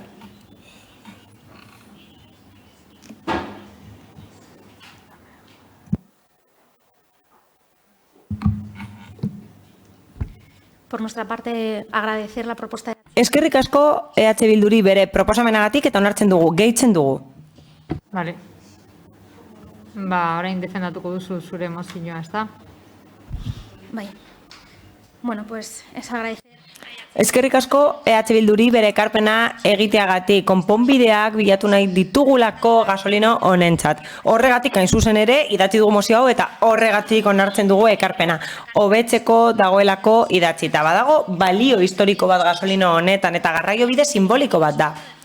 Ekimen hau batera bultzatu dugu auzokideekin batera. Eta erabaki dugu udalerri desberdinetan aurkeztea. Ematen du aurreratuagoa dela hemengo egoera. Baina nik uste dut egokia dela Getxoko udalak besteekin ere elkarlana edukitzea gasolinoaren segurtasuna bermatzeko eta eraginkortasuna bermatzeko tarifen kobrantzan. Hala, badaukagu aukera bat orain bi egoera baliatzeko, publizitatea emateko eta gasolinoa sustatzeko aldundiarekin batera bere erabilera bultzatze aldera batetik. Egungo egoerarekin eta COVID-19 broteekin aukera daukagu gehiago bidaiatzeko Euskaditik. Eta bestetik gasolinoak beharrezkoa dauka inbertsioa bere erabilera bermatzeko. Horregatik uste dugu egokia dela lanean hasteko eta jendeari gogorazteko ez dagoela bakarrik Bizkaia zubia hemen. Hala, elkarrizketa bat egin zioten ontzian lan egiten duen bati eta zubia, Bizkaia zubia inauguratu zenetik gasolinoa erabiltzen zen eskerraldetik eskuinaldera pasatzeko. Hala, arraunean igarotzen ziren itxasadarretik. Eta orduan, ibilbide asko zeuden gaur egun, Portugalete eta Areta elkartzen dira eta Erandiorekin ere elkartzen du gasolinoa. Gainera, langileek bizitza osoan daramate honetan lanean eta oso ondo ezagutzen dute zein izan den bere bilakaera. Haien ustez, metroa heltzearekin asko murriztu ziren bidaiariak. Hala eta guztiz ere bada zerbitzu egoki bat eta egunero funtzionatzen du urteko egun guztietan. Klimagatik funtzionatzen ez duten egunetan izan ezik. Izan ere, bi aldeak itxasadarraren bi aldeak konektatu ditu eta alarma egoeran egunero funtzionatu du, naiz eta bidaiari gutxiago egon diren arrazoi logikoengatik. Orain, sektore gehienek bezalase, babes publikoa behar dute aurrera egiteko pandemiaren ostean. Horregatik, haiekin elkartu gara eta osoko bilkura honetara ekartzen dugu haien egoera, babesteko eta aldugun neurrian laguntzeko. Espero dugu garraio partzuergoak erakutsitako asmoa ere hemen islatzea eta barik sisteman integratzea. Oso aldaketa beharrezkoa da eta onuragarria izango da hientzat bere lana, seguruagoa izateko ere bai. Hala. Obtener un método de validación portátil, como un PDA. PDA bat beharko lukete. Ez daukatelako aukerarik makina bat edukitzeko lapurtu dezaketelako edo ez delako egokia eta partzuergoak asmoa dauka hori bermatzeko, baina zain gaude oraindik ere. Egi bihurtu behar da oraindik ere eta asmoa egi bihurtu beharra dago. Horren zain gaude. Gainera, onuragarri esango litzateke haientzat publizitatea ematea, bere erabilera sustatzea eta EH Bilduk esan bezala seinaleak egokitzea beharko litzateke, bai Aldunditik, bai dagozkien udaletatik. Eta kasu horretan, Getxoko udalak badauka zeresan oso garrantzitsua, bai turistikoki, bai ondariari dagokionez, eta seinalea jarri beharko lituzke, jendea jakin desan non dagoen. Espero dugu ados egotea, ezin dugu hiltzen utzi gasolinoa, eta ados jarri behar gara gure ondarea desagertu aurretik babesteko. Mila esker. Eskerrik asko, Amiba Anderea, Díaz Anderea, zeurea da hitza. Alkate Andrea, eguerdi on denori. Bueno, como no he tenido oportunidad de intervenir antes, quisiera... Lehen ezin izan dut hitz egin, eta horregatik ongietorria eman nahi diot Karolina Uriberi. Espero dugu bide atsegina edukitzea kargu berri honetan, eta gainera, esan nahi dut zure karguarekin gero eta emakume gehiago garela, eta gehiengoa emakumeak garela, eta gainera hori egitate historikoa da. Beraz, borroka feministen ondorioz gero eta emakume gehiago gaude osoko bilkura honetan, gainera gehiengoa gara esan bezala. Elkarrekin Podemosek aipatutako garraio bidea begibistakoa den bezala ez dago bere momenturik onenean. Besteak beste itzi direlako industria desberdinak eta industria horietako langileek erabiltzen zutelako garraio bide hau bere lanetara joateko. Hala, balioan jarri nahi dugu gasolinoa zerbitzu bat izan delako, zerbitzu historikoa, garraio bide zerbitzu historikoa, eta espero dugu getxostarrentzat ere baliagarria izaten jarraitzea itsasadarraren bi aldeetara garraiatzeko. Elkarrekin Podemosek proposamen bat ekartzen du gaur eta lan hori egiten hasi zen Bizkaiko Foru Aldunditik orain dela denbora apur bat. Barik sisteman integratzeko proposatu zen garraio bideen partzuergoan. Dakizuen bezala, partzuergoak sinatzen ditu hitzarmenak, barik sistema eta txartela kudeatzen du partzuergoak, eta horregatik badakigu Elkarrekin Podemosek proposamena aurkeztu duela batzar nagusietan eduki berarekin. Eta eztabaida partzuergoan garatu beharko da. Ekarpen interesgarria da. EH Bilduren 3. puntuaren ekarpena oso interesgarria da, hori bada udalerrian egin beharrekoa, baina oro har abstenituko gara. Hain zuzen ere, ez delako pleno honen eskumena eta zain egongo garelako eta eskudunak diren organoetan dagoen eztabaidaren zain geratuko garelako. Mila esker. Díaz Anderea, Bildutik, Maseda Anderea.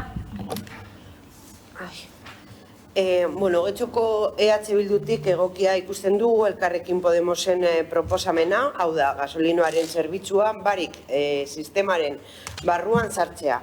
Gero eta gehiago dira barik txartelaren barruan sartzen ari diren garraio bide edo zerbitzuak. Bilboko metroa, Bizkaibus, Bizkaiko zubia, Ereagako igogailua, Artxanda eta Zugaztieta funikularrak, Bilboko tranbia, Getxo eta Portugaleteko arteko gasolinoa edo botea zerbitzu honen baitan sartzea ere garrantzitsua ikusten dugu bere bizi iraupenerako. Gasolinoko langileek esan digutenaren arabera, barik sisteman sartzeko prozedura nahiko aurreratuta omen zegoen, eta ez dute nahi orain osasun egoera berezi honetan aurrera pauso horiek gelditzea.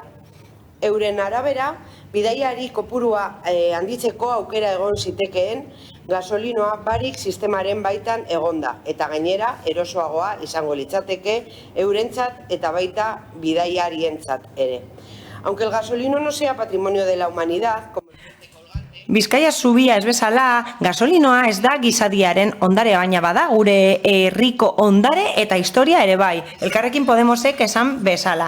Gasolinoaren zerbitzua abian jarri zen Bizkaia zubia inauguratu aurretik eta gure historiaren zenbait momentutan adibidez gerra zibilean funtsezko papera izan du gasolinoak. Hala, barik sisteman gehitzeaz gain, gustatuko litzaiguke zerbitzua behar bezala seinalestatzea udalaren aldetik. Bai, geltokian bertan, bai inguruko kaleetan seinalizazioa hobetu behar da. Beste aldean, Portugaleten hain zuzen ere, hobetu egin dira seinaleak EH Bilduk 2018an proposatu aurretik eta udal osoko bilkurak onartu aurretik. Eta espero dugu getzen ere bai hori lortzea. Uste dugu garrantzitsua dela seinaleak hobetzea eta zerbitzuaren informazioa hobetzea.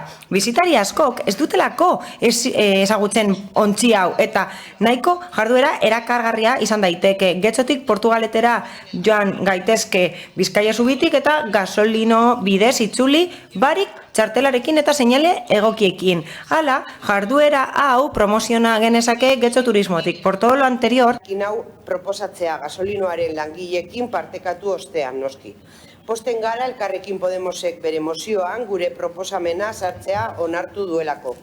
Orain espero dugu osoko bilkurak ere alderdikeriak alboratzea eta testua onartzea. Portugaleten posible izan zen adostasun hori egin dezagun posible Getxon ere. Mi esker.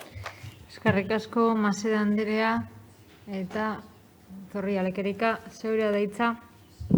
Gracias, señor alcalde. Eskerrik asko alkate Andrea eta egunon guztioi. Oso labur hitz egingo dugu puntu honetan.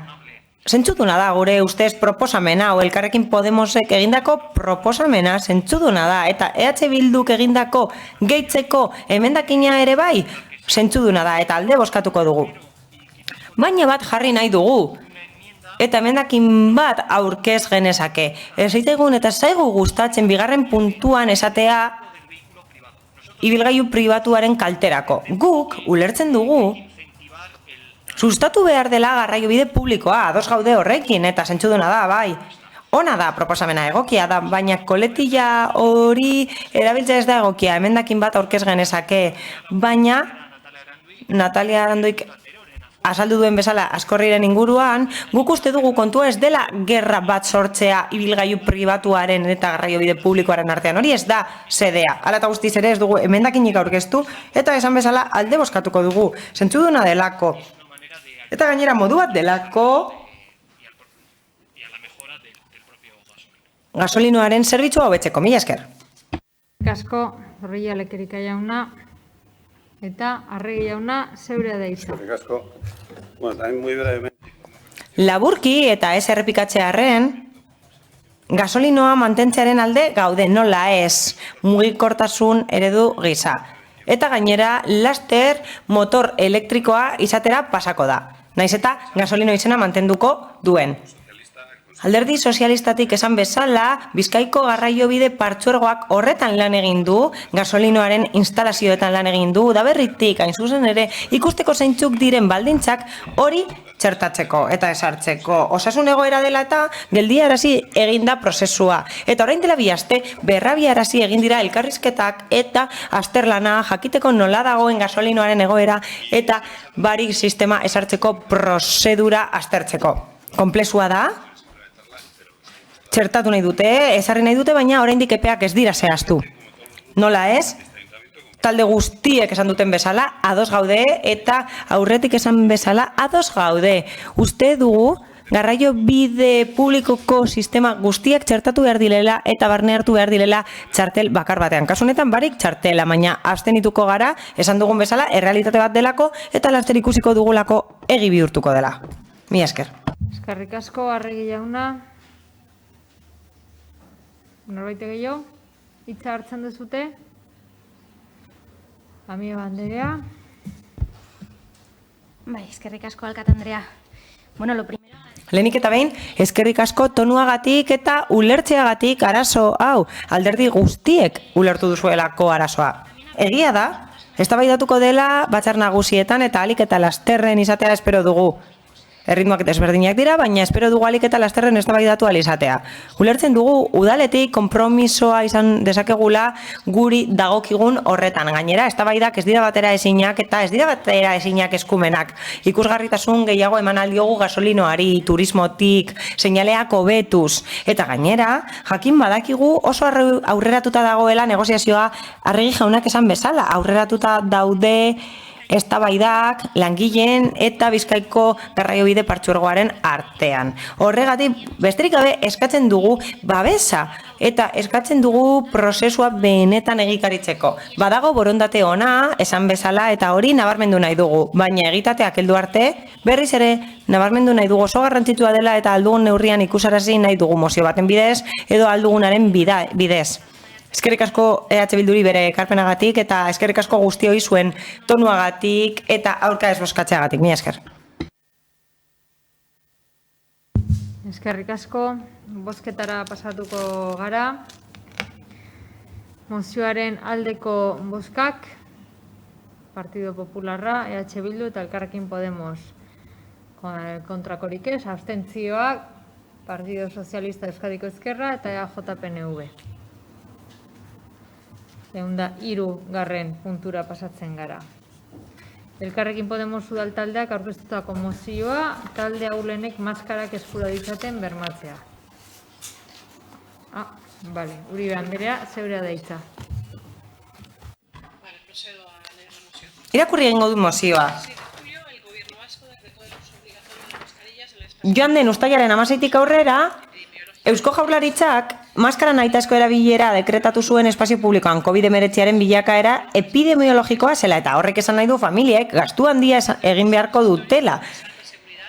Eta onartzeko zaila egin beharko dutela diruzarrea gutxiko eta edo hainbat kidez osatutako etxeetan. Udalaren bete beharra da herritarren segurtasuna eta osasunaren babesa bermatzea eta horregatik maskarak eskuratzeko arrastasunak eman behar dizkiegu pertsona guztiei gizartean eta ekonomian ahulenak diren kolektiboak azpimarratuz. Joan den maiatzaren amaieran, Getxoko udalak erakunde laguntzaileen bitartez 70.000 maskara kirurgiko eman zizkin udalerriko pertsona ahulenei konfinamendutik atera ondoren segurtasuna bermatzeko.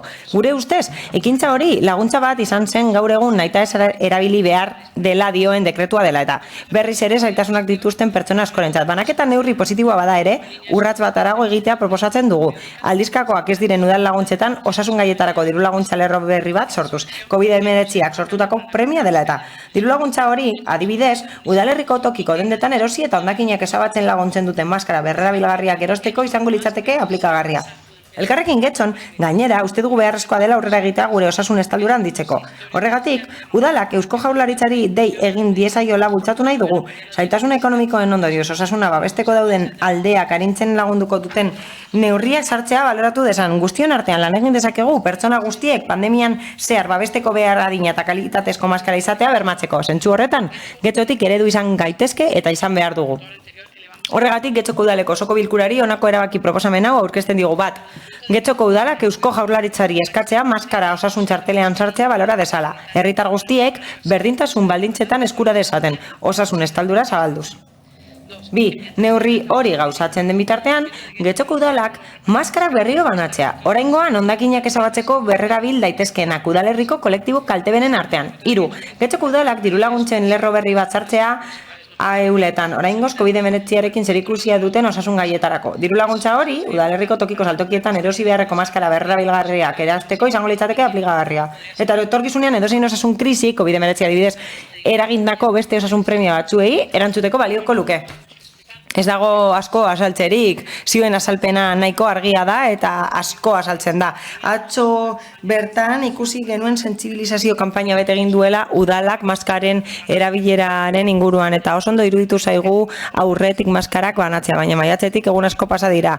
Eta besteak beste, maskara derrigorrezkoa dela dekretatu egin da. Horregatik guztiagatik uste dugu familia batzuetan ahulezia egoera sor daitekela eta laguntzeko aukera daukagu zentzu horretan. 0,96 zentimo kobratzen dira maskara bat erosteko, baina familia ugarietan edo kide asko dituzten familietan izan daiteke garestia izatea maskara horiek eta babes bat eman ahal diegu. Horrez gain, uste dugu pertsona hauek arazo ekonomikoengatik kalitate txarreko maskarak erabilditzaketela, gehiegi erabilditzaketela, eta horrek babesgabetasun egoerak sor ditzakela. Hala, udalaren lana da, babes neurri egokiak eta onak bermatzea herritar guztien artean, eta bestela osasun arraia sor daitekela gure herritarren artean, gero eta handiagoa dena gure herritarren artean. Horregatik guztiagatik nahi dugu udalak zerbait egitea, eta Eusko Jaurlaritzari eska diezaiola diru laguntza horiek esartzeko eta lerro horren bitartez laguntza ematea pertsonarik ahulenei. Eskerrik asko. Díaz Anderea, zeurea da.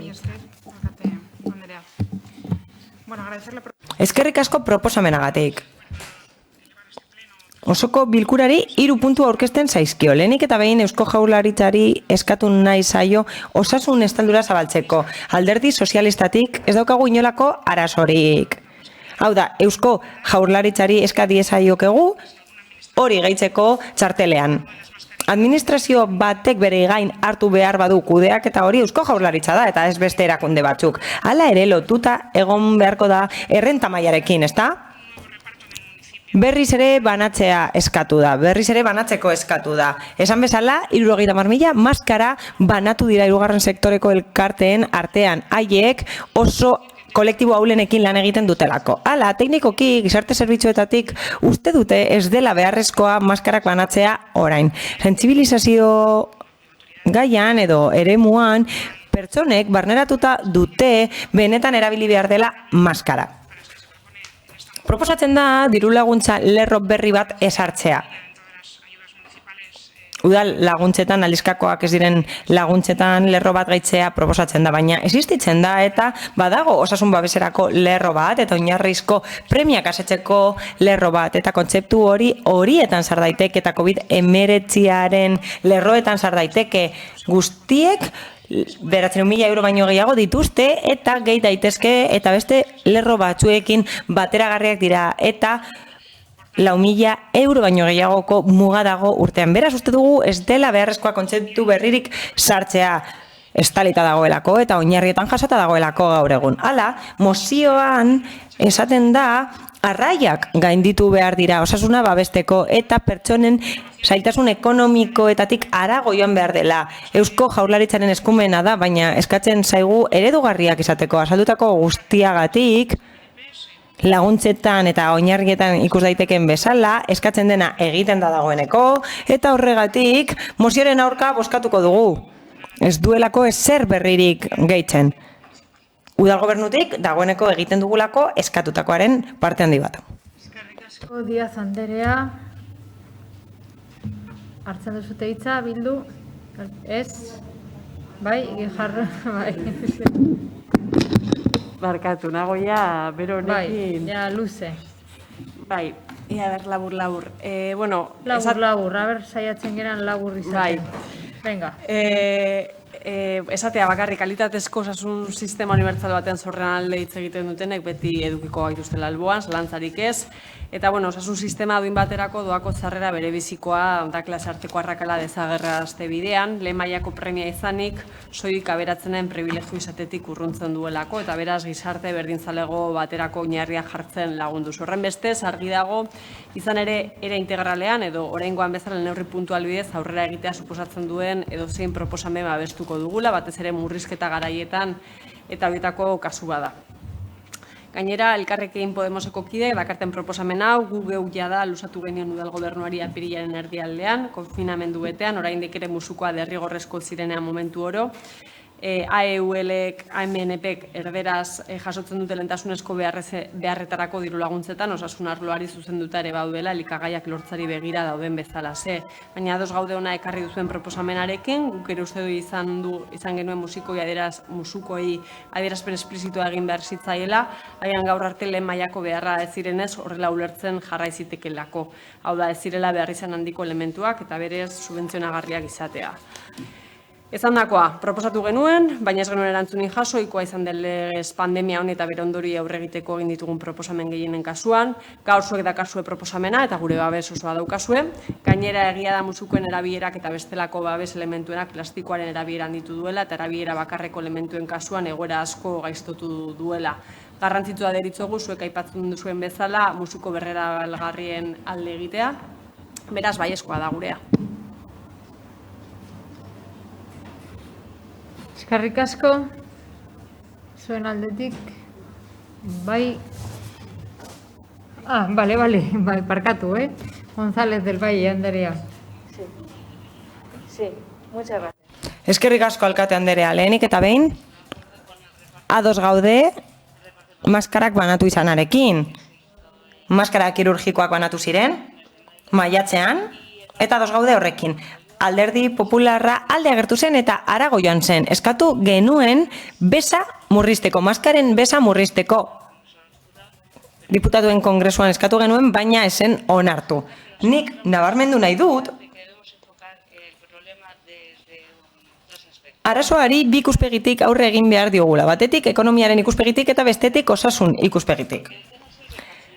Zertarako balio du maskarak emateak baldin eta jendeak ez badu hori erabiltzeko derrigortasuna betetzen. Jendeak ez badu distantzia mantentzen. Ez du zertarako balio nik nire burua babesteak besteek ez badute gauza bera egiten. Osasun neurri bat behar dugu, osasun konponbide bat behar dugu eta gure eskura dauden neurria bete behar ditugu. Eskura ditugunak betearazi behar ditugu udalean eta gobernu batzordean betearazi eta bete behar ditugu. Hala, udaltzaingoaren jarduk eta oso garrantzitsua da. Eskumenak dituelako udaltzaingoak legeak betetzen direla bermatzeko.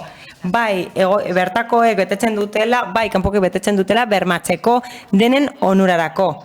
Denok ikusi dugu jendea kaletik maskararik gabe.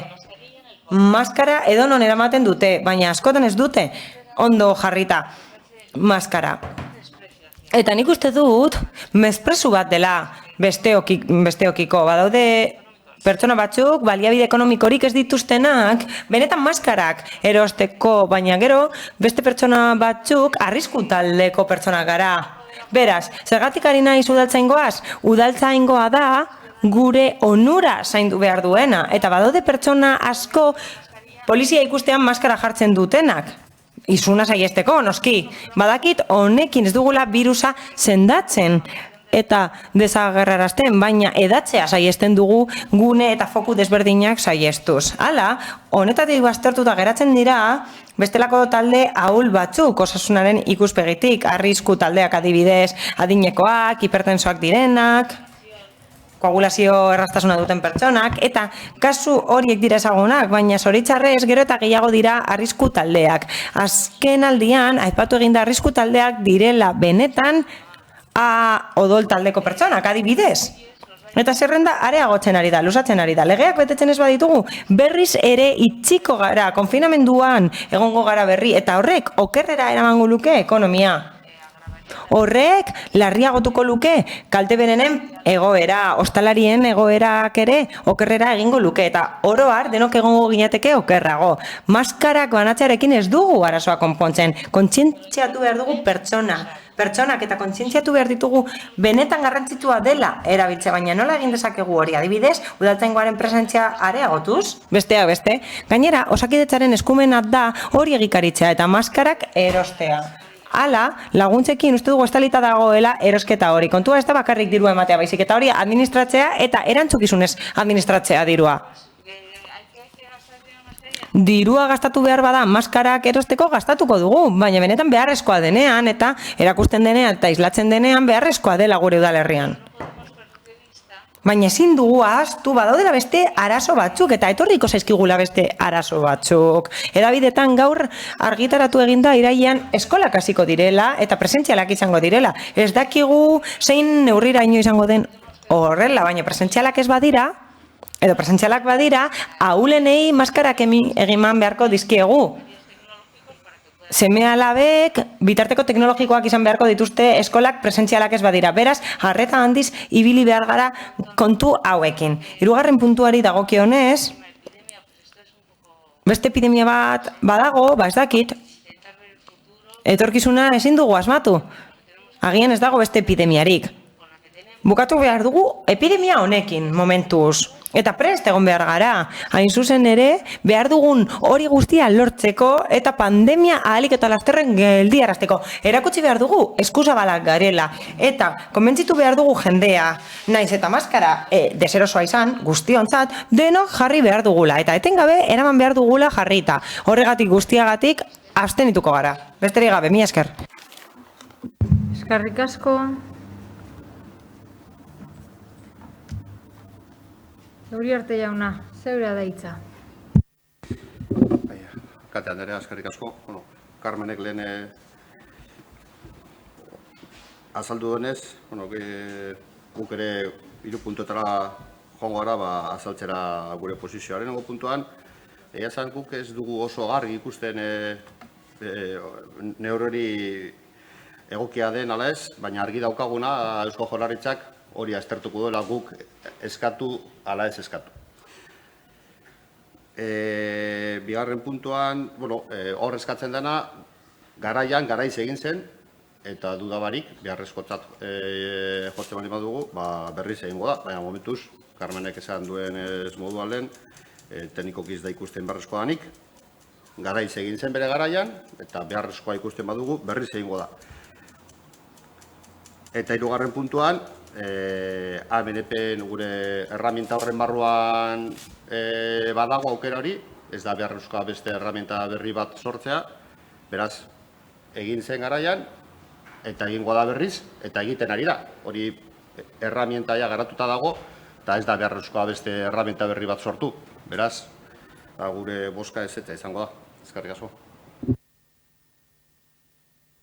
Asko, Uriarte jauna. Beste norbaitek hitza hartu nahi du? Bai? Hartuko duzu hitza? Sí. Uribe Andrea, zeurea da txanda. Vale, bueno, muy brevemente. Por una parte...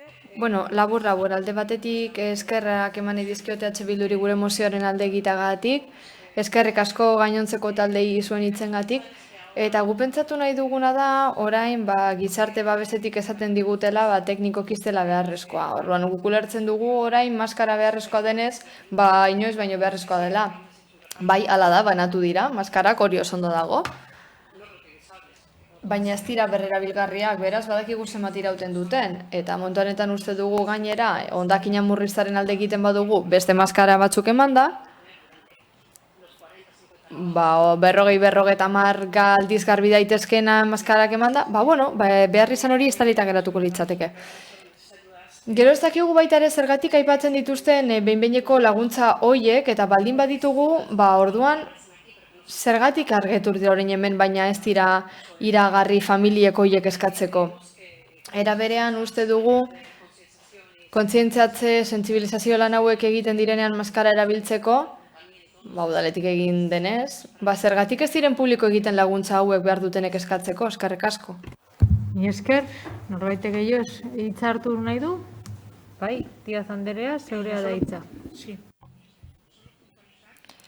Nabardura txiki bat, oinarriak argitaratuta daude, webgunean. Ez dakit familia guztiek ezagutzen dituzten, baina ezaguna dira eta preskripzio teknikoz ezarrita daude. Harrigarria iruditzen zaidana da, Elkarrekin Podemos taldeak ez ezagutzea askotan aipatu direnean. Gainera,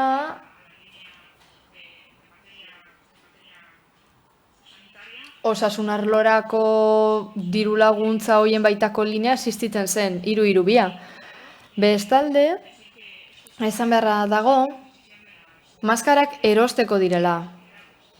Permititu ezin duten entzat. Banaketa egin zenean, sentsibilizaziorako izan zen, eta bulertu genuen, jada, sentsibilizatuta dagoela maskaren inguruan herri guztia, eta gizarte zerbitzuak ez direla arduratu behar berriro banaketa egiteaz.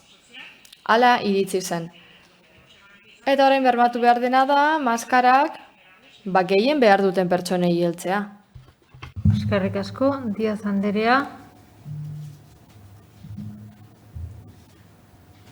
Bozketara pasatuko gara. Bai?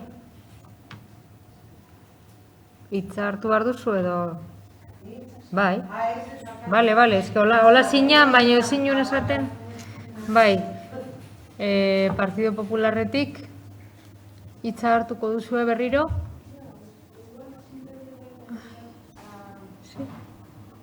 A Carmen Díaz.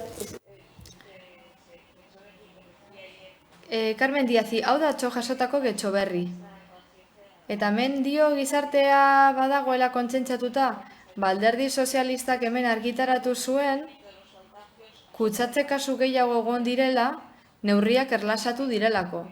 Beraz, uste dute hau esandakoaren kontra doala, eskerrik asko. Eskerrik asko, Uriarte jauna, ez dugu hitza hartzen. Beraz, bozketara pasatuko gara. Mozioaren aldeko bozkak, EH Bildu eta Elkarrekin Podemosekoak. Abstentzioak, Partido Popularra eta kontrakoak, EAJ, PNV eta PS Euskadiko Ezkerra. Eta azkeneko mozioan sartzen gara, 104. puntuan, Elkarrekin Podemos udal taldeak aurkeztua, emakumeen bizitzari eragiten dieten partidak ez murriztea. Bai, Uribe Andrea, zeurea da hitza. En las diferentes...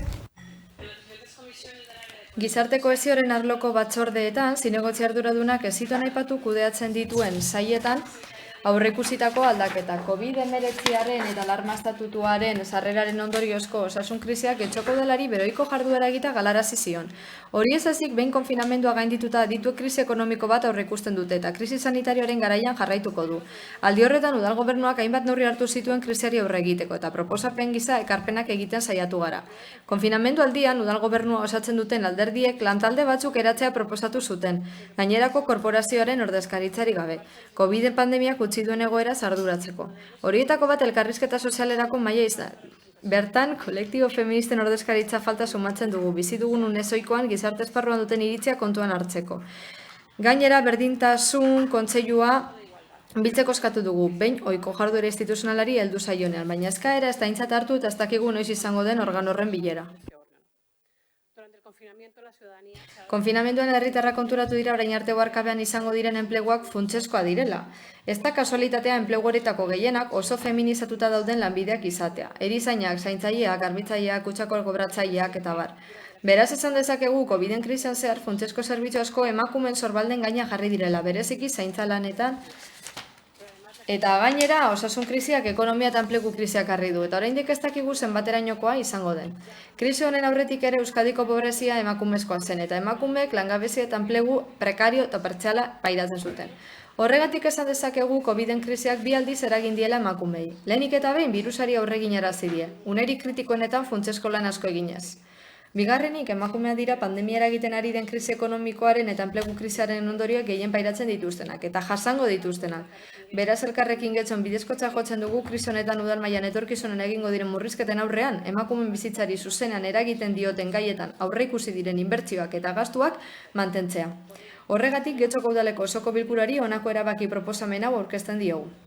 Bat, Getxoko udalaren osoko bilkura konpromiso hartzen du 2020ko udal aurrekontuetan berdintasunaren arloko aurrekontu partidarek osorik mantentzeko, horietan inolako murrizketarik egin gabe. Bi, Getxoko udalaren osoko bilkurak elkarrizketa bat izango du Bizkaiko Foru Aldundiarekin, berdintasunaren eta gizarte zerbitzuen arloarekin lotutako laguntzei eragiten dieten murrizketak saiestu ahal izateko.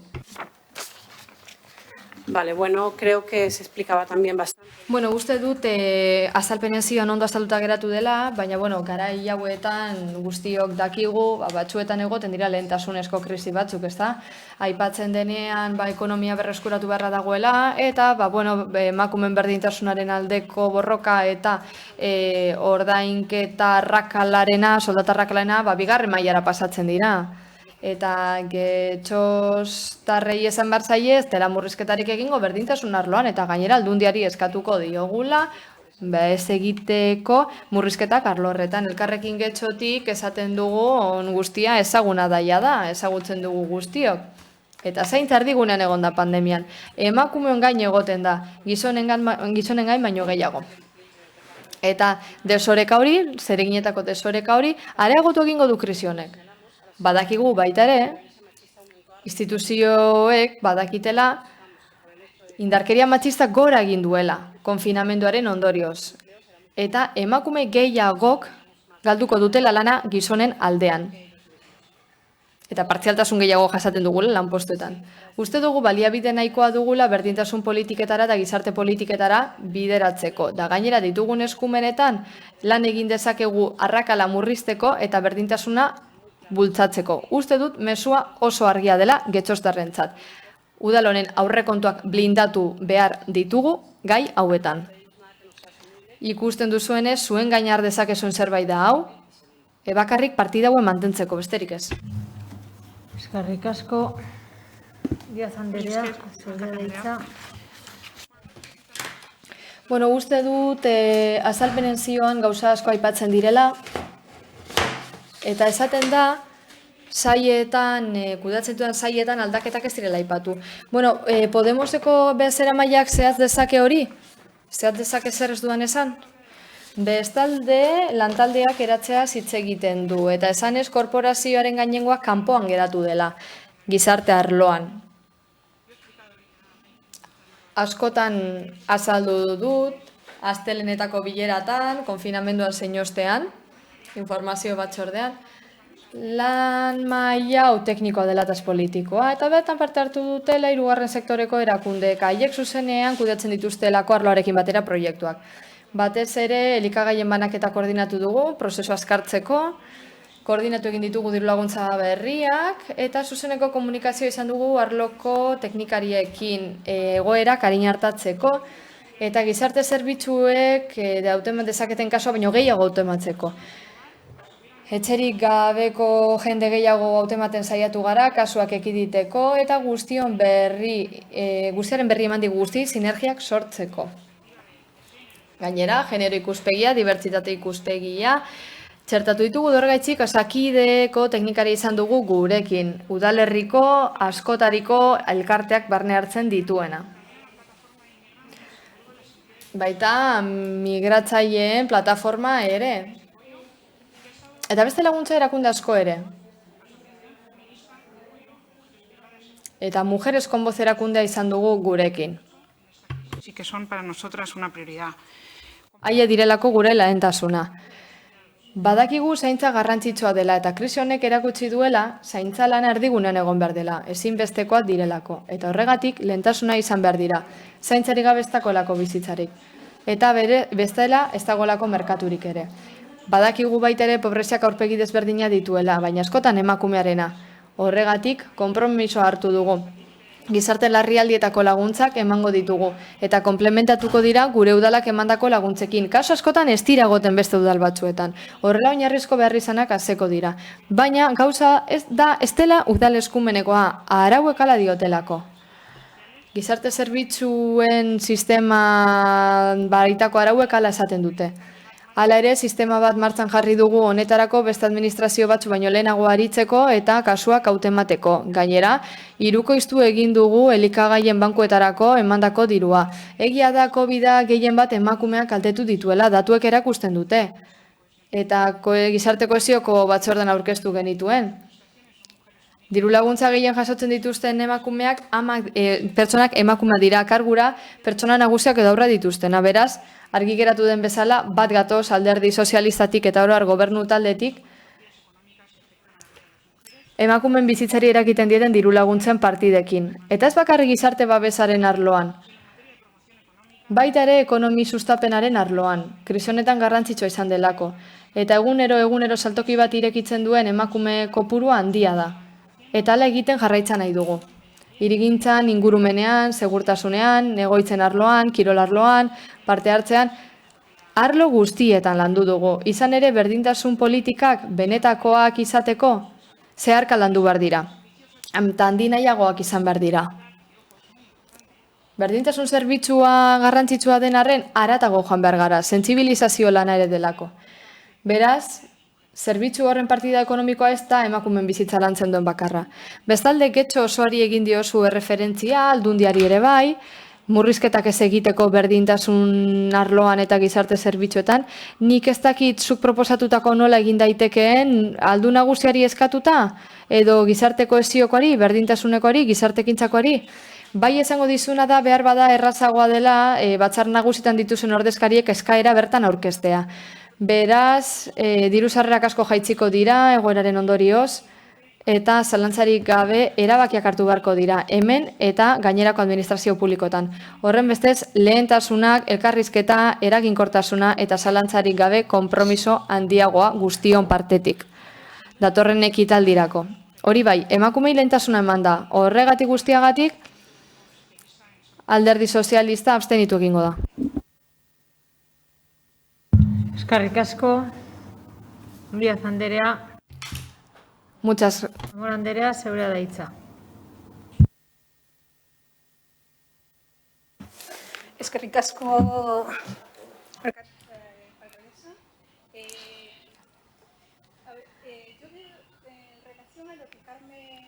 Carmenek esandakoaren arira, benetan espero dut urrengo bileratara etorri alizatea eta hori gogoraraztea, ezta? Ez dela murrizketarik egongo.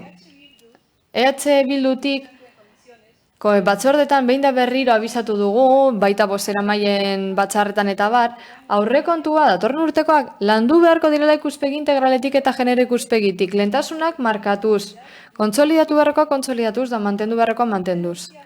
Salatu izan dugun bezala, berdintasuna edo martxoaren 8 erabiltzen duzue estandarte gisa nahi duzuenean.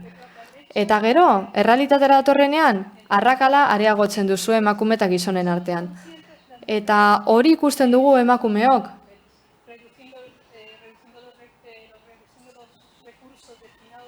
Guretzako baliabideak, gure politiketarako baliabideak murrizten direlako. Justizia sozialerakoak murrizten direlako. Eta aukera berdintasunari kalte egiten zaiolako. Gure ustez, berdintasuneko aurrekontua ez da aldatu behar. Ez da murriztu behar. Udal honek Eudelen proposamena jasotzen ditu. Pasaden hilabetean, gomendio batzuk egin zizkien arduradun politikoei. Konpromisoa indartzeko. Eta hala, berdintasuneko tokiko politikaek diru kopurua mantentzeko eta aurrera egiteko. Pandemiaren eragina jasan arren. Dokumentuan azpimarratzen da oso garrantzitsua dela berdintasun politikak lehentasuntzat izaten jarraitzea. Berdintasunik eza ez areagotzeko eta krisiak emakumeengan izandako eragina ez areagotzeko. Indarkeria matxista jasandako emakumeak bakarri bizi dira nagusia direnak, zaintzailea direnak, aniztasun funtzionaltenak eta egoera irregularren dauden migratzaileak. Hoie dira zaurgarrienak. Eta gainera udeletik eskaintzen da genero ikuspegia errespetatzeko krisiari aurre egiteko hartzen diren neurri guztietan. Da diru laguntzetan. Beraz, bai, zue aldeko bozka emango dugu. Eskerrik asko, Zamora Anderea. Bai, Elorza jauna. Muchas gracias, señora alcaldesa. Bueno, lo primero de todo... Eskerrik asko, alkate Andrea, lehenik eta behin, azpimarratu beharra dago mozio honetako gauza batzukin ez gatozela bat. Zehazki, zuk esaten duzu funtsezko zerbitzu asko emakumeek burutu dituztela. Bueno, aitortu arren, berriro diot, aitortu arren, uste dut medikuak, zeladoreak, jantokietako jenteak, kajeroetakoak, polizia, garraiolariak, kamioilariak, zerbitzu publitako gidariak, malarrieltak unitate militarra, eta hori guztiak astu dituzula. Enplegu hoiek guztiak maskulinizatuta daude. Eta zuk aipatutakoak bezalaze lehenengo lerroan egon dira, osasuna eta bizitza arriskuan jartzen beste guztion alde. Funtsezko zerbitzuak gure aitormen osa behar duten pertsonengan egon dira. Eta haiek saritzea, hobeto esan da, sexu bakarreko pertsonak saritzea insultantea da gainerakoentzat. Zure mozioan gehiago sakondu zerbait okurritzen zait. Lan egin nahi dut murrizketak ez egoteko, baina badakigu egongo direla. Diru sarrera gutxiago izango ditugulako. Bigarrenik, eta guztio landu beharreko zerbait da, Gastu sozialan ez da murrizketarik egon behar. Are gehiago, lan egin behar dugu partida horiek areagotzeko. Beste batzotatik kendu behar bada ere. Eta lehentasuna eman behar diegu behar izan sozialei. Beste inbertsio gastu batzuen aurrean? Esate baterako, Errekaganeko gaztetxerako diruaren gainetik. Baina ez gaude ados gauza batekin. Sexuaren arabera blokeatu nahi dituzue partidak. Blokeatu behar dena da, gastu sozialerako partida guztiak, eta handitu ere bai. Izan ere, blokeatzen hasten bagara zergatik ez gara saiatzen blokeatzen umeen babeserako partidak. Edo gizartetik baztertuta daudenen, edo horretarako arriskoan daudenentzako partidak. Hemendik udazkenera bitartean uste guztiok erabaki beharko dugula zen partida murriztu nahi diren zaurgarrienak babesteko. Eta babesgabetasun egoerari aurre egita izan behar da gure lehentasuna. Beti larrialdi sozial oro landu beharko dugu, berdin du sexuak. Eta kontutan izan da, zure asmoa babestea dela, baitzaron dezagun, zein babesgabetasun sozial egon daiteken gure udalerrian hori hartatzeko. Eskerrik asko Lorza jauna, eta Iguren Anderea, zeure da hitza. Bai, eskerrik asko. Labur. En primer lugar, decir...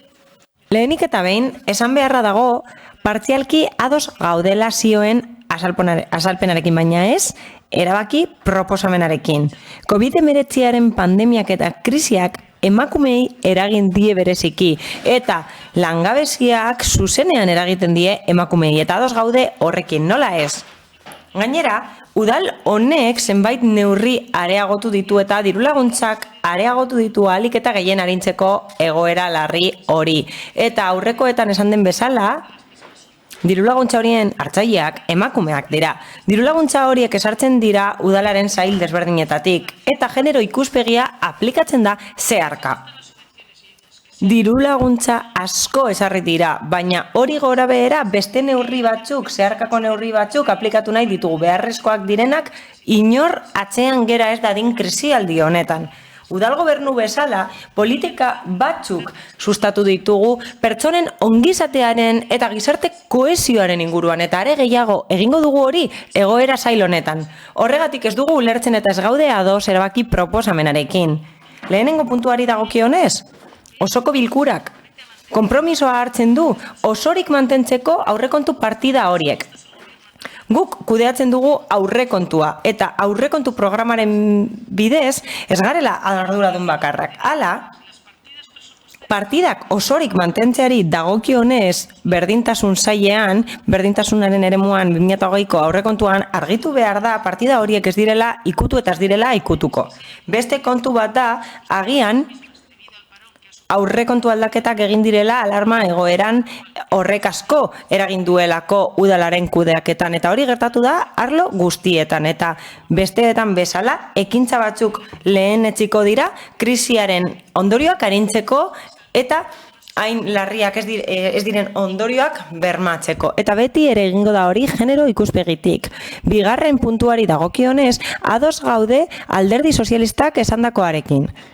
Ulertzen dugu kasu honetan ez dela osoko bilkura eskuduna dena aldundiarekin hitz egiteko, hain zuzen ere murrizketak saihesteko.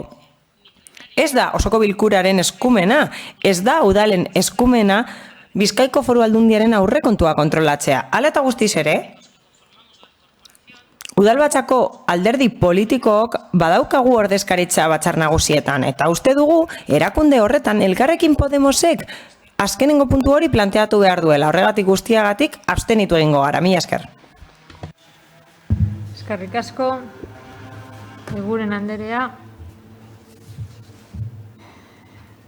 Hitza hartuko duzute, Uribe Anderea, bigarren txanda.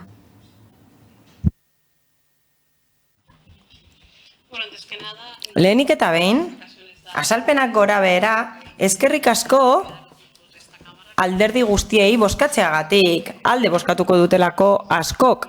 Hau da, guztiok zaudete murrizketak ez egitearen alde berdintasunaren arloan. Emakume askok eta talde feministak eskertuko dute adostasun hori lortzea.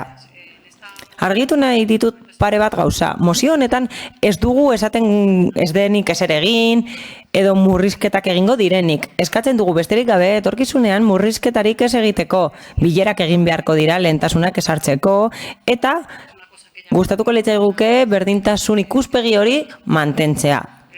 Aurreko krisialdian agenda politikoan gauza batzuk ez dira lehenetsi eta alde batera utzi dira. Adibidez, bankuak salbatu ziren eta ez pertsonak. Eta horregatik uste dugu eskertzekoa dela udal honetan esatea ez direla berdintasun partidak murrizteko. Hori zelako gure helburua.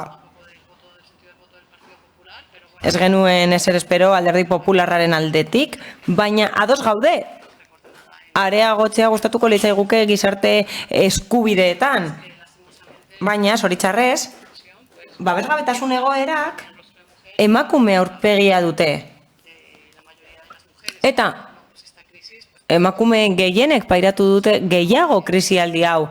OIT berak esan du, osasun langile gehienak emakumeak izan direla. Krisialdiari aurre egin dioten gehienak emakumeak izan dira. Besterik gabe, eskerrik asko aldeko bozkengatik eta mi esker, besterik gabe, mi esker. Ez. Bildun aldetik. Ez. Partido Popularra. Ez. Eta ez. Beraz, bozketara pasatuko ginateke.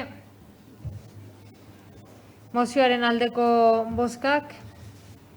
EH Bildu eta Elkarrekin Podemos. Abstentzioak. Partido Popularra, PS Euskadiko Ezkerra, PNV AJ. Eta honekin batera, mozioak amaitu egiten ditugu. Ez dakit galde eskaeraren bat daukazuen egiteko, eta bestela herritarren galderetara pasatuko ginateke. Beraz, 3 galdera daudez.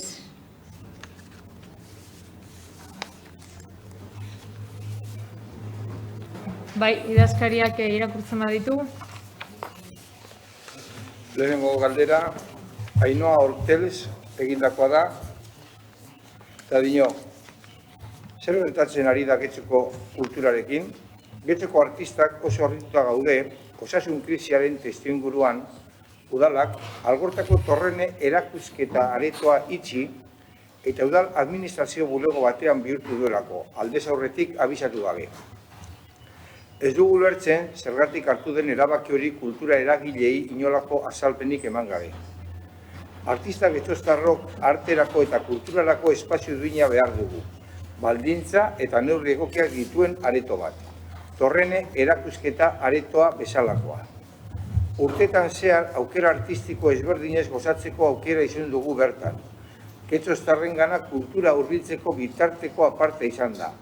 Gainera, udalerriko erakusketa areto hoberena zenez, kolektibo askoren erreminta bikaina izan da azken urteotan. Eta sortzen ari diren artisten topaleku eta erakustoki paregabea. Getxoko kultur sortzaile eta artistek euren proposamenak erakusteko beharrezkoa den toki bat da. Osasun krisi honetan, beste hainbat udalerrik eta eragilek formatu aldatu dute. Adibidez, ohiko kultur programazioa eginez, baina aldi berean aforoa kontrolatuz. Erakusketak ikusteko ibilbide zehatz eta kontrolatuak sortuz eta abar. Beraz, honako galdera luzatu nahi diogu Getxoko alkateari. Torren erakusketa aretoa irekiko da berriz, edo behin betiko itxi duzue. Zergaitik ez duzu herriko artistekin hitz egiten kultur kontuei buruz? Gero, agertzen dira beste izen batzuk, esaten dauna gurekin batera tozen, herriko beste hainbat artista zerrendatzen dira. Erantzuna labur-labur, egia da COVID-19 egoeraren ondorioz herritarren arreta birrantolatu behar izan genuela eta torreneko aretoa herritarren arretara zuzendua izan dela. Bestalde, esan beharra daukagu, gure herrian beste esposizio edo areto batzuk badauzkagula. Adibidez, Romo Kulturetxeak areto ederra dauka, bertan esposizioak egiteko, eta pixka bat burura etortzen baldin bazait, edo historia pixka bat egiten baldin badugu. Begiandi taldeak bertan egin zuen parte hartze prozesu baten ondorioz sortutako erakusketa bat, iparra galdu gabe ere egin zen, Gaude elkarteak bertan egin du ere bai erakustaldi, kuadroen erakustaldi eder bat, komiki azoka egon da, Getxo Artek parte hartu du, soka erakustaldia egon da, trenbidea Getxotik Plentziara ere egon zan, eta bar, beraz, nik uste dut Romo Kulturetxeko erakustaretoa behin da berriro erabiltzen ari dela oso modu esanguratsu batean. Hala eta guztiz ere, jarraituko dugu espazio gehiago bilatzen, egia da gure herriko artista parte bat, espazio aretoen beharrean dagolako. Beraz, hori izango litzateke momentuz erantzuna. Beste bat. Jesus Urrutia Oleaga, representante de Andramari Gure Lurra. Andramari Gure Lurraren izenean. Getxoko herritarrok informazio eguneratua behar dugu. 2007 auzokide gara Getxon erroldatutakoak eta babestutako etxebizitza eskatu dugunak. Eta beste batzuk, etxebizitzaren prezioagatik joan zirenak itzultzeko asmoa dute. Nola estali daiteke, nola ase daiteke etxebizitza premia hori? Horitako asko gazteak dira. Eta nola egin dezakegu haiek etxebizitza eskuragarriak lortzeko? Lehenik eta behin. Eraikitako egungo ondarea optimizatuz, badaude eraikinak biregaitu daitezkeenak, pisu handiekoan daitezke, atikoak daude, baditugu lonja batzuk merkataritzarako erabiltzen ez direnak. 2. Egungo hiri lurzorua erabil daiteke, Are eta Romo Algortan eguri. Horretan, badaude aukerak babeseko etxebizitzak eraikitzeko. 3. Andramariko lurzoru urbanizagarria. Badago aukera beharrezko etxebizitzak eraikitzeko bertan eta horrela udalerrian dagoen etxebizitza premia asetzeko. Hala, 2006ko Euskal Lurzoruaren legeak esaten du 175 babes etxebizitzak izan behar direla. Hiri lurzoruan babeseko etxebizitza 140 izan behar da. Bai, urbanizagarria den lurzoruan, bai, hiri lurzoruan, prezio askeko etxebizitzen eraikuntza guztiz beharrezkoa da eta funtseskoa da finantzatzeko eta hirigintza antolamendua bideragarria esateko. Hala, 2006ko legeak zenbait euneko eskatzen ditu. Baina badaude hemen alderdi batzuk esaten dutenak ez dela egokia Andramarin eraikitzea. Horrez gain, haiek esaten dute ezin dela Andramari ikutu eta gainera egungo egoeran mantendu behar dela Andramariko ingurunea. Horrez gain, proposatzen dute lehenengo sektorea sustatzea. Benetan Andramariren etorkizuna horretan datza? Lehen sektorea indartzean? Bideragarria eta errentagarria den neurrian sustatu beharko da. Jakin behar da, bai, PTPen eta DOT arauetan badaudela nahita ez bete beharreko arauak lotesleak direlako. Eta gero badaude beste proposamen batzuk erreferentziazkoak besterik ez direnak. Andramarin beharrezko etxebizitzak eraiki behar dira eta hori oso garrantzitsua da. Horrek ez luke biriki berdea kenduko, baina Andramarik ekipamendu beharrezko nahikoak izango lituzke, zuzkidurak, espazio berdeak eta gainera egungo bideak hobetuko lirateke. Bizikletentzako eta oinezkoentzako bide bat, tarte bat edukiko genuke Andramarin eta gainera babestu ahalko genituzke bolue, aizerrota, kostaldea eta barluze bat. Azkenengo paragrafoan aipatutakoa bideragarria da, beharrezkoa da eta posiblea da gainera. Horretarako, etxe bizitzak eraiki behar dira, baina gainera, Andramariko auzokideen eskubide eta interes guztiak berma daitezke. Gure erakunde mailako adierazpenan guztiz bateragarria da hirigintza antolamenduarekin, orekatua, harmonizatua eta jasangarria izan beharko litzatekeena. Hauek dira alkate anderearentzako galderak. Bat, badaude bi talde eraikuntzarik ez egitea proposatzen dutenak Andramarin eta esaten dute zuzkidurak eta ekipamenduak egin daitezkeela diru publikoarekin. Beharrezkoa dela esaten duzue, baina posible dela uste duzu? Andramariko auzokide guztion eskubideak eta interesak bateragarriak eta osagarriak dira Getxoko gainerako auzokideen eskubideekin eta interesekin. Hau da, etxebizitza eraikitzea beharrezkoa da guztiz. Hori guztia lurzoruaren legea betez, nola ez. Gustatuko litzaiguke zure iritzia emate honen inguruan. Gure iritzia hauze da. Erantzuna da, ez lehenengo puntuaren aurrean eta bai bigarren puntuaren aurrean. Ezin detena da beste partido politiko batzuk daukaten iritzien gainean nire iritzia emon, baino bai aldute hitz egin gure ikuspuntu bat, ezta.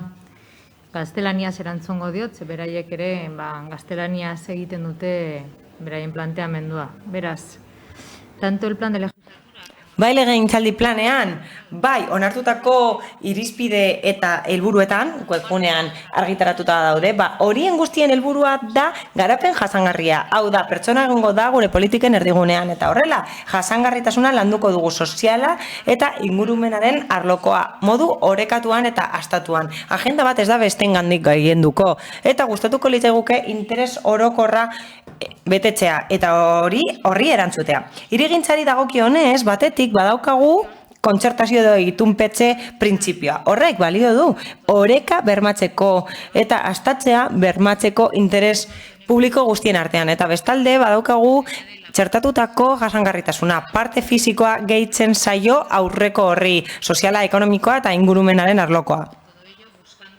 Hori guztia, oreka bermatzeko, kasu honetan urbanizatzerakoan.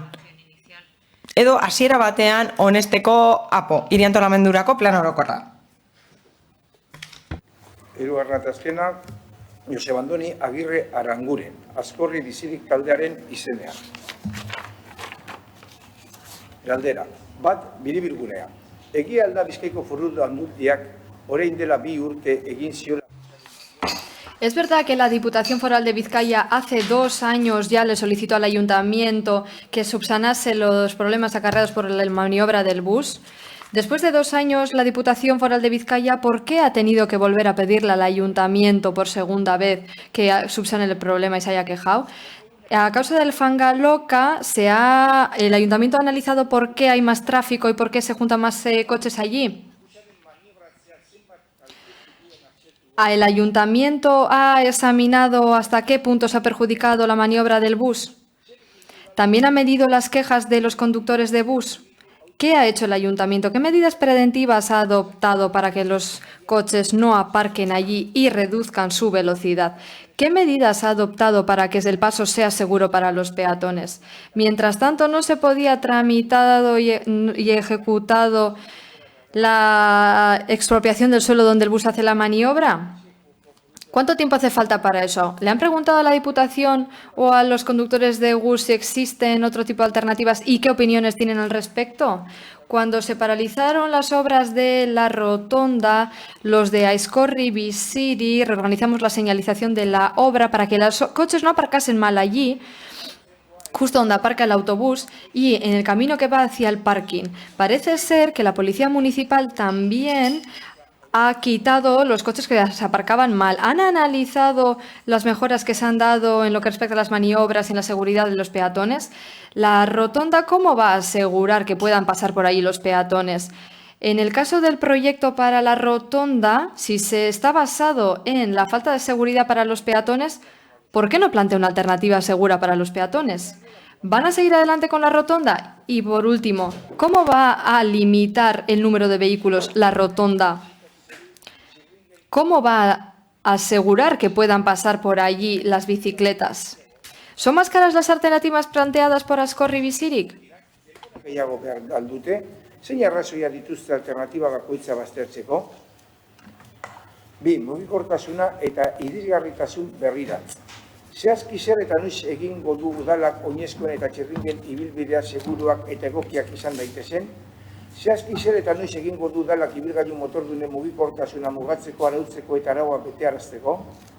Erabakiak hartu bitartean norazko bakarrean bidiratzeko goienetxe estarta seinalak zergatik jarri dira asteburuan soilik? 3. Azkorriko naturgunea babesteko neurriak. Osasun eta klima larrialdi bikoitzaren aurrean Azkorriko inguruneak duen balioa ikertu aldu udalak, zein da bere iritzia? Mugikortasun ereduak Azkorri inguruari nolako eragiten dion ikertu aldu udalak? Babes mota berezirik emango alzaio itsasertz, amildegi, txilardi, pinudi, zuaizti, landa eta solos osatutako ekosistemari?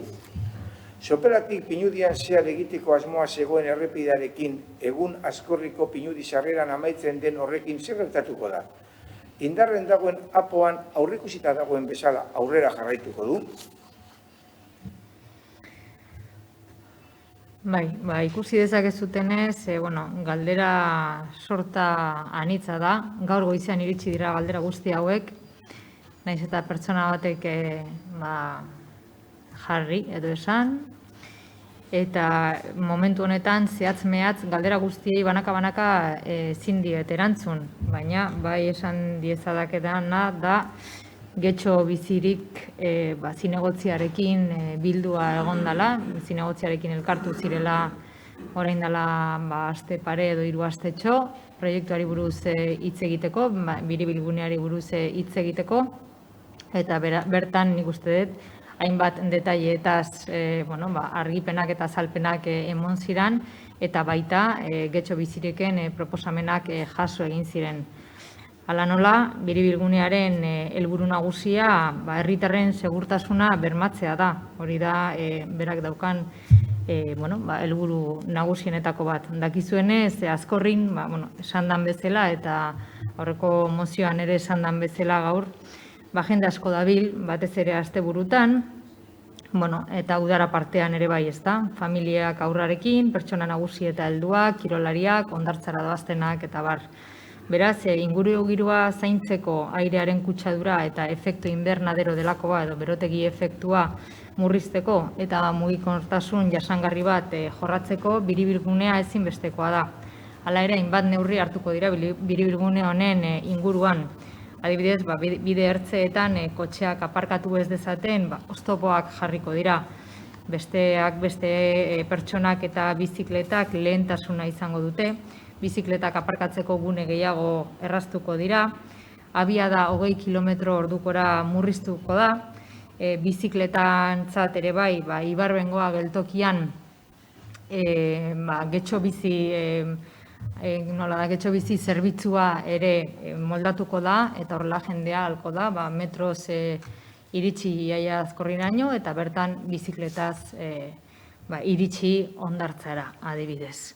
Eta besteak beste, guk jarraituko dugu, lehenu aipatu duen bezala Joseba Arregi zinegotziak, gure mugikortasun jasangarriaren plana aurrera eramaten, bertan argi eta garbi azaltzen diren objektiboak edo helburuak eta ekintzak aurrera ateratzen. Eskerrik asko.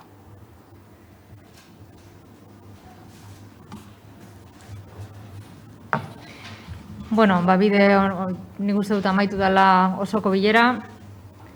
Udara iritsi zaigu, deskantzatzeko momentua, edo espero dut denak aprobetxatzea momentu hau, espero que disfrutéis del mes que tenemos. Gozatu horreti dugun hilabeteaz.